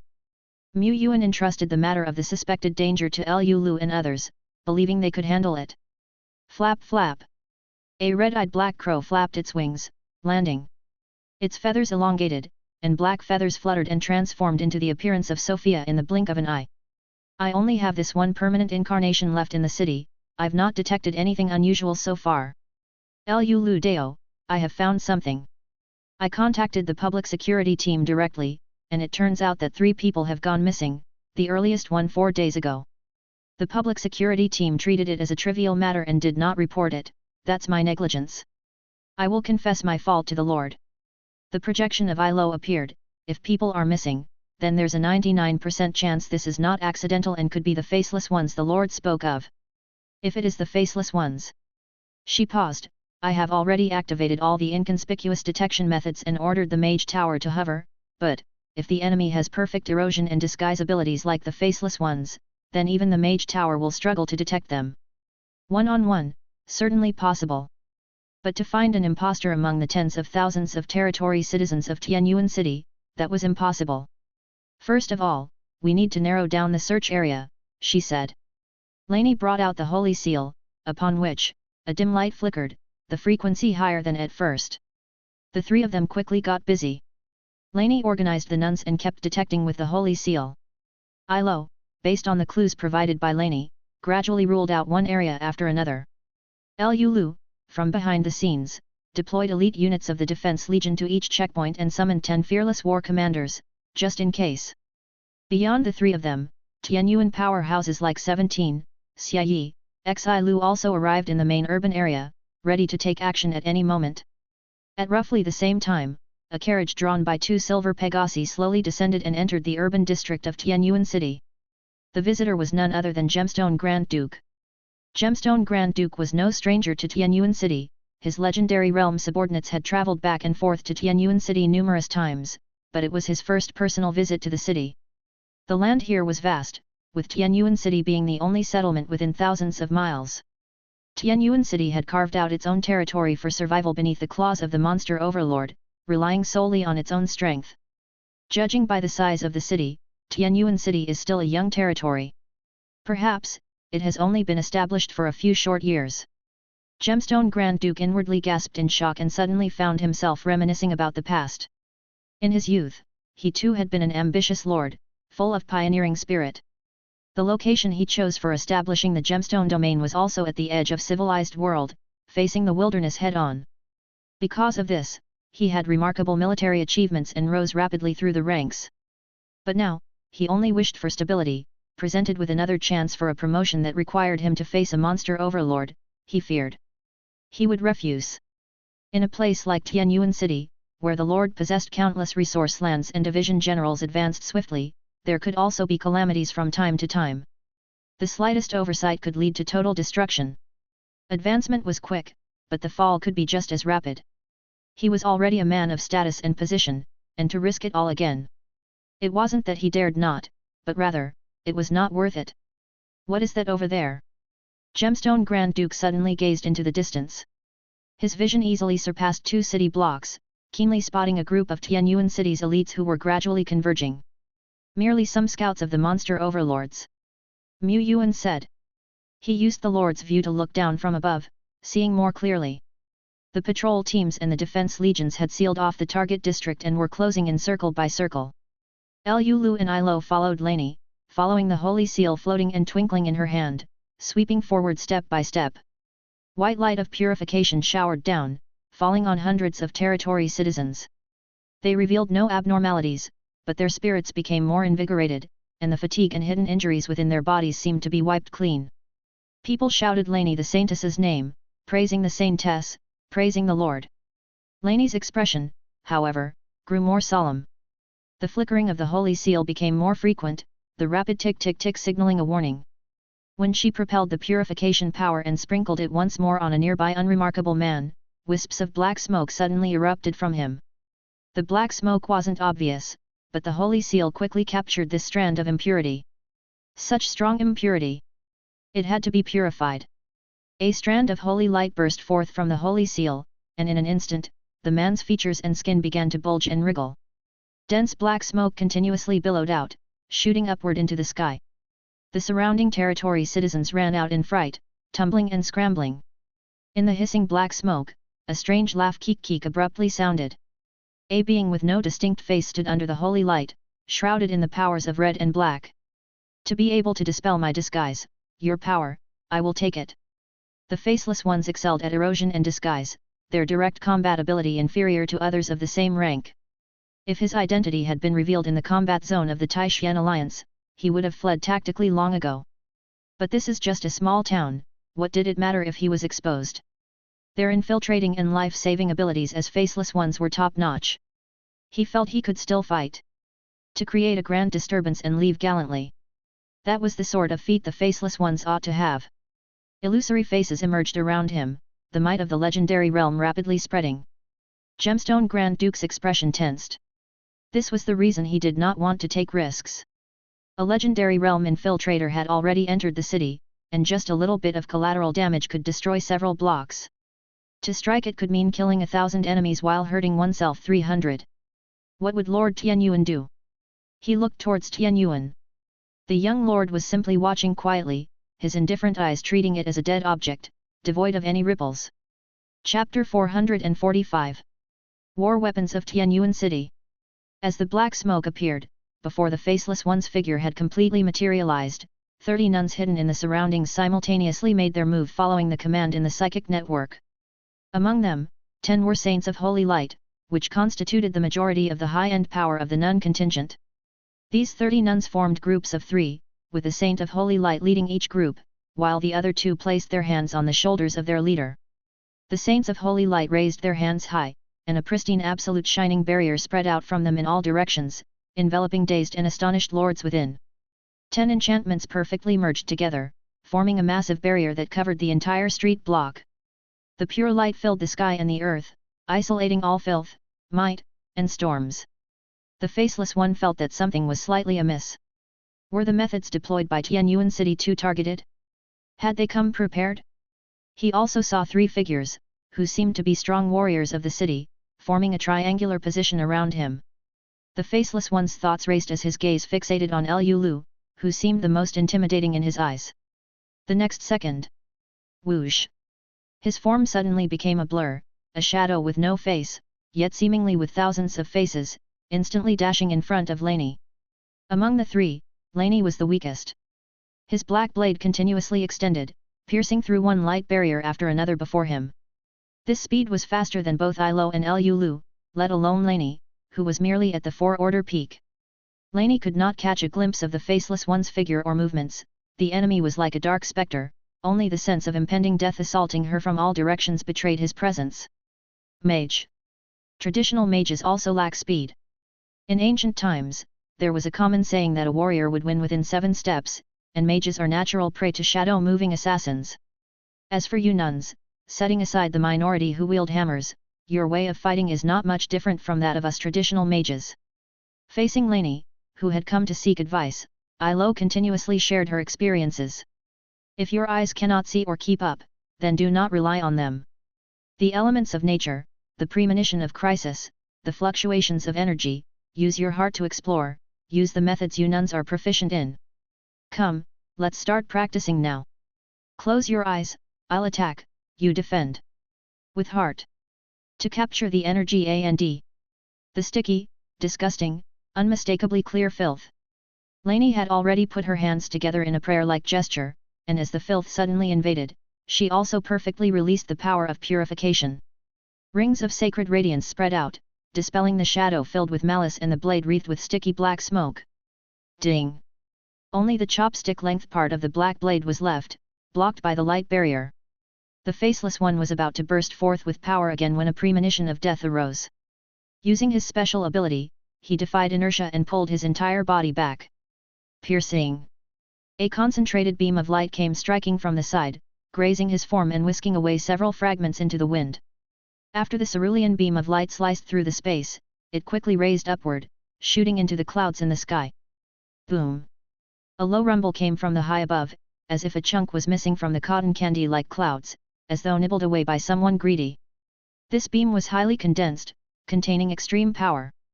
It appeared unremarkable, but was incredibly terrifying.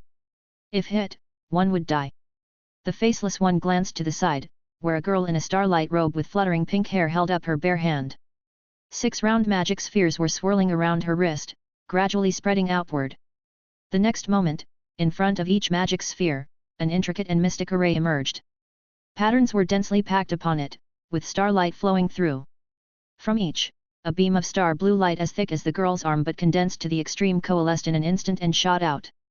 6 beams of light struck horizontally. The Faceless One's pupil shrank. How cold-blooded is this human girl? This strike, when it came crashing down, would kill at least hundreds of ordinary people within its radius. Weren't these insignificant ants supposed to be human weaknesses? In front of the Faceless One, a huge face appeared, its expressions constantly changing, young and old, sorrowful and fierce. The face opened its mouth. Piercing! The cerulean light beam tore through the entire face, as if ripping open a tattered sack. Having dodged the Faceless One's side, the beams that were meant to hit him now turned in the distant sky, arching back like long whips, like a wide net, sweeping down. Controlled by the human girl standing far away. She must not be spared. The Faceless One quickly used his racial talent, the technique of body transfer. Being a Faceless One, he naturally had an alternate body left outside of Yuan City. The Faceless One looked down upon the city, at each of the human faces. He would come back. Buzz. The humanoid black smoke blurred for a moment, then returned to normal as if nothing had happened. High above, unseen and undetectable, a grand secret tower stood, within which countless array patterns hummed and operated. Locked onto Yuan City. Locked onto the main city district. Locked onto the 16th block. 6 beams of light chased from all directions, hitting the humanoid black smoke at the center. The star blue light collided, compressed, and collapsed. Like a nebula floating in midair. The next moment, a surging, brilliant column of energy shot up into the clouds, exploding into gorgeous fireworks high above, lingering for a long time. The glowing enchantment enveloping the surroundings rippled in waves, quickly returning to calm. Ilo lowered her arm, and the 6 magic spheres rolled around her before finally disappearing one by one. In the distance, Xilu stopped sharpening his claws. Xie lit a cigarette. Not having extra work is really nice. He looked up at the sky, where the fireworks were dazzling, and the people around also looked up at the magnificent sight and exclaimed. This is what it means. Farther away, 17 slowly relaxed her bowstring, removed the arrow, and also lifted her head to gaze at the splendid fireworks, a slight smile appearing on her cold cheeks. Mu Yuan withdrew his overlooking gaze, also revealing a smile. Well done. Grand Duke, the fireworks were quite nice, weren't they? Yes, they were pretty. The smile of the gemstone Grand Duke was somewhat forced. What had he seen? A monstrous legendary creature that had penetrated into Yuan City was turned into fireworks in just a dozen seconds, and the whole of Yuan City. Sorry, not to mention the loss of a single person or brick, not even the monster's blood had a chance to fall upon the ground before it was completely obliterated. And the Yuan powerhouse who truly made the move was just one person. A young girl dressed as a mage. This person, the Gemstone Grand Duke still slightly knew her. In the past, when his Gemstone Duchy's envoy visited Tianyuan City, she was the one he dealt with the most. The so-called civil officer, whose status was only second to the city lord of Tianyuan City. The devil's civil officer. How many powerhouses does Tianyuan City actually have? The business negotiations with the Gemstone Grand Duke went very smoothly, he indeed was someone you could deal with. After sending off the Grand Duke, Yuan entered his own Spirit Network Division General Channel and asked, "How's the cleanup in the city going? Are there any traces of other monster scouts?" Loliudeo answered, "No discoveries for the moment," and Lady Laney also indicated that the Holy Seal has not detected any further corruption, but this faceless one is very likely not a remnant of the Black Crow clan or the Blood Snake in case. Yuan agreed, When he was in the war zone, he had read some public war reports and knew how troublesome this type of creature, the faceless ones, could be. The faceless ones infiltrating the war zones were almost all from the legendary realm, and among them, there were even existences from the legend spirit soul realm. However, equally, faceless ones as creatures were extremely rare, serving only the top overlord powers, definitely not something regional overlords like the Black Crow clan or the Blood Snake in case could possess. If the Black Crow clan or the Blood Snake in case had faceless scouts, they would have infiltrated Tianyuan City long ago. Yuan tapped his fingertips on the desk, pondering deeply, this faceless one is very likely from Dragon Sleep Valley. They had to face the Dragon Sleep Valley of the Red Mist Land. A top overlord power. Moreover, different from before, Tianyuan City was previously just an insignificant power and would not have caught the attention of Dragon Sleep Valley, but now, without a doubt, it had. He had anticipated this day would come. After Dragon Sleep Valley's last setback, once they recovered, they would inevitably notice this. However, if Dragon Sleep Valley wanted to reach out its claws, it would not be so easy. This place was not the Red Mist Land after all. The 10 Directions Island domain was not like the Great War Zone, which borders extensive areas of the Red Mist Land directly. Continue normal vigilance according to the contingency plan, keep searching for the remnants of the Black Crow clan and the Blood Snake in case, and as for Dragon Sleep Valley. They had no way to handle an overlord power of Dragon Sleep Valley's magnitude. All they could do was wait for Dragon Sleep Valley to reach out its claws and then chop them off. Somewhere in the 10 Directions Island domain, a giant dragon-like figure lay sprawling on the earth, its golden-red vertical pupils coldly overlooking several legendary figures of the Black Crow clan. From the information, there are 2 individuals in Tianyuan City that require special attention. A blue-haired baby-faced young girl, a pink-haired petite young girl. They are most likely peak powerhouses of the heaven and earth realm. The giant dragon continued, "Now, the appearance of Tianyuan City is clear in our eyes. Currently, Tianyuan City is exposed while you and I are hidden. Aren't your Black Crow clan the best at scheming? With the current conditions, prepare a performance that will lead to the destruction of the humans Tianyuan City. As long as your Black Crow clan can accomplish this, we from Dragon Sleep Valley will support you in becoming the ruler of this domain." The great elder of the Black Crow clan swallowed hard. Although this was very tempting. They go up against Tianyuan City? This. The day following the Faceless One's incident, Yuan received an important piece of military intelligence. It was not that they had discovered another scout or detected the presence of a powerhouse from Dragon Sleep Valley. The former. Yuan estimated that it was unlikely for another Faceless One to infiltrate Tianyuan City in the short term. A Faceless One was not just any Tom, Dick, or Harry, theoretically, they were much more precious than ordinary legends. The latter. If Dragon Sleep Valley sent only a few powerful individuals to infiltrate, Yuan would have to dedicate the likes of Deadbone, Rakshasa, and Sophia to tail them exclusively, otherwise, it would be very difficult to detect them. Even if they were being tailed, it would not rule out the possibility that the enemy had other secret passages. The military intelligence he received came from the observation base. Tianyuan City, information transmission location. Yuan activated a treasure bead, and in an instant, the towering figure of the battle armor general appeared. He said, "The base has detected corruption." Yuan, the heart of corruption. The original purpose of establishing the observation base was to guard against the emergence of the heart of corruption, which would turn the entire 10 Directions Island domain into the Red Mist Land. The battle armor general shook his head slightly, "That's not it. The wave of information is much weaker than the heart of corruption. According to our analysis, this could be a temporary corruption device. Once such a corruption device is established, it may transform into a small red mist land, often serving as the function of vanguard army for the top overlord power of the red mist land. This also meant that Dragon Sleep Valley was genuinely interested in the 10 Directions Island domain, and not just sending a few paltry individuals as they had before. It further meant that they must purify the corruption device as soon as possible, otherwise, they might directly face the army of Dragon Sleep Valley, or at least a vanguard army. Regrettably, since the enemy did not establish a true heart of corruption, the observation base was unable to lock onto its exact location. What we can detect right now is only a very vague direction. In the eyes of the battle armor general, the situation was quite serious. For Tianyuan City, it was. A temporary corruption device could not erode the entire Great Domain, but it did have the advantage of being set up in a shorter time. Once Tianyuan City was unable to find and purify the corruption device within this time frame, disaster would strike. However, this was no longer just about Tianyuan City alone. If Tianyuan City's enemy were merely a regional overlord power, the alliance could only offer limited support, but now, Tianyuan City's enemy was Dragon Sleep Valley, one of the main enemies of the Taishan alliance. This elevated it to the level of an alliance war. The Lord of Tianyuan City could ask the alliance to send sufficient reinforcement troops, although, it would also take time for the reinforcements to arrive. He saw Lord Tianyuan staring at the vague direction he provided, and after half a second's thought, he said, "That's enough, we'll figure out a way to find the corruption device, the rest is in your hands, General."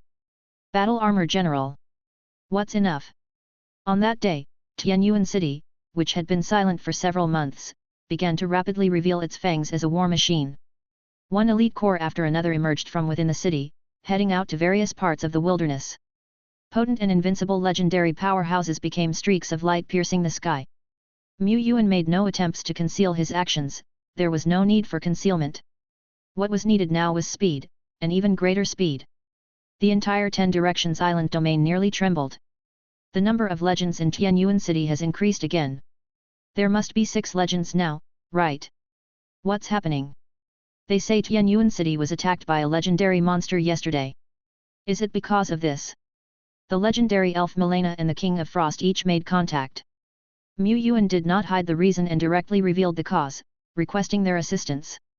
Before long, formidable squads from the powers of the Elves' Garden and Giant Stone Ridge emerged from the secret realm portals, also to head in all directions.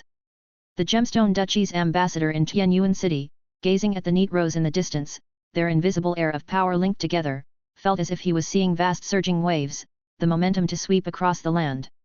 Ever since I came to Tianyuan City, I've always felt it was very peaceful and harmonious, but, is this the true face of Tianyuan City? Yes, indeed. A powerful city that could survive surrounded by overlord powers and claim a territory for itself couldn't possibly be so simple. The winds of change in the 10 Directions Island domain were stirring. Chapter 446. The lineup of Tianyuan City. Tianyuan City has always been a war machine, or rather, a frontline territory of miracles, each one a war machine. To exterminate external enemies, to resist formidable foes, this was the duty of miracle territory from its inception. In accordance with the contract with heaven and earth, to combat monsters, to cleanse pollution was their duty. At this moment, Tianyuan City merely revealed a fraction of its potential as a battlefield. Yuan sat at headquarters, listening to the reports from various legions. Skeleton Legion Vanguard Army has swept through 3 monster strongholds. We are currently advancing, and no enemy can withstand a single claw of this dragon, Awu. The 13th Scouting Squad has found traces of a legendary realm monster and is continuing to pursue. Ghost Legion 3rd Corps has discovered a hidden monster tribe and has eliminated it, awaiting subsequent purification. Purify the root of corruption. Purify the root of corruption. The march of the main force, the sweeping operations, were far more efficient than the exploratory actions of the past. For Tianyuan City did not probe or maneuver, it simply advanced directly, following the general direction given by the battle armor general. If Tianyuan City can continue to sweep with this efficiency, perhaps, it could indeed find the pollution devices in just a few short days. In a wilderness somewhere. The battle armor general, too, led a special squad, constantly searching based on his own experience. His duty was to hold the observation base, and he should not leave it lightly, but the appearance of the pollution devices, the priority of finding the pollution structures had become higher than the security of the observation base. He left his deputy in charge and personally went deep into the wilderness. However, he did not have many men at his disposal, and even with a legendary realm peak leading the team, the efficiency of the search was not much improved. He could fight, but first, he needed to find the enemy. That was not easy. Could Tianyuan City do it? They would do it. Mu Yuan silently resolved. Indeed, he could request reinforcements, and he had already asked the battle armor general to apply for them. However, the alliance, though a powerful but cumbersome machine, would not be able to send significant reinforcements quickly. Safety, hope, Mu Yuan wished to have them all firmly in his own hands. And so Tianyuan City sprang into rapid action, the efficiency of an independent territory revealed without disguise. Yet the army spirit legions marching and sweeping the wilderness were just a facade of Tianyuan City's true capabilities. Sweeping might uncover something, it might even disrupt the situation, providing cover for the real objective. A special squad swiftly headed northwest, quickly crossing the vast Great Blood Tree Forest and entering the more unexplored wild territories of Tianyuan City. The squad consisted of 4 people. Xi Lu, who had taken the form of a smaller giant dragon. Sophia, the head of the intelligence organization. Duo Lai, the top fighter. And the key member of the squad, Lainey. The task of the special squad was to rely on Lainey's Holy Seal ability to determine the location of the source of filth. This was no easy task. Initially, in Tianyuan City, it was only upon returning to the hospital that Lainey noticed the Holy Seal flickering. With Tianyuan City being so small, if they were to extend the search to the entire 10 Directions Island domain, it would be like looking for a needle in a haystack, especially since Lainey was not legendary. But now, the observation base had provided a rough location, which allowed Lainey's Holy Seal ability some room to be exercised. They were not investigating alone. In the wilderness, Serio leading the Skeleton Legion, Lu Lu leading squads of elite, and Xiayi commanding the artillery support troops, all headed in this direction. Each on their own path, yet maintaining a stance ready to support each other at any moment. In the sky, stretches of wings of the Wind King and Tai Ching birds rushed by, their sharp eyes scanning all around, transmitting images far and wide. Beep beep beep. The Holy Seal flickered urgently, flashing on and off. The 3 of them rode on Xi Liu's back, shrouded in Sophia's night, while they swept through the low skies. After passing through a thick giant forest, the trees ahead began to wither, emitting an air of decay and death. Visible tendrils of red mist rapidly increased in the air, drifting, thick with ominous portents. Below the red mist, on the withered ground, were countless ferocious monsters, darting back and forth, roaring, fighting, their trickling blood converging toward the center, upon a root tens of meters tall, covered in red crystal patterns. It's the root of corruption. Just the root of corruption, hey! Duo Lai grumbled, his heart twitching with eagerness as he looked at the brownish-red rootstock in the distance. It was like a treasure chest placed before him, who could resist opening it? He reluctantly shifted his gaze away. Damn it, we'd better hurry up and continue searching. The group did not linger, continuing to hide their forms and auras as they sped off into the distance. Sophia looked at the still beeping Holy Seal and asked, "Can you still track it?" Lainey replied, "No problem. The wilderness is full of various filth, but I'm gradually figuring out how to adjust the Holy Seal. If I set the level of filth detection higher, we can avoid a lot of unnecessary alerts. I think the pollution device that can create a red mist area must be incredibly dense with filth." Sophia, theoretically, yes, the observation base's detection ability was likely developed by referencing your special epic ability. We'll keep on searching.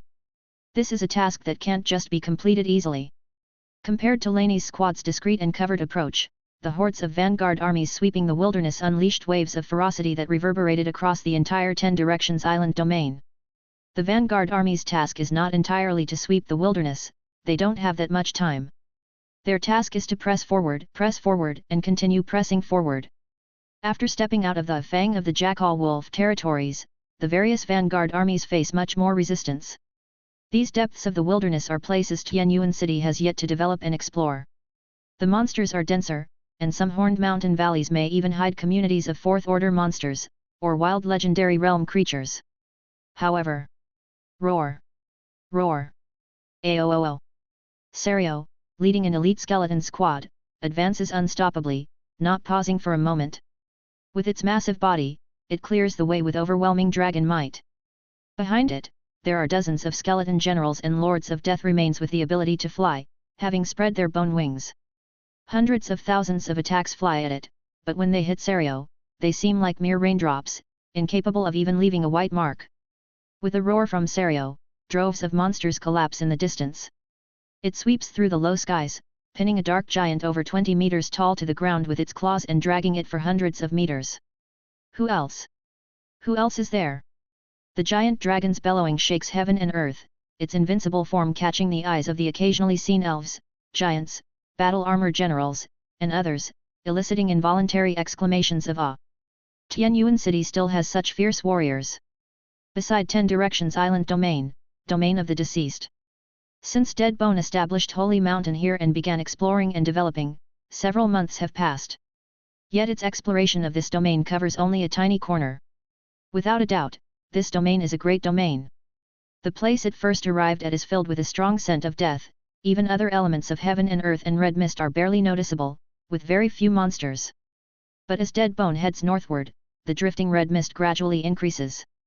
After traveling 1,000,000 miles north, the density of the red mist far surpasses that of 10 Directions Island Domain, with some areas shrouded in red mist, the ground polluted, as if the earth has grown patches of red spots. And Dead Bone surveys the enormous dragon corpse before it. In the domain of the deceased, dragon remains aren't unusual, it has harvested and transformed a batch into bone dragons. But this dragon corpse is different. It died once, lived again, died again, lived again, and then died once more. It revived twice, but these two revivals were not the same. Studying the traces on the dragon corpse, Dead Bone becomes more certain, the first revival was performed by a powerful undead being, who turned the dragon remains into an undead dragon. After this undead dragon perished, quiet annihilation, leaving only remnants behind, its remains were then inhabited and transformed into a special creature composed of countless pieces of flesh, amalgamated together. Dead Bone is familiar with this particular creature, it has encountered and personally slain them before. It's a flesh giant dragon. It has reason to suspect that this is a flesh-deviated dragon from Dragon Sleep Valley, slain here. Dead Bone looks in a certain direction, perhaps moving forward from here would take us to the Red Mist Land where Dragon Sleep Valley lies, the distance between them isn't very far. Because over the past few months, Dead Bone's continuous exploration and transformation of undead beings has also unearthed several ancient civilization ruins. There are quite a few of them. It appears that a glorious land of the dead once stood here. Dead Bone also found the words Dragon Sleep Valley in fragmented records. The Dragon Tomb, which buried countless dragon remains, was the past land of the dead's breeding ground. Based on this, whether or not Dragon Sleep Valley is within this domain, it is not far away. The existence of Dragon Sleep Valley poses too much of a danger. In the homeland of 10 Directions Island Domain, they have suffered due to the threats from Dragon Sleep Valley. It wants to eradicate this peril. But Dead Bone is well aware, there lies a vast gap between itself and Dragon Sleep Valley, a gap not easily bridged in a short time. I'm not getting stronger fast enough. It whispers, its invisible domain extending outwards in every direction. Dark mist billows, the undead howl. The domain centered on it, with a radius of over 10,000 meters, becomes a paradise for the undead. Dead Bone reaches out, drawing straggling wisps of high-order bone essence from the dragon remains. This dragon remains that could be considered top tier in the legendary Earth realm. This should be nearly enough. The path of steadiness, the cultivation of avatars is supreme. As long as we have enough avatars, not only can we achieve safety and steadiness, but we can also lay plans for enemies from thousands of miles away while sitting at home. A long time ago, when it asked Lord what steadiness was, Lord gave one example. Since then, Dead Bone conceived the idea of creating the grand method of avatars. It certainly did so. But as its level increased and its tier evolved, it found that the avatar abilities it created quickly fell behind the version. Avatars have limitations and an upper limit, which Dead Bone finds unsatisfactory. Even Ilo's Starlight avatar and Sophia's Black Crow avatar seem to have flaws in Dead Bone's view. Of course, its friends' avatars serve different purposes. The avatar it wants to create should be capable of enduring fierce battles and utilize most of its power, including epic skills and legendary power, without any upper limit. Go! Dead Bone, with a gesture, disperses the tens of thousands of high-order bone essence it has collected, like a tsunami of death's breath, rushing out. Waves of death surge to the sky. Shortly thereafter, a skeleton with bones like white jade appears before dead bone. They look at each other and speak in unison, able to carry 90% of my power, including epic skills, barely satisfactory, but it will do. The newly born skeletal incarnation was still imperfect, with much information yet to be collected. But, there were more important matters to attend to. Dead Bone raised the battle flag, and a vast black tide surged from afar. Hundreds of bone dragons soared through the sky. Thousands of death knights charged forward on the ground. The frost giant dragon roared, shadow dragons opened their eyes in the azure sky, and vampires giggled in the shadows. It's up to you now, my other self. The incarnation nodded its head. Leading the massive tide of the undead, it went straight toward the deeper regions where red mist wafted. Yuan City, as the night slowly descended. Yuan spread out the web of spirit, resonating with the vanguard legion that had already entered deep into the wilderness. The various armies and corps were dispersing, advancing rapidly in the forms of small and medium-sized squads. But even with squads of less than 10 persons, the elites possessed the ability to break through the encirclement of monsters with ease. This was the core strength of today's Yuan City. Although the number of those in the legendary realm in Yuan City might not be many, there were countless Super 4-order warriors between the legendary realm and the commoner's extreme peak of combat power. Yuan Territory. Level, 5 Territory. Troop Type, click to expand. Epic 1 star. Gunner Master 10, Wings of the Wind King 12, Saint of Holy Light 12, Brave Marshal 15, Lord of Frost 20, Giant Dragon Swordsman 25, Nature Spirit 30, Fearless War Handsome 30, Arrow of Polar Star 35, Lord Treeman 35, Ghost Commander of the Underworld 45, Lord of Death remains 65. Other Epic 1 star 20. In total, 354 epics. And this is merely the Epic 1 star elites, not including a few junior and division general level powerhouses. Who would have thought that amongst these seemingly ordinary but actually elite corps, there would be hundreds of epic lives? Limited by accumulation, most of these epic elites are still quite a distance away from the legendary realm, needing at least another year or two of consolidation before they can hope to make the leap to legend. But they possess truly formidable combat power, nearly sweeping across their peers with invincible might. It was this assurance that gave Yuan the confidence to march into the wilderness without any disguise. Time slowly ticked by. Yuan sat in Yuan City, with the web of spirit never disconnected. As the vanguard army ventured deeper into the wilderness, they encountered greater resistance from wild monsters, and the enemy lay hidden amongst them, waiting for an opportunity to strike. Boom! In a certain place, an assault squad composed of 3 Arrow of Polar Stars, 3 Fearless War Handsome, and 2 Lord of Frosts had just ripped through a wave of monsters and broken free. A blood-colored domain unexpectedly enveloped them. The blood serpent of the blood snake encase legend revealed a vicious smile. Got you. Several tens of seconds later, the smile of the blood serpent legend gradually stiffened. I will come back. Before him, 3 dazzling golden barriers stood, like fortifications that could not be surmounted. The snowflakes drifting from the sky and the shadowless arrows flickering with starlight also brought him quite a bit of trouble. As a figure of the blood serpent legend, Yuan was certainly not likely to be defeated by a few human warriors, but he couldn't stay in one place for too long. How did he end up targeting such a tough nut to crack? Hurriedly, the figure at the legendary realm vanished before the eyes of the assault team. The enemy is getting restless, which also indicates that we're getting closer and closer to the target location, Laney said. At this moment, it had only been a day and a night since the battle armor general had sent the message that Yuan City had transformed into a war machine. In the depths of the wasteland, west of the former Black Crow clan territory, was a barren and desolate area. Laney's team, serving as the spearhead, had already advanced to this location. Laney was half kneeling on the back of a red dragon, with her hands joined in prayer. Before her, was a purification holy seal that occasionally flashed with dark light. At that moment, the frequency of the seal's flashing wasn't fast, but when the seal grew dim, it darkened profoundly. This profound darkness first appeared an hour ago, and compared to before, the frequency of this deep dark flashing has been getting faster and faster, she noted. This time, we may find a different kind of filth, deeper and denser, which is likely our target. Guided by the holy seal, Xi Lu adjusted her flying direction several times, her speed increasing rapidly. Everyone knew that it was a race against time. As the battle armor legend had said, temporary filth devices, once implanted into the ground, often took days to establish. But often isn't always the case, and the livelihood of the territory couldn't rely on luck. Time to charge, AOO! Xi Lu bellowed. Suddenly, Sophia said, "Wait, there's..." Before she could finish, the world around them became even darker, a different kind of darkness from the night Sophia enveloped.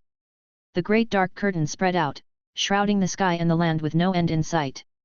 Vaguely visible, countless pitch-black trees began to grow and branch around them. Atop these dark treetops, shadows of black crows appeared, their red eyes opening. "What is that?" Xi Lu spit out a streak of true flame, incinerating the black trees and shadow crows before her, but the pitch-black curtain still lingered overhead, with black trees growing in the distance, the figures of crows lurking. Sophia gazed intently. This pitch-black curtain has the power to trap enemies and confuse space. It's a combination of illusion array and trap formation. It seems our enemies want to trap us here. Duo Lai extended a finger, a speck-sized red light appearing on his fingertip. The next moment, boom! A sunburst blossomed from the end of the earth, but it still couldn't truly shatter the black sky curtain. "Do I smell treasure?" Duo Lai pondered. Somewhere in the wasteland, a treasure resembling a black withered tree was embedded in the barren soil. Around it, at least 10 figures wearing black crow masks of the legendary realm gathered, extending their hands to continuously input their power. To think that one could unleash a sunburst in a snap of the fingers? Human warriors are terrifying like this. No wonder the fang of the Jackal Wolf's attempts at assassination ended in failure multiple times, and even the Black Crow clan, backed by the Orokai servants, perished at the hands of humans. Fortunately, we did not confront these humans head-on. Now that they have fallen into our great Black Crow forest, trapping them here will be easy. This is the steadfast strategy of my Black Crow clan, Kikikikikik. Chapter 447. Epic Treasure, Generals Take Action. The great Black Crow canopy shrouded heaven and earth, its ends unseen even by those who looked as far as the eye could see. It seemed as if the entire wilderness had been stripped away, leaving the trapped strongmen lost. Above Duo Lai's head, the ever-changing badge resembling a hairpin flew out, transforming into a staff with a large red gem encased at the tip, flanked by a pair of small wings. Grasping the staff, he pointed it toward the faraway darkness. "Let me tear it apart." "No, let me do it." Sophia stepped forward and said. She certainly believed that with Duo Lai's abilities, he could penetrate and tear the great Black Crow canopy, and the whole process might not even take much effort, but she had also glimpsed some of its secrets.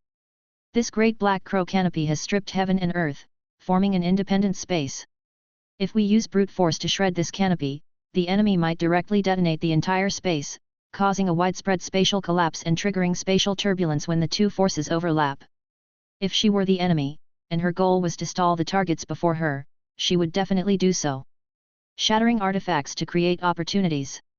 By then, even if they had the ability to survive in the spatial turbulence, there was a certain chance they would be swept far away by the chaotic currents. This was unacceptable. Sophia touched her arm, smooth and fair, without a trace of crow feathers. "The power of the dark crow bloodline flows within me. I am somewhat familiar with this great Black Crow canopy, leave it to me." Opening her eyes, the girl stared blankly at her arm, where a patch of crow feathers was indelibly imprinted. This deep black stood out jarringly against her normally fair skin. "Black feather, Miss has grown many black feathers like a crow's. She is a witch, her body courses with the filthy blood of monsters." Monster! Monster! To have black feathers upon one's flesh, the visage of a black crow, what an ill omen! A stain! Truly, a stain upon our Kasardi family. Pfft!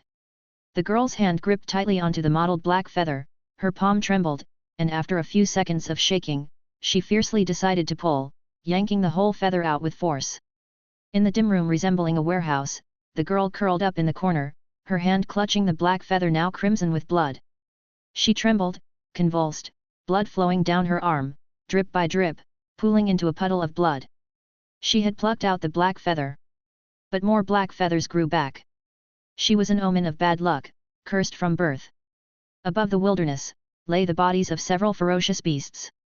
A black crow with mottled feathers flew down, staring blankly at the corpses and blood before her. After a while, she mumbled to a skinny deer not far away, "Tell me, why have we contracted the witch's disease, and what is our purpose of being born into this world?" The deer was gaunt, its fur dull and grey, yet it moved with a graceful gait. Perhaps it's for the next life. Will there be a next life? There will be, the deer said gently, you must believe. That is the meaning of our struggle for survival. Their struggle for survival now had meaning. The dark crow bloodline, which she once saw as venomous and despised and feared, was now a cause for Sophia's gratitude. Everything had meaning. Her eyes shone bright, like two night pearls in the darkness. Her hands spread wide, as if embracing heaven and earth. The next moment, her slight figure gently lifted off the ground, her black hair extending with each breath. Thick and long, the hair strands formed a massive net, a forest, a canopy. Crimson eyes opened amidst the hair's veil, numerous, in the dozens, in the hundreds. Hundreds of glossy, black nether ravens flew out, thousands upon thousands of black feathers danced. A black storm arose in an instant, spreading quickly into the distance. 100 meters, 1,000 meters, 10,000 meters. Black crows kept flying, each image of a crow within the black canopy seemed to take the form of Sophia's nether ravens. Black trees grew buds, swaying with the rhythm of the storm. Though they were beneath the black canopy, Duo Lai, Xi Lu and the others felt as if they saw a night raven canopy expanding rapidly beneath the black one. It was Sophia's crows. The outside. The black barren trees rustled, and the great elder of the Black Crow clan's expression altered slightly. The next moment. Flutter flutter. Black feathers, like floodgates opening, cascaded from the barren trees, shaking the whole tree continuously. Amidst the black feather storm, a group of crows appeared, guarding Sophia, who emerged from their midst. Now, it's my turn, she declared. Phew, it's over. After disengaging, Sophia immediately counteracted the remnants of the Black Crow clan with her night raven canopy. In a few seconds, Duo Lai and the others hurried over. General Duo Lai struck with fury. The surrounding space shattered repeatedly, and soon all that was left were the tattered remains of the Black Crow clan's remnants, along with a barren tree that no longer swayed, rooted firmly in the ground. Duo Lai stared at this barren tree, as expected, it's a treasure. You take it. Sophia picked up the artifact. Her hero status swiftly granted her the basic information about the artifact. Great Black Crow Canopy. Tier, Epic. Description, an artifact requiring Black Crow-related powers to be effective, it can trap, strip heaven and earth, and also hide our traces within the canopy's enchantment. Once the Great Black Crow Canopy is deployed, it is difficult to move, and if its use is interrupted, it cannot be reactivated for a short period. It's an epic treasure. Sophia was not surprised. Without the aid of the epic treasure and the unique mystery skill of the Black Crow clan, how could they have been trapped for such a long time? There is nothing left to stop us now, let's continue to advance, she said. You found the contamination device. In some wilderness, when the battle armor general heard the news from Yuan City, he was somewhat astonished. How long had it been? He had expected that Yuan City would find it. Since yesterday, the successive advances of Yuan City's legions had caught his attention. But he didn't expect Lord Yuan to be so swift. It had been just over a day, hadn't it? The battle armor general glanced at the approximate coordinate location and then fell silent once more. The location was indeed on his forward path. He was still on his way, having only traversed a little over half of the journey. Once again, the battle armor general couldn't help but marvel at the speed of Yuan City. I, a veteran of the pioneer group in exploration and tracking, have been outpaced, but next comes the frontal battle, and that's my domain. The battle armor general left an elite squad behind and soared into the sky alone. After all, finding the contamination device was just a prerequisite. They still needed to purify it. Around the contamination device, there would certainly be legendary creatures, and moreover, they were from Dragon Sleep Valley's legendary realm. 2 hours after Sophia and her group discovered the contamination device. Boom, boom, boom. A skeleton legion approached, shrouded in black mist, with the imposing, ferocious, and warrior-like Lord Serio soaring at the forefront. Lu Lu led an elite force that followed closely behind. The scattered teams that had been ahead now gathered together, their force subtly resonating, with the faint shadow of the army spirit emerging. At the front, fearless war commanders were arrayed side by side with large shields at the ready. Upon arrival, Lu Lu swiftly arranged a defensive stance. According to Lord's instructions, we will set up a few watchtowers first, he said. With that, Liu Lu took out a miracle blueprint glowing with a faint green hue and tossed it into the air. The blueprint fluttered in midair, then turned into specks of light that dissipated, replaced by the illusion of a small tower, about a dozen meters tall, which was unobtrusive in the vast wilderness. The watchtower was quickly erected. Duo Lai asked, "Can we start the fight now? I want to take on the strongest one." Its gaze shifted forward. The shadows of giant trees swiftly fled to both sides, the stretching mountains and the undulating lakes were also quickly passed over by its gaze. The view meandered across steep valleys on either side, and what appeared before it was a valley shrouded in a light yellow mist. Deeper into this swamp of mist, red mist floated, vegetation had withered, and the swamp turned into ground cracked with countless red crystalline formations. A pillar resembling the root of corruption, but more regular and more massive, stood proudly in that spot. On it, crimson patterns were slowly climbing upwards, eerie and ominous. Next to the pillar of filth, huge beings were opening their eyes. "Humans have come," said the crimson dragon in a bell-like voice, deep and resounding. "Humans have still found this place. Those of the Black Crow clan are truly useless, they couldn't have fled, could they? Those who worship so-called gods, as expected, cannot be trusted," another added. "Regardless, this human power should not be underestimated, there might be powerhouses from the core of the Taishan alliance among them," one mused. "It doesn't matter, this place is ultimately far from Taishan, and it's just a small miracle territory after all," said another with nonchalance. Few in number, there were only 7 of these huge creatures, but each one had a body size of 70 to 80 meters, much larger than an adult giant dragon. The crimson dragons from Dragon Sleep Valley. They were like awakening behemoths, their terrifying aura beginning to ascend, and their domains spread out, causing heaven and earth to tremble and hum. In the center, a dragon slightly smaller in size and as still as a red statue, suddenly lit up its dragon's eyes. Gold mixed with red. It was as if a transcendental presence had sent great power across the great domain. He was not a divine envoy, but it was a form of descent. Assuming another's body, deceiving heaven and earth, he had slain half of his own god soul to traverse the domains. Above the realm of heaven and earth, the might of a god pierced through tens of kilometers in the blink of an eye, reaching right in front of the gathered generals of Tianyuan City. In an instant, Laney, Bone 4, and other commanders only felt a pair of golden eyes that could overshadow the sun appear before them, casting a terrifying gaze with overwhelming pressure that made one's heart tremble involuntarily. An existence beyond the heaven and earth realm. Xia Yi murmured. Among those present, he was the one with the broadest experience and deeply understood the horror of the soul realm. Even if it was just a descending soul realm. Facing this coercion, Duo Lai's eyes grew brighter, as it took out its staff and stepped forward. "I told you before, the strongest one is mine." Facing those boundless golden pupils, Duo Lai glared back fiercely.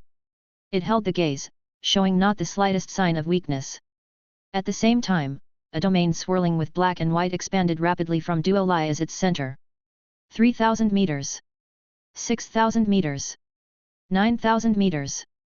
Even though it had already surpassed the limit of the peak of the heaven and earth realm, and had even gone beyond 10,000 meters, Duo Lai's domain continued to expand at a breakneck speed, spreading as if it had no end. Ascending to legendary status is like just having broken through the legendary realm at the beginning, there's a period of rapid enhancement. You, dead bone, are just a legendary life in its juvenile period. How far you can go, to what level you can expand your domain, there is no data to refer to, you will be the marker for those who follow. Setting a benchmark was something Duo Lai enjoyed the most. It would expand its domain at the fastest speed until the limit. And today, Duo Lai with a radius of 13,000 meters, would guard the entire field. It soared into the sky. In the distance, within the territories where the red mist drifted, the soul realm giant dragon also uttered, interesting. Elements of heaven and earth wrapped around his body. He turned into a meteor, chasing directly after Duo Lai. After Duo Lai and the soul coercion that made one's soul tremble had gone far away, Xi Lu, who had returned to human form, sharpened his claws. "Next, it's our battle. I smell many dragons' scents. The enemies don't seem ready to come out. Shall we just charge in?" At that moment, Xia Yi spoke up, "Let me go first, I can disrupt the enemy formations." The Gunners' Legion had not reached the standard to join the battle. For this fight, only Xia Yi from the Canon series was present. As a new general of Tianyuan City, he also needed a battle to prove his worth. Besides, Not long before the war had started, Lord had just used his great power to bestow upon him the baptism of evolution. He had advanced further, his thinking became clearer, awakening more canon arts, and even the lingering internal injuries, the damaged foundation of his body had also been restored. He had never felt so full of spirit. His cannons, too, were raring to go. Quantum satellite cannon, epic skill. Description: anchor a coordinate, charge up, and deliver a devastating blow to the enemy. This was a simple, direct, and brutal epic ability. Xia Yi liked it. Big is strong, destruction is the true essence of executing justice. He turned to someone nearby. Miss 17, could you send this beacon close to the enemy for me? The beacon was the size of a fingernail, resembling a piece of gathered information state matter. It was sometimes solid, sometimes blurry. 17 nodded her head. She placed the beacon on an arrow, drew the bowstring taut, and like a shooting star, the arrow whistled through dense forests, lakes, gorges, and zipped next to a giant dragon that stood on the brown earth. The giant dragon was stunned for a moment, shooting an arrow from tens of kilometers away. What is this human thinking? The beacon glowed faintly. High in the sky, particles were gathering, and in the blink of an eye, a silver-grey mechanical body was forged, floating there. The six-winged mechanical body slowly unfurled, absorbing the surrounding elements of heaven and earth. Elements converged like a river, swarming towards it. A crimson speck rapidly expanded. A dozen seconds later. Drib! The giant dragon suddenly looked up, red light growing in its eyes. Boom! An indescribably huge column of red light shot down from the sky, effortlessly destroying the brown-red earth, eradicating thousands upon thousands of common monsters beneath the red mist without leaving a trace. A cloud of dust and a huge wave surged into the sky, and the crimson pillar of light compressed into a line, hissing as it disappeared into the ether. Chapter 448. The Yuan Division General, never alone. The swamp was in chaos, with dust flying and stones scattering. Puddles of mud had been incinerated within the red light column, and the ground collapsed as a result, its yellow fog drifting above the swamp mostly burned away. Only the silken red mist remained as if existing in a different dimension, completely unaffected. At the center of the red mist domain, a reddish-brown crystal pillar still stood tall, unharmed. It seemed to hang in mid-air, with the ground below crumbled away, and from its base spread red filaments like a web sinking deep into the earth. Who? From within the dust, a whirlwind arose, and a colossal crimson figure burst forth, his neck bulging on both sides. Subsequently, two fierce dragon heads sprouted out, one on each side. He roared, his 6 golden red pupils looking down upon Xia Yi and the others. Diving down, he opened his domain which instantly expanded to a 5,500 radius, resonating with heaven and earth. He was none other than a peak power of the heaven and earth realm, and an epic at that. The other 5 figures also flew out from the dust right after him, each opening their domains, the might of the peak heaven and earth realm on full display. Simultaneously, these beings from Dragon Sleep Valley of direct lineage to the legendary realm, all possessed the bodies of giant dragons. They were the epitome of the epic rank within the heaven and earth realm. Any of them is no less than the Sand Elemental Lord who appeared at Ironstone Mountain a month ago. Xia Yi thought to himself. He had confronted the Sand Elemental Lord in person back then, well aware of how terrifying a foe of that level could be. However, he was no longer the same man as before, even if only a month had passed.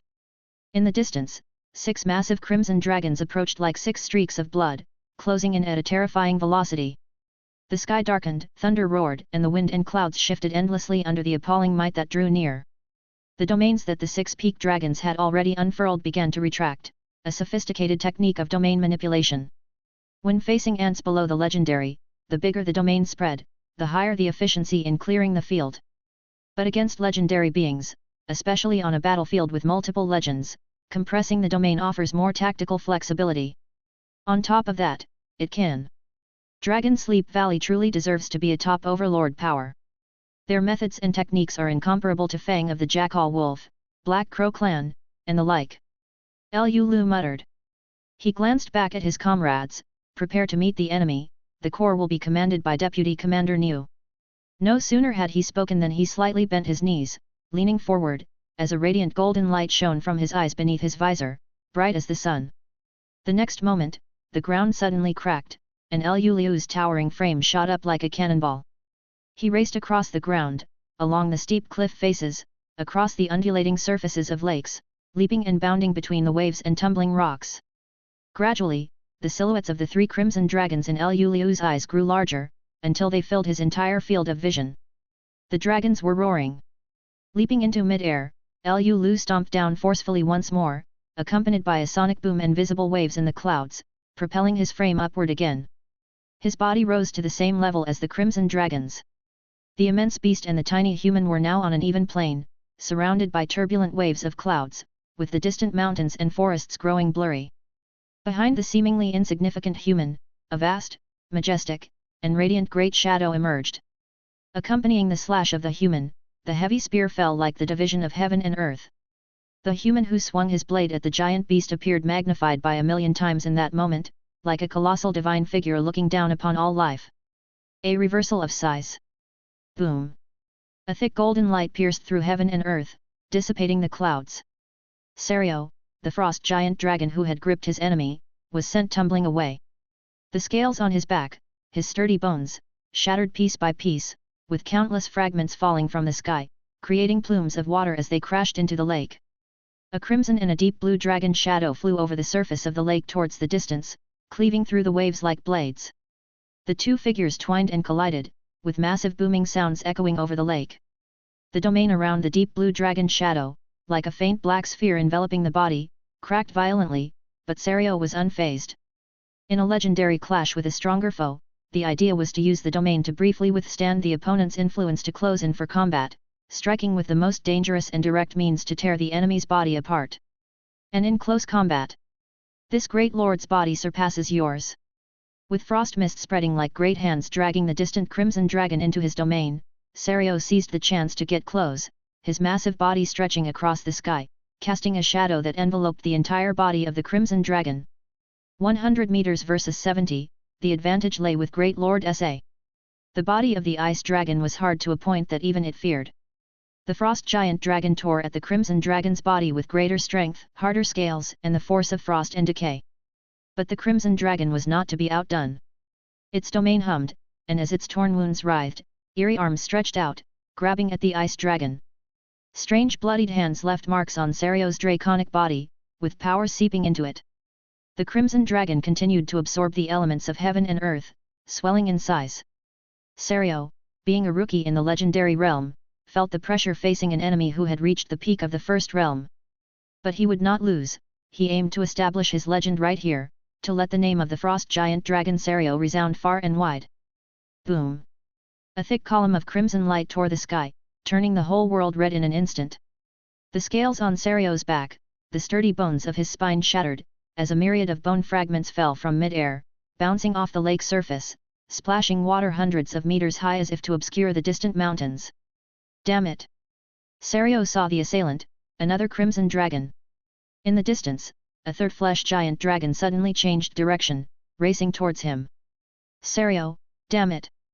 In total, 6 peak heaven and earth realm flesh aberrant dragons, one of which had been smashed down by Lu Liu, was awkwardly flying out from under the water's surface. 2 were heading towards their Tianyuan city's position in the distance, aiming to extinguish Xia Yi and 17's artillery fire. That meant half of the enemies were focusing on him?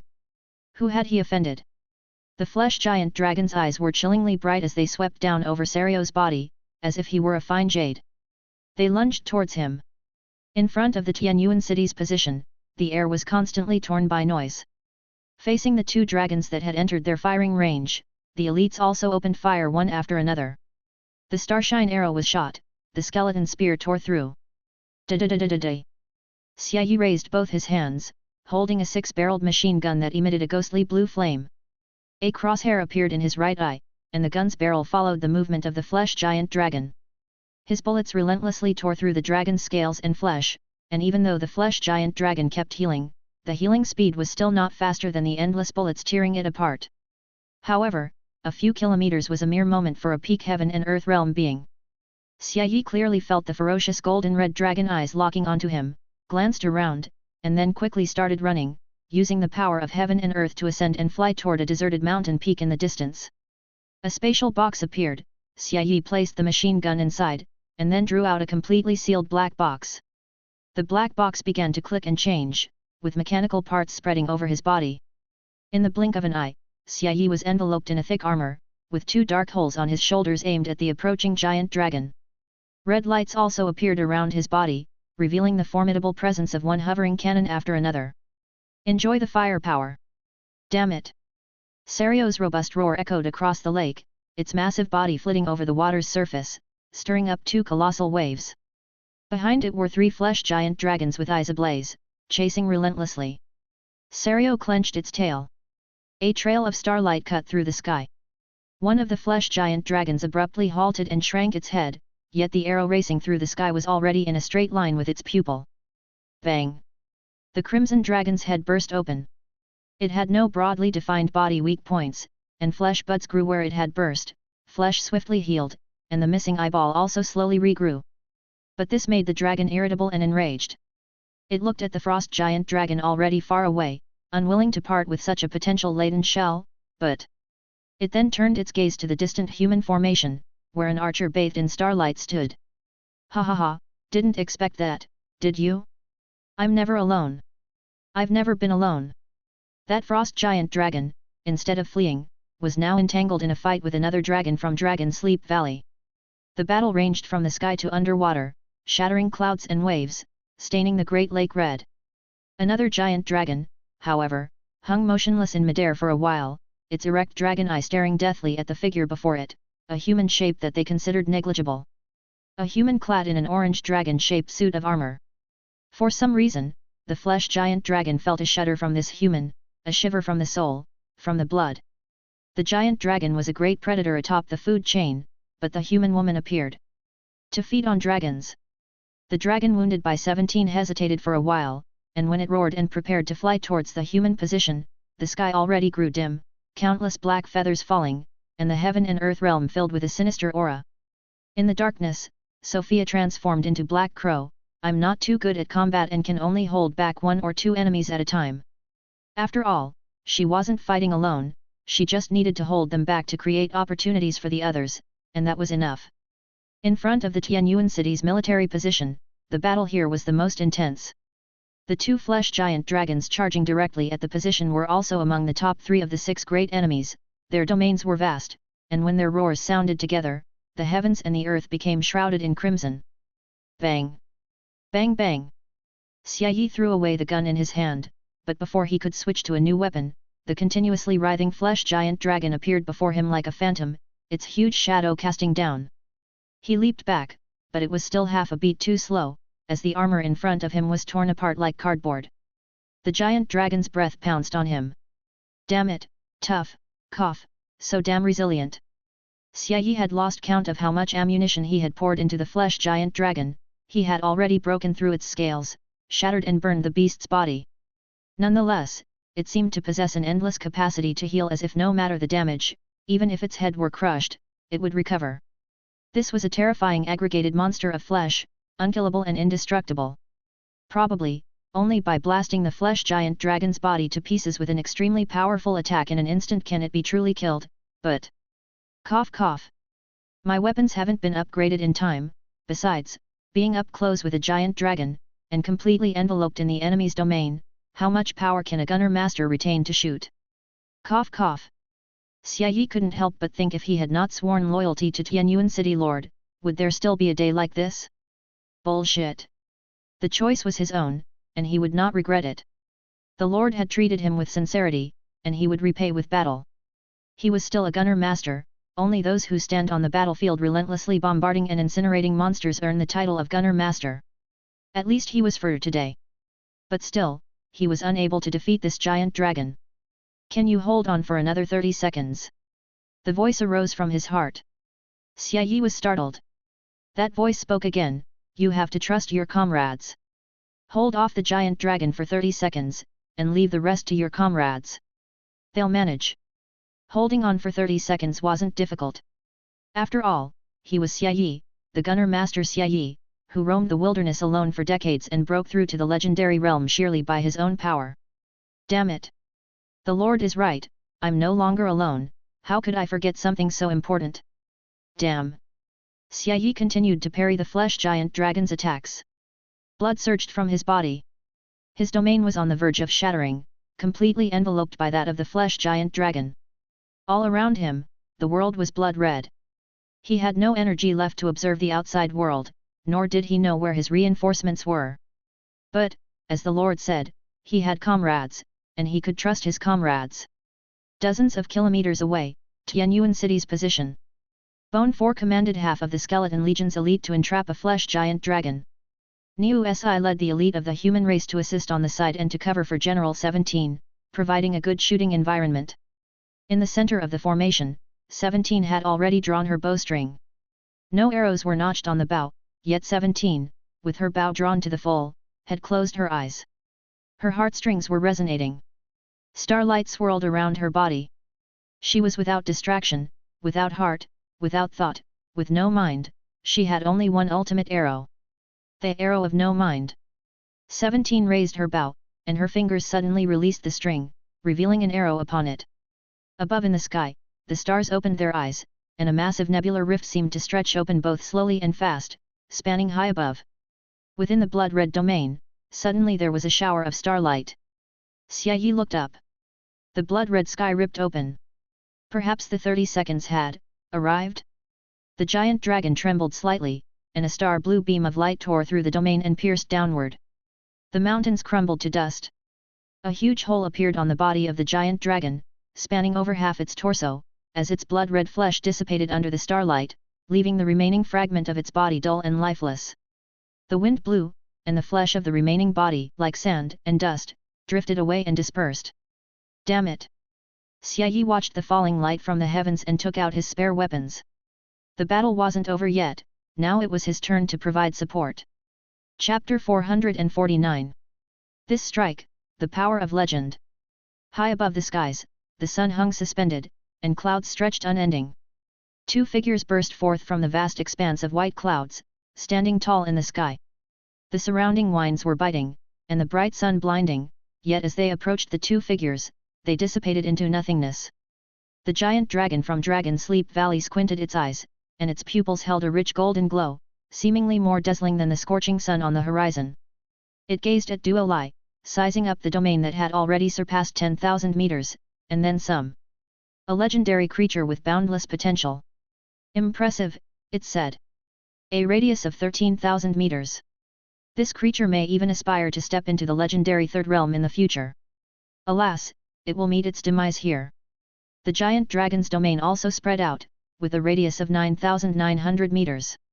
Inferior to the creature before it, yes, but it was already a being from the soul realm. Beings of the soul realm can construct a god base, ignite their god soul's flame. At this stage, his domain could no longer expand, but with the formidable power of his soul power, he could command a broader range of the elements of heaven and earth, and even minor magic cast by him had the effect of turning decay into magic. His god soul could also leave his body, traveling thousands of miles in an instant, or he could split his god soul in two, bestowing half upon another's domain, descending upon a prepared vessel for another.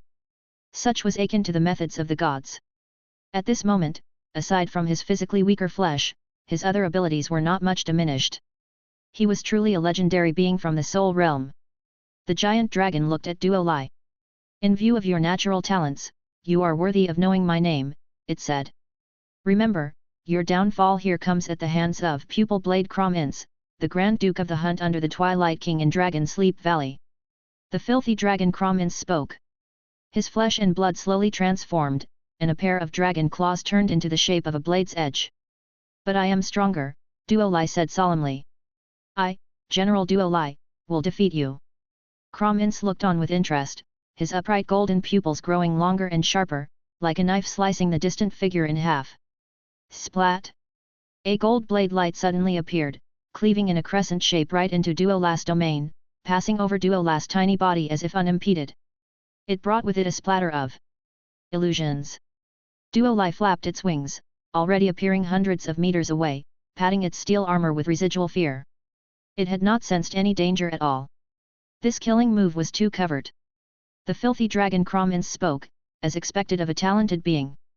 But, even among the filthy race, I am a genius. Born within the husk of a giant dragon, he was legendary from birth. He had a high synergy with his dragon flesh, able to perfectly, and even exceptionally, utilize the innate abilities of the dragon from before its passing. Even within Dragon Sleep Valley, not many could withstand his pupil blade. The giant dragon's golden pupils shone brilliantly. The next moment, the gold blade light appeared abruptly once more within Duolai's domain, slashing down towards it. Discover exclusive tales at Empire. Waves of water rippled, one after another, but the gold blade light sliced through them as if cutting through fabric. Duolai rode the blue wind, darting thousands of meters in an instant, leaving a trail of blurred after-images in the high sky. The gold blade light pursued relentlessly, appearing consecutively in the sky. Slash! Slash! Slash! It cut through everything, appearing so abruptly, initially manifesting one after the other, but soon it was 2, 3 golden blade lights, hundreds of meters in length, flashing into existence simultaneously. Above the high sky, the golden radiance flashed non-stop, the huge blade shadows appearing and disappearing in an instant, leaving only long, golden threads that lingered for a long time. Below the golden threads, clouds, sunlight, waves of water, flames, lightning. All were cleaved apart, with none spared.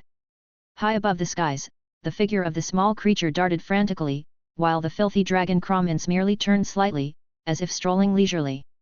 Domain? Useless. No matter how vast the domain, it was but a soap bubble in its eyes. Such was the power of a high-end legendary being.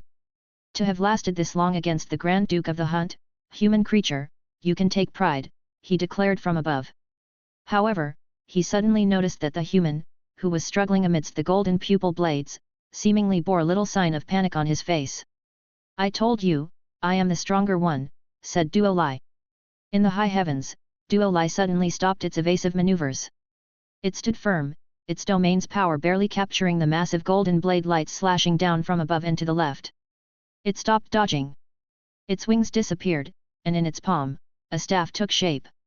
Its other hand faced upwards, as if holding up something. The next moment, pop! A crisp shattering sound echoed across the sea of clouds.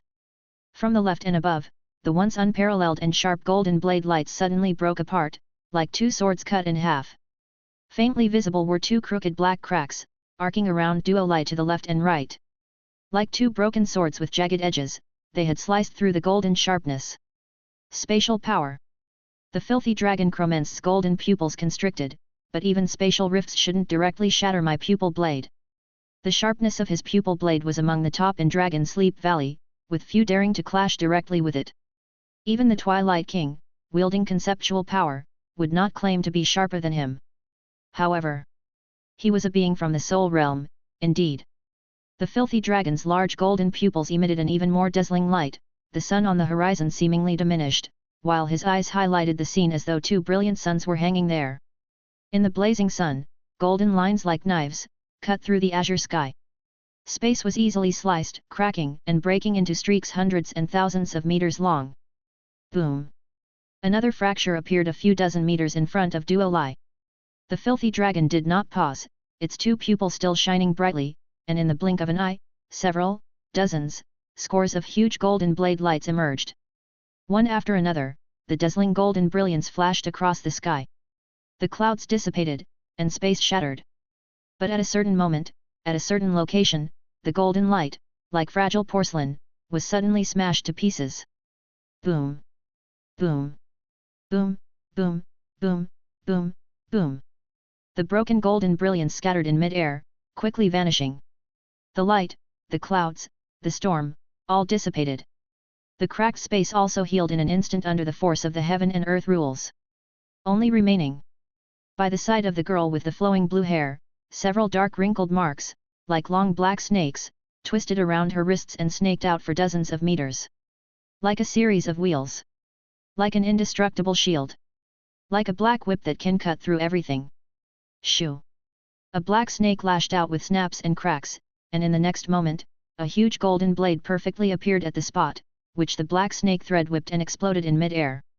Golden light shattered the vast sky, while the black snake still roamed. Perspiration began to bead on the forehead of the filthy dragon, Cromins. He couldn't understand. He was completely baffled. Under the watchful eyes of the god soul, everything within a radius of 13,000 kilometers was in plain sight. He could easily invade the human's domain and move freely within it, He had an absolute advantage in the realm, he had taken control of the battlefield, but this mysterious space serpent made him shiver. What in the world was this technique? You are rather fast, but many times, we find ourselves in situations that we can't avoid, like facing attacks that can't miss, like needing to protect. At these times, you need to have one or two defensive measures. Only those who are adept in both offense and defense can navigate the battlefield more freely, Lord said during the time in the Great War Zone. Duo Lai flipped her hand, and water screens and ice crystals appeared one after another in her palm. Lord said, we need a special defensive technique, and we also don't need to go out of our way to learn one, develop one, starting from your own abilities. Spatial devouring can devour the enemy's killing moves, using offense as defense, which you are already capable of.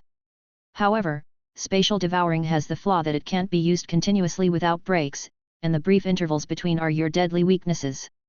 These weaknesses, under normal circumstances indeed cannot be encountered, but once met, will be extremely fatal, Lord said.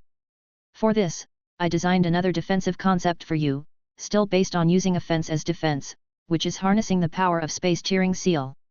The cracks from the space tearing seal contained a bit of the concepts of tearing and breaking, far surpassing normal spatial rifts. Theoretically, the time rifts from the Great Seal could shatter almost anything they touched. But these fissures, the spaces they cracked, could only affect but not control. What was before, what is now, Lord said, you are now a legendary life, believe in your own potential. After stepping into legend, isn't it like using your own arm to manipulate the Great Seal? You can do it. I can do it. After 10 days of relentless efforts, Duo Lai finally managed to flexibly manipulate the spatial fissures like snakes. She, General Duo Lai, was no longer just a person with brute force. Moreover, using her favorite brute forces, Blazing Sun, 9 Thunder Dragon, would probably be in vain against this filthy dragon. Even the 9 Thunder Dragon that she pushed to its limits in the over-limit mode was close to the super spell cast by the Staff of Divine Right during the defense of Tianyuan City. The filthy dragon was indeed a formidable foe. However, is this great enemy a soul realm? That's a bit disappointing, Duo Lai thought. The space serpent began to extend continuously under Duo Lai's will. Hundreds of meters, several hundred meters, several thousand meters. Like heaven-devouring pythons eager to consume the world. The golden giant pupils of the filthy dragon scanned the area, yet revealed no flaws, and cold sweat gradually streamed down. Experience tales at Empire. Aren't you worried about your companions? Most of them are just newly promoted legends, right? By now, your companions might have already perished under the hands of legends in my Dragon Sleep Valley, the filthy dragon said. Suddenly, the space of the black serpent no longer spread. At that moment, the filthy dragon's eyes opened wide again, and its flesh burst open with a popping sound, as its entire form visibly shrunk down. With such a cost, 2 rays of golden light blasted out from its eyes. The light was extremely dazzling. But it was only dazzling for an instant. In that instant, the filthy dragon did not see its golden light shattered again, it only saw a deep, heavy darkness spreading like a black blazing sun, devouring everything it touched. Light, wind, sound, elements. Everything vanished. The 2 rays of golden light it had sent forth with all it had were like 2 drops of water falling into a great lake, disappearing without even a splash. It was impossible to contend against. Absolutely impossible to contend against. This was the judgment of the filthy dragon. It transformed into a streak of light, fleeing toward the ends of the sky, only to suddenly discover that its surroundings had also dimmed. The elements of heaven and earth around it vanished. The domain it had spread was disappearing inch by inch, vanishing into thin air, devoured forever. It caught a glimpse of the black blazing sun already engulfing half its field of vision, and it seemed it could never fly out of the range covered by the black sun. We must act decisively. In the eyes of the filthy dragon, Kramins, the radiant golden glow suddenly dimmed, and the entire giant dragon's body seemed to be losing its vitality, becoming decayed and frail. A wisp of golden god soul shot out from the body of the dragon. The moment it left the giant dragon's body, the noble golden halo swirling around the god soul began to fade at a visible speed. Without a ritual to help, forcibly separating the god soul from the body posed the risk of dissipation. But the filthy dragon, Kramins, could no longer care about such perils. Following the coordinates of his original body, the god soul began to ascend. With just the closing and opening of his eyes, he could cross millions of miles in a thought. He closed his eyes. Then he opened them. Boom! Invisible strings snapped. Like a candle flickering in the wind, the god soul looked ahead at the black Dari that had already devoured the entire heaven and earth and opened its mouth. Humans, you. The black Dari opened to its limits and then returned to silence at its origin. Collapsed, disappeared. Duo Lai blinked. Was there some noise just now? Red Mist Land, Dragon Sleep Valley. On a mountain adorned with the massive carcasses of trophies, a golden dragon that had been slumbering suddenly opened its eyes, tears of blood streaming from its pupils, as its breath grew weak. Am I dead? How did I die? It searched its memory. Yet, it was as if all memory had been devoured, leaving only emptiness. Beneath the vast wasteland, the battle-armored general galloped on his horse. His horse was a personal puppet warhorse, perfected to the summit of excellence. Empowered by his strength, the puppet warhorse dashed with incredible speed, but even so, he couldn't help but mutter, "Faster, faster." He had already sensed the legendary battle that was erupting in the distance. The elements of heaven and earth were in chaos, signifying the fierceness of the confrontation. It's coming.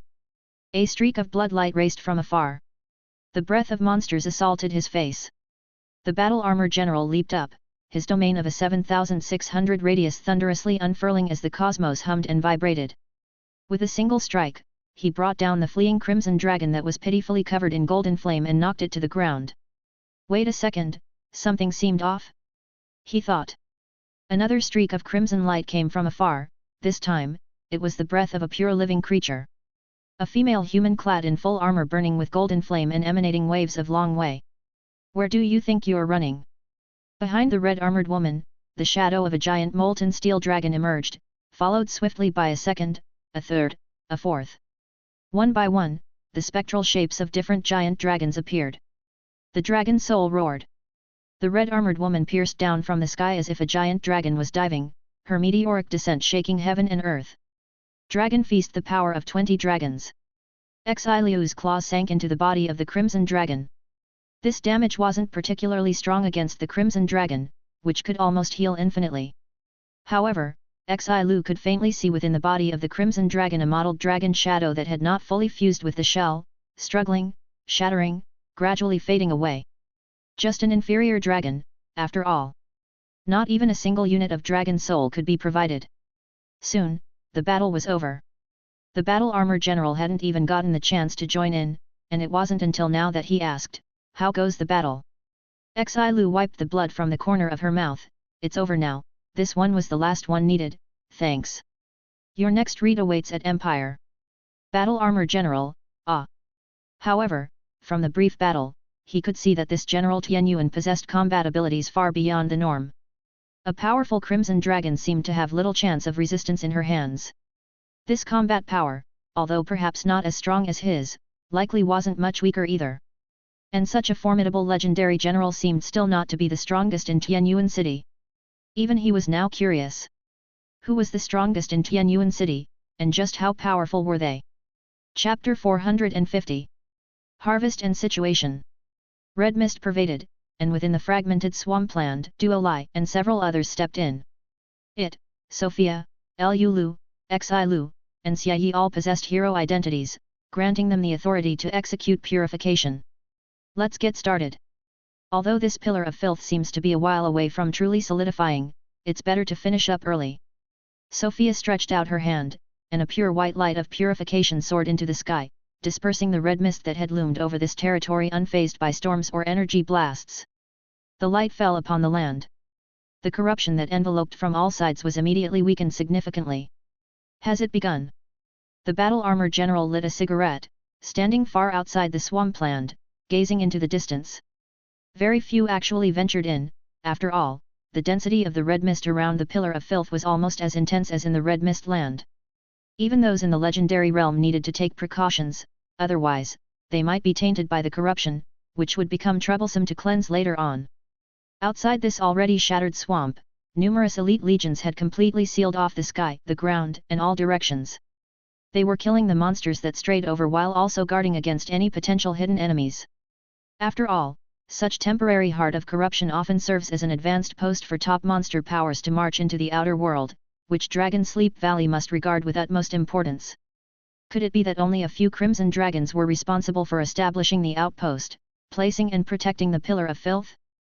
The few crimson dragons were not weak, equivalent to the epic heaven and earth realm, possessing combat power that soared above most ordinary legendaries. Yet, within Dragon Sleep Valley, the crimson dragons were merely the most basic high-level combat units. The battle armor general understood this well. There's a good chance there are higher-ranking Dragon Sleep Valley commanders hidden in the vicinity. I can't afford to let my guard down.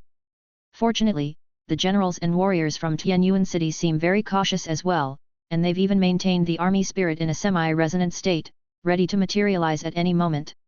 Several hundred ghostly spirits drifted in midair like gusts of a cold breeze. Armored skeleton warriors pulled bones from their own bodies to use as bone spears, killing high-order monsters in a single strike. Warriors formed ranks, and archers occupied various high points, readying their arrows. Very elite, indeed elite. It's hard to imagine that these legions were only trained for a little over a year. 3 army spirit legions. Perhaps this is what emerges from slicing through mountains of corpses and seas of blood, slaughtering until monsters lie dead and the bloody storm is thoroughly quelled. Veteran warriors. In the history of the Taishan Alliance, aside from its first decade, there hadn't been a lord like Lord Tianyuan, who had to fight his way through to carve out a path to safety. Normally, lords would get on track after passing the Lord trial, facing some turbulence and calamities during the Lianyu disaster, but that's only during the Lianyu cataclysm. Lord Tianyuan endured disasters throughout his journey. His Lord trial was known as the most difficult, and the Lianyu disaster he faced was the largest in this past decade. His territory had even fallen deep into the wilderness, an ordeal unprecedented. Other famous lords might have also encountered many dangers and calamities, but these were external, hardships they actively sought out on their own ventures. They still had the chance to choose. Lord Tianyuan did not. It may have been such calamities that forged the battle-hardened veteran warriors. Time ticked away. Purifying such a pillar of filth took considerably longer than cleansing a regular root of corruption. Despite the presence of several heroes, the duration of purification still reached 26 minutes. A long time. During this period, influenced by the red mist, the elite legions stationed outside the swampland also repelled and killed quite a few attacking monsters. Among them were high-order monsters. A surge of monsters that had gathered was wiped out by the Skeleton Legion. To the battle armor general's surprise, until the white light completely cleansed the pillar of filth and the red mist visibly dissipated, the unexpected events he had been on alert for still did not occur. The invading high-order monsters and the surging waves of monsters seemed no different from calm waters in his eyes. Was I overly cautious? The battle armor general muttered. Anyway, the pillar of filth has been purified, and that's a good thing. The alarm can truly be lifted now. Experience more on Empire. Inside the land of filth, the red mist slowly receded, and a huge column with half its surface covered in red patterns, as if it was an ancient building weathered by 1,000 years, just drifted away in the wind until it vanished. It's over, isn't it? A beam of skylight shone down. The bounty of heaven and earth was pervasive in the air. Half an hour earlier, within Tianyuan City, Mu Yuan's eyes shimmered, reflecting several images at once. Among them were the scenes of Duo Lai and the others, as well as that of the elite legions. Beyond that, there were areas within Tianyuan City, the silhouettes of trees in the crimson great forest, and so on. Mu Yuan's thoughts expanded like a net, connecting various elite squads located in the wilderness. While half of the elite soldiers gathered outside the tainted swampland, the rest remained amidst the wilderness, in the process of. The main battlefield's conflict has concluded, and the remaining fronts can be wrapped up as well. Team 36, circumvent from high ground D26 to snipe at the enemy. Teams 41 and 43, encircle and attack from both sides. The 15th main force will encircle and kill the remnants of Blood Serpent's Remnants Legend, with Lianyu leading the charge.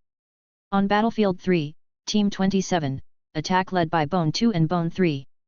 Number 4 Battlefield, special units allowed, Tree Demon Granny's Incarnate Seeds. As the 10 Directions Island domain experienced turbulence, the hidden wisdom monsters in the darkness also gradually became active. Apparently, they were well aware that with Tianyuan City's army on distant expeditions and the strong far away, Tianyuan City itself might have become vulnerable. Just earlier, within a mere few hours, 16 Fourth Order wisdom monsters had been rooted out by the patrols of Tianyuan City and the incarnations of Sophia's first and second forms. Each of them was a powerhouse among their rank, with the strongest being of the top 100 standards on the Dragon Gate ranking. However, the majority of these wisdom monsters had been executed before they could even set foot within the territory of Tianyuan City. The strongest monster had stealthily approached the outer district of Tianyuan City, only to be discovered by Sophia's Black Crow within a few hundred meters. Your next read is at Empire. Without the standard of the legendary Faceless Ones, infiltrating Tianyuan City was not so easy. Mu Yuan had already set up at least a dozen lines of defense, whether hidden or visible, in and around Tianyuan City, and he often used the Lord's vision to roam his territory to prevent unforeseen events. Perhaps Tianyuan City's defenses were too stringent. A legendary realm monster that intended to infiltrate sensed that it was impossible and tactically retreated. This posed a little trouble for Mr. Mu. Lord Shepherd had June execute a long-range harassment to detain the legendary creature, and then dispatched Qing Shuang, Han Shuang, Bai Li, and other great general-level powerhouses to finally capture the legendary creature. He had to admit, Dragon Sleep Valley indeed tied up most of Tianyuan City's forces, so much so that dealing with a mere creature from the legendary realm required significant mobilization. He nearly had to take action himself to provide long-range support to June and the others. Even Tianyuan City itself suffered numerous harassments, and the mines and outposts, isolated outside, faced intense attacks and some losses. After all, various mines had also drawn some forces to create disturbances that shook the entire 10 Directions Island domain. But Mu Yuan was prepared. He was on guard against these unscrupulous legendary monsters that might attack their small mines. In the eyes of the wisdom monsters, the elite squads of Tianyuan City were merely scattering, sweeping, and slowly spreading out in search. But in Mu Yuan's eyes, these elite squads were the nodes of a large net, his eyes, his hands. With a vast wilderness map emerging in his mind, using these elite squads themselves and the paths they trekked, Mu Yuan could determine which areas were safe, which were dangerous, and which were yet to be decided. If the legendary monsters were to strike, it was most likely they would appear from those areas. Primary squads like Sickle Moon Squad and Bone 2 Squad had thus moved forward to those potential areas, ready to act at any moment. 300 kilometers north of the third mine. A legendary creature from Blood Snake Encase knelt on the ground. With cold serpent eyes, it stared at the approaching elite humans who were slowly enveloping it. It couldn't fathom how it had come to such a state. Previously, it was their Blood Snake Encase, Fang of the Jackal Wolf in the open, their forces spread out, and the humans' forces converging. The humans struck hard against the weak, the many against the few, and they were defeated time and again. But now, even though the humans were openly scattered and even though it certainly wasn't hunted by any of Tianyuan City's great general-level powerhouses, it still lost. Defeated by the utterly ordinary, inconspicuous elite of Tianyuan City. And before this, how much time has passed since then? Only half a year. Just half a year. It was only upon this reflection that the Blood Serpent legend suddenly realized this unbelievable fact. Tianyuan City must not be. The bone spear whistled through the air, with the force to shatter mountains, engulfing the Blood Serpent legend within it. Ding! Mu Yuan withdrew the 90% of mental threads he had spread out and rubbed his slightly swollen head. At that moment, the notification sounded timely. It must be that Duo Lai, Lu Lu, and the others had finished cleansing the Pillar of Filth. Notification: your heroes Duo Lai, Lu Lu, Sophia, have cleansed the heart of corruption, temporary, and received heaven and earth's gift. Notification: your heroes have cleansed more than one source of corruption in this battle. Would you like to merge all the heaven and earth's gifts to enhance the level of the gift? Merging for enhancement is only available within the same battle, same territory ownership. As for what constitutes the same battle? The interpretation is up to heaven and earth. Previously, when they eradicated the Orokai clan and cleansed the remnants of corruption from the Black Crow clan and Blood Serpent Encase, heaven and earth did not categorize it as the same battle. What's special this time? The heroes didn't even have time to cleanse the root of corruption on their way. Suddenly. Ding! Notification: your hero Deadbone has cleansed the heart of corruption, temporary, and can receive heaven and earth's gift. Prompt: would you like to integrate the heaven and earth's gift? Somewhere, the sky was dark and gloomy. A purifying white light slowly retracted. This white light did not pierce through the dark and heavy clouds, but merely dispersed the drifting red mist and cleansed the root of corruption covered in red veins. Around the devastated land, skeletons were scattered everywhere. The massive undead tide had reduced to less than 1/10, and countless legendary realm undead beings had fallen here. However, At the depths of the skeletal remains, an undead suddenly opened its eyes, and the soul flame rekindled within the depths of its pupils. Prompt: you have integrated the heaven and earth's gift, the tier of the gift has been elevated. Upgrade: you have obtained the epic miracle building Ice and Fire Double Heaven, Fire. Ice and Fire Double Heaven, Fire. Description: a cultivation type epic building that contains a complete world within, as well as 108 unique terrestrial fires. 1 can temper the body, forging a Jin Gang physique, 2 can temper the will, cultivating an indestructible will, 3 can refine energy, domain, making it condensed, 4 can cultivate fire-based abilities, raising the limit. Note: more cultivation functions are to be developed by oneself. Note: acquiring Ice and Fire Double Heaven, Ice, can render this epic building complete, enhancing its effects. A miniature model of a building, resembling the opposing forces of yin and yang but missing the other half, appeared before Yuan. Could this be half of an epic building? But even a half is still epic. After all, they had only purified 2 pillars of filth, not the true heart of corruption. The gains had been quite remarkable indeed. He needed to thank nature's bounty. Dragon Sleep Valley, good people. In Tian City, the Pioneer Group's first-level headquarters in the Twilight Dominion. The Battle Armor General has sent the latest intelligence, the pillars of filth have been purified, the 4-order crisis alert can be lifted. Already purified? The reinforcements haven't arrived at the 10 Directions Island domain yet, have they? With just the power of Lord Tianyuan and the Battle Armor General, they resolved a 4-order crisis. The Battle Armor General briefly stated in the intelligence that Lord Tianyuan responded extremely quickly. Less than an hour after the alarm was triggered, Tianyuan City's army appeared on the wasteland. He was very decisive, calm, and possessed strength. Additionally, the Battle Armor General mentioned in the letter that the crisis was completely resolved by the efforts of Lord Tianyuan alone. He was he was simply going through the motions. The 3 legendary commanders at the headquarters looked at each other. This Battle Armor, he holds this young man in too high esteem. But indeed, no matter how strong Battle Armor is, he is but one person. The main force that quickly resolved the crisis must have been Lord Tianyuan. It seems Tianyuan is no longer just a promising young lord. 2 days later. In the Red Mist Land, the main base of Dragon Sleep Valley. A towering giant dragon, its pupils seemingly like the setting sun, revealed half of its body from within the red mist. King, of the 3 vanguard outposts we established, only the Jackal and Wolf Island domain was successful. The vanguard outposts in the Death domain, they all failed to be established. Oh! The Twilight King let out a prolonged question. The hunting general Pupil Blade, who went to the Jackal and Wolf Island domain, had his god soul incarnation slain and is now severely injured.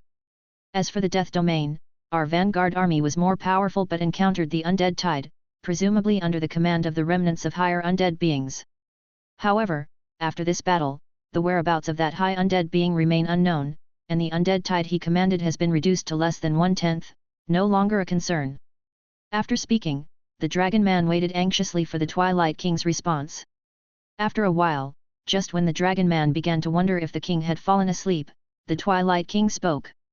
The red mist surged up along with it, the elongated voice echoed in the valley like a magnificent heavenly sound.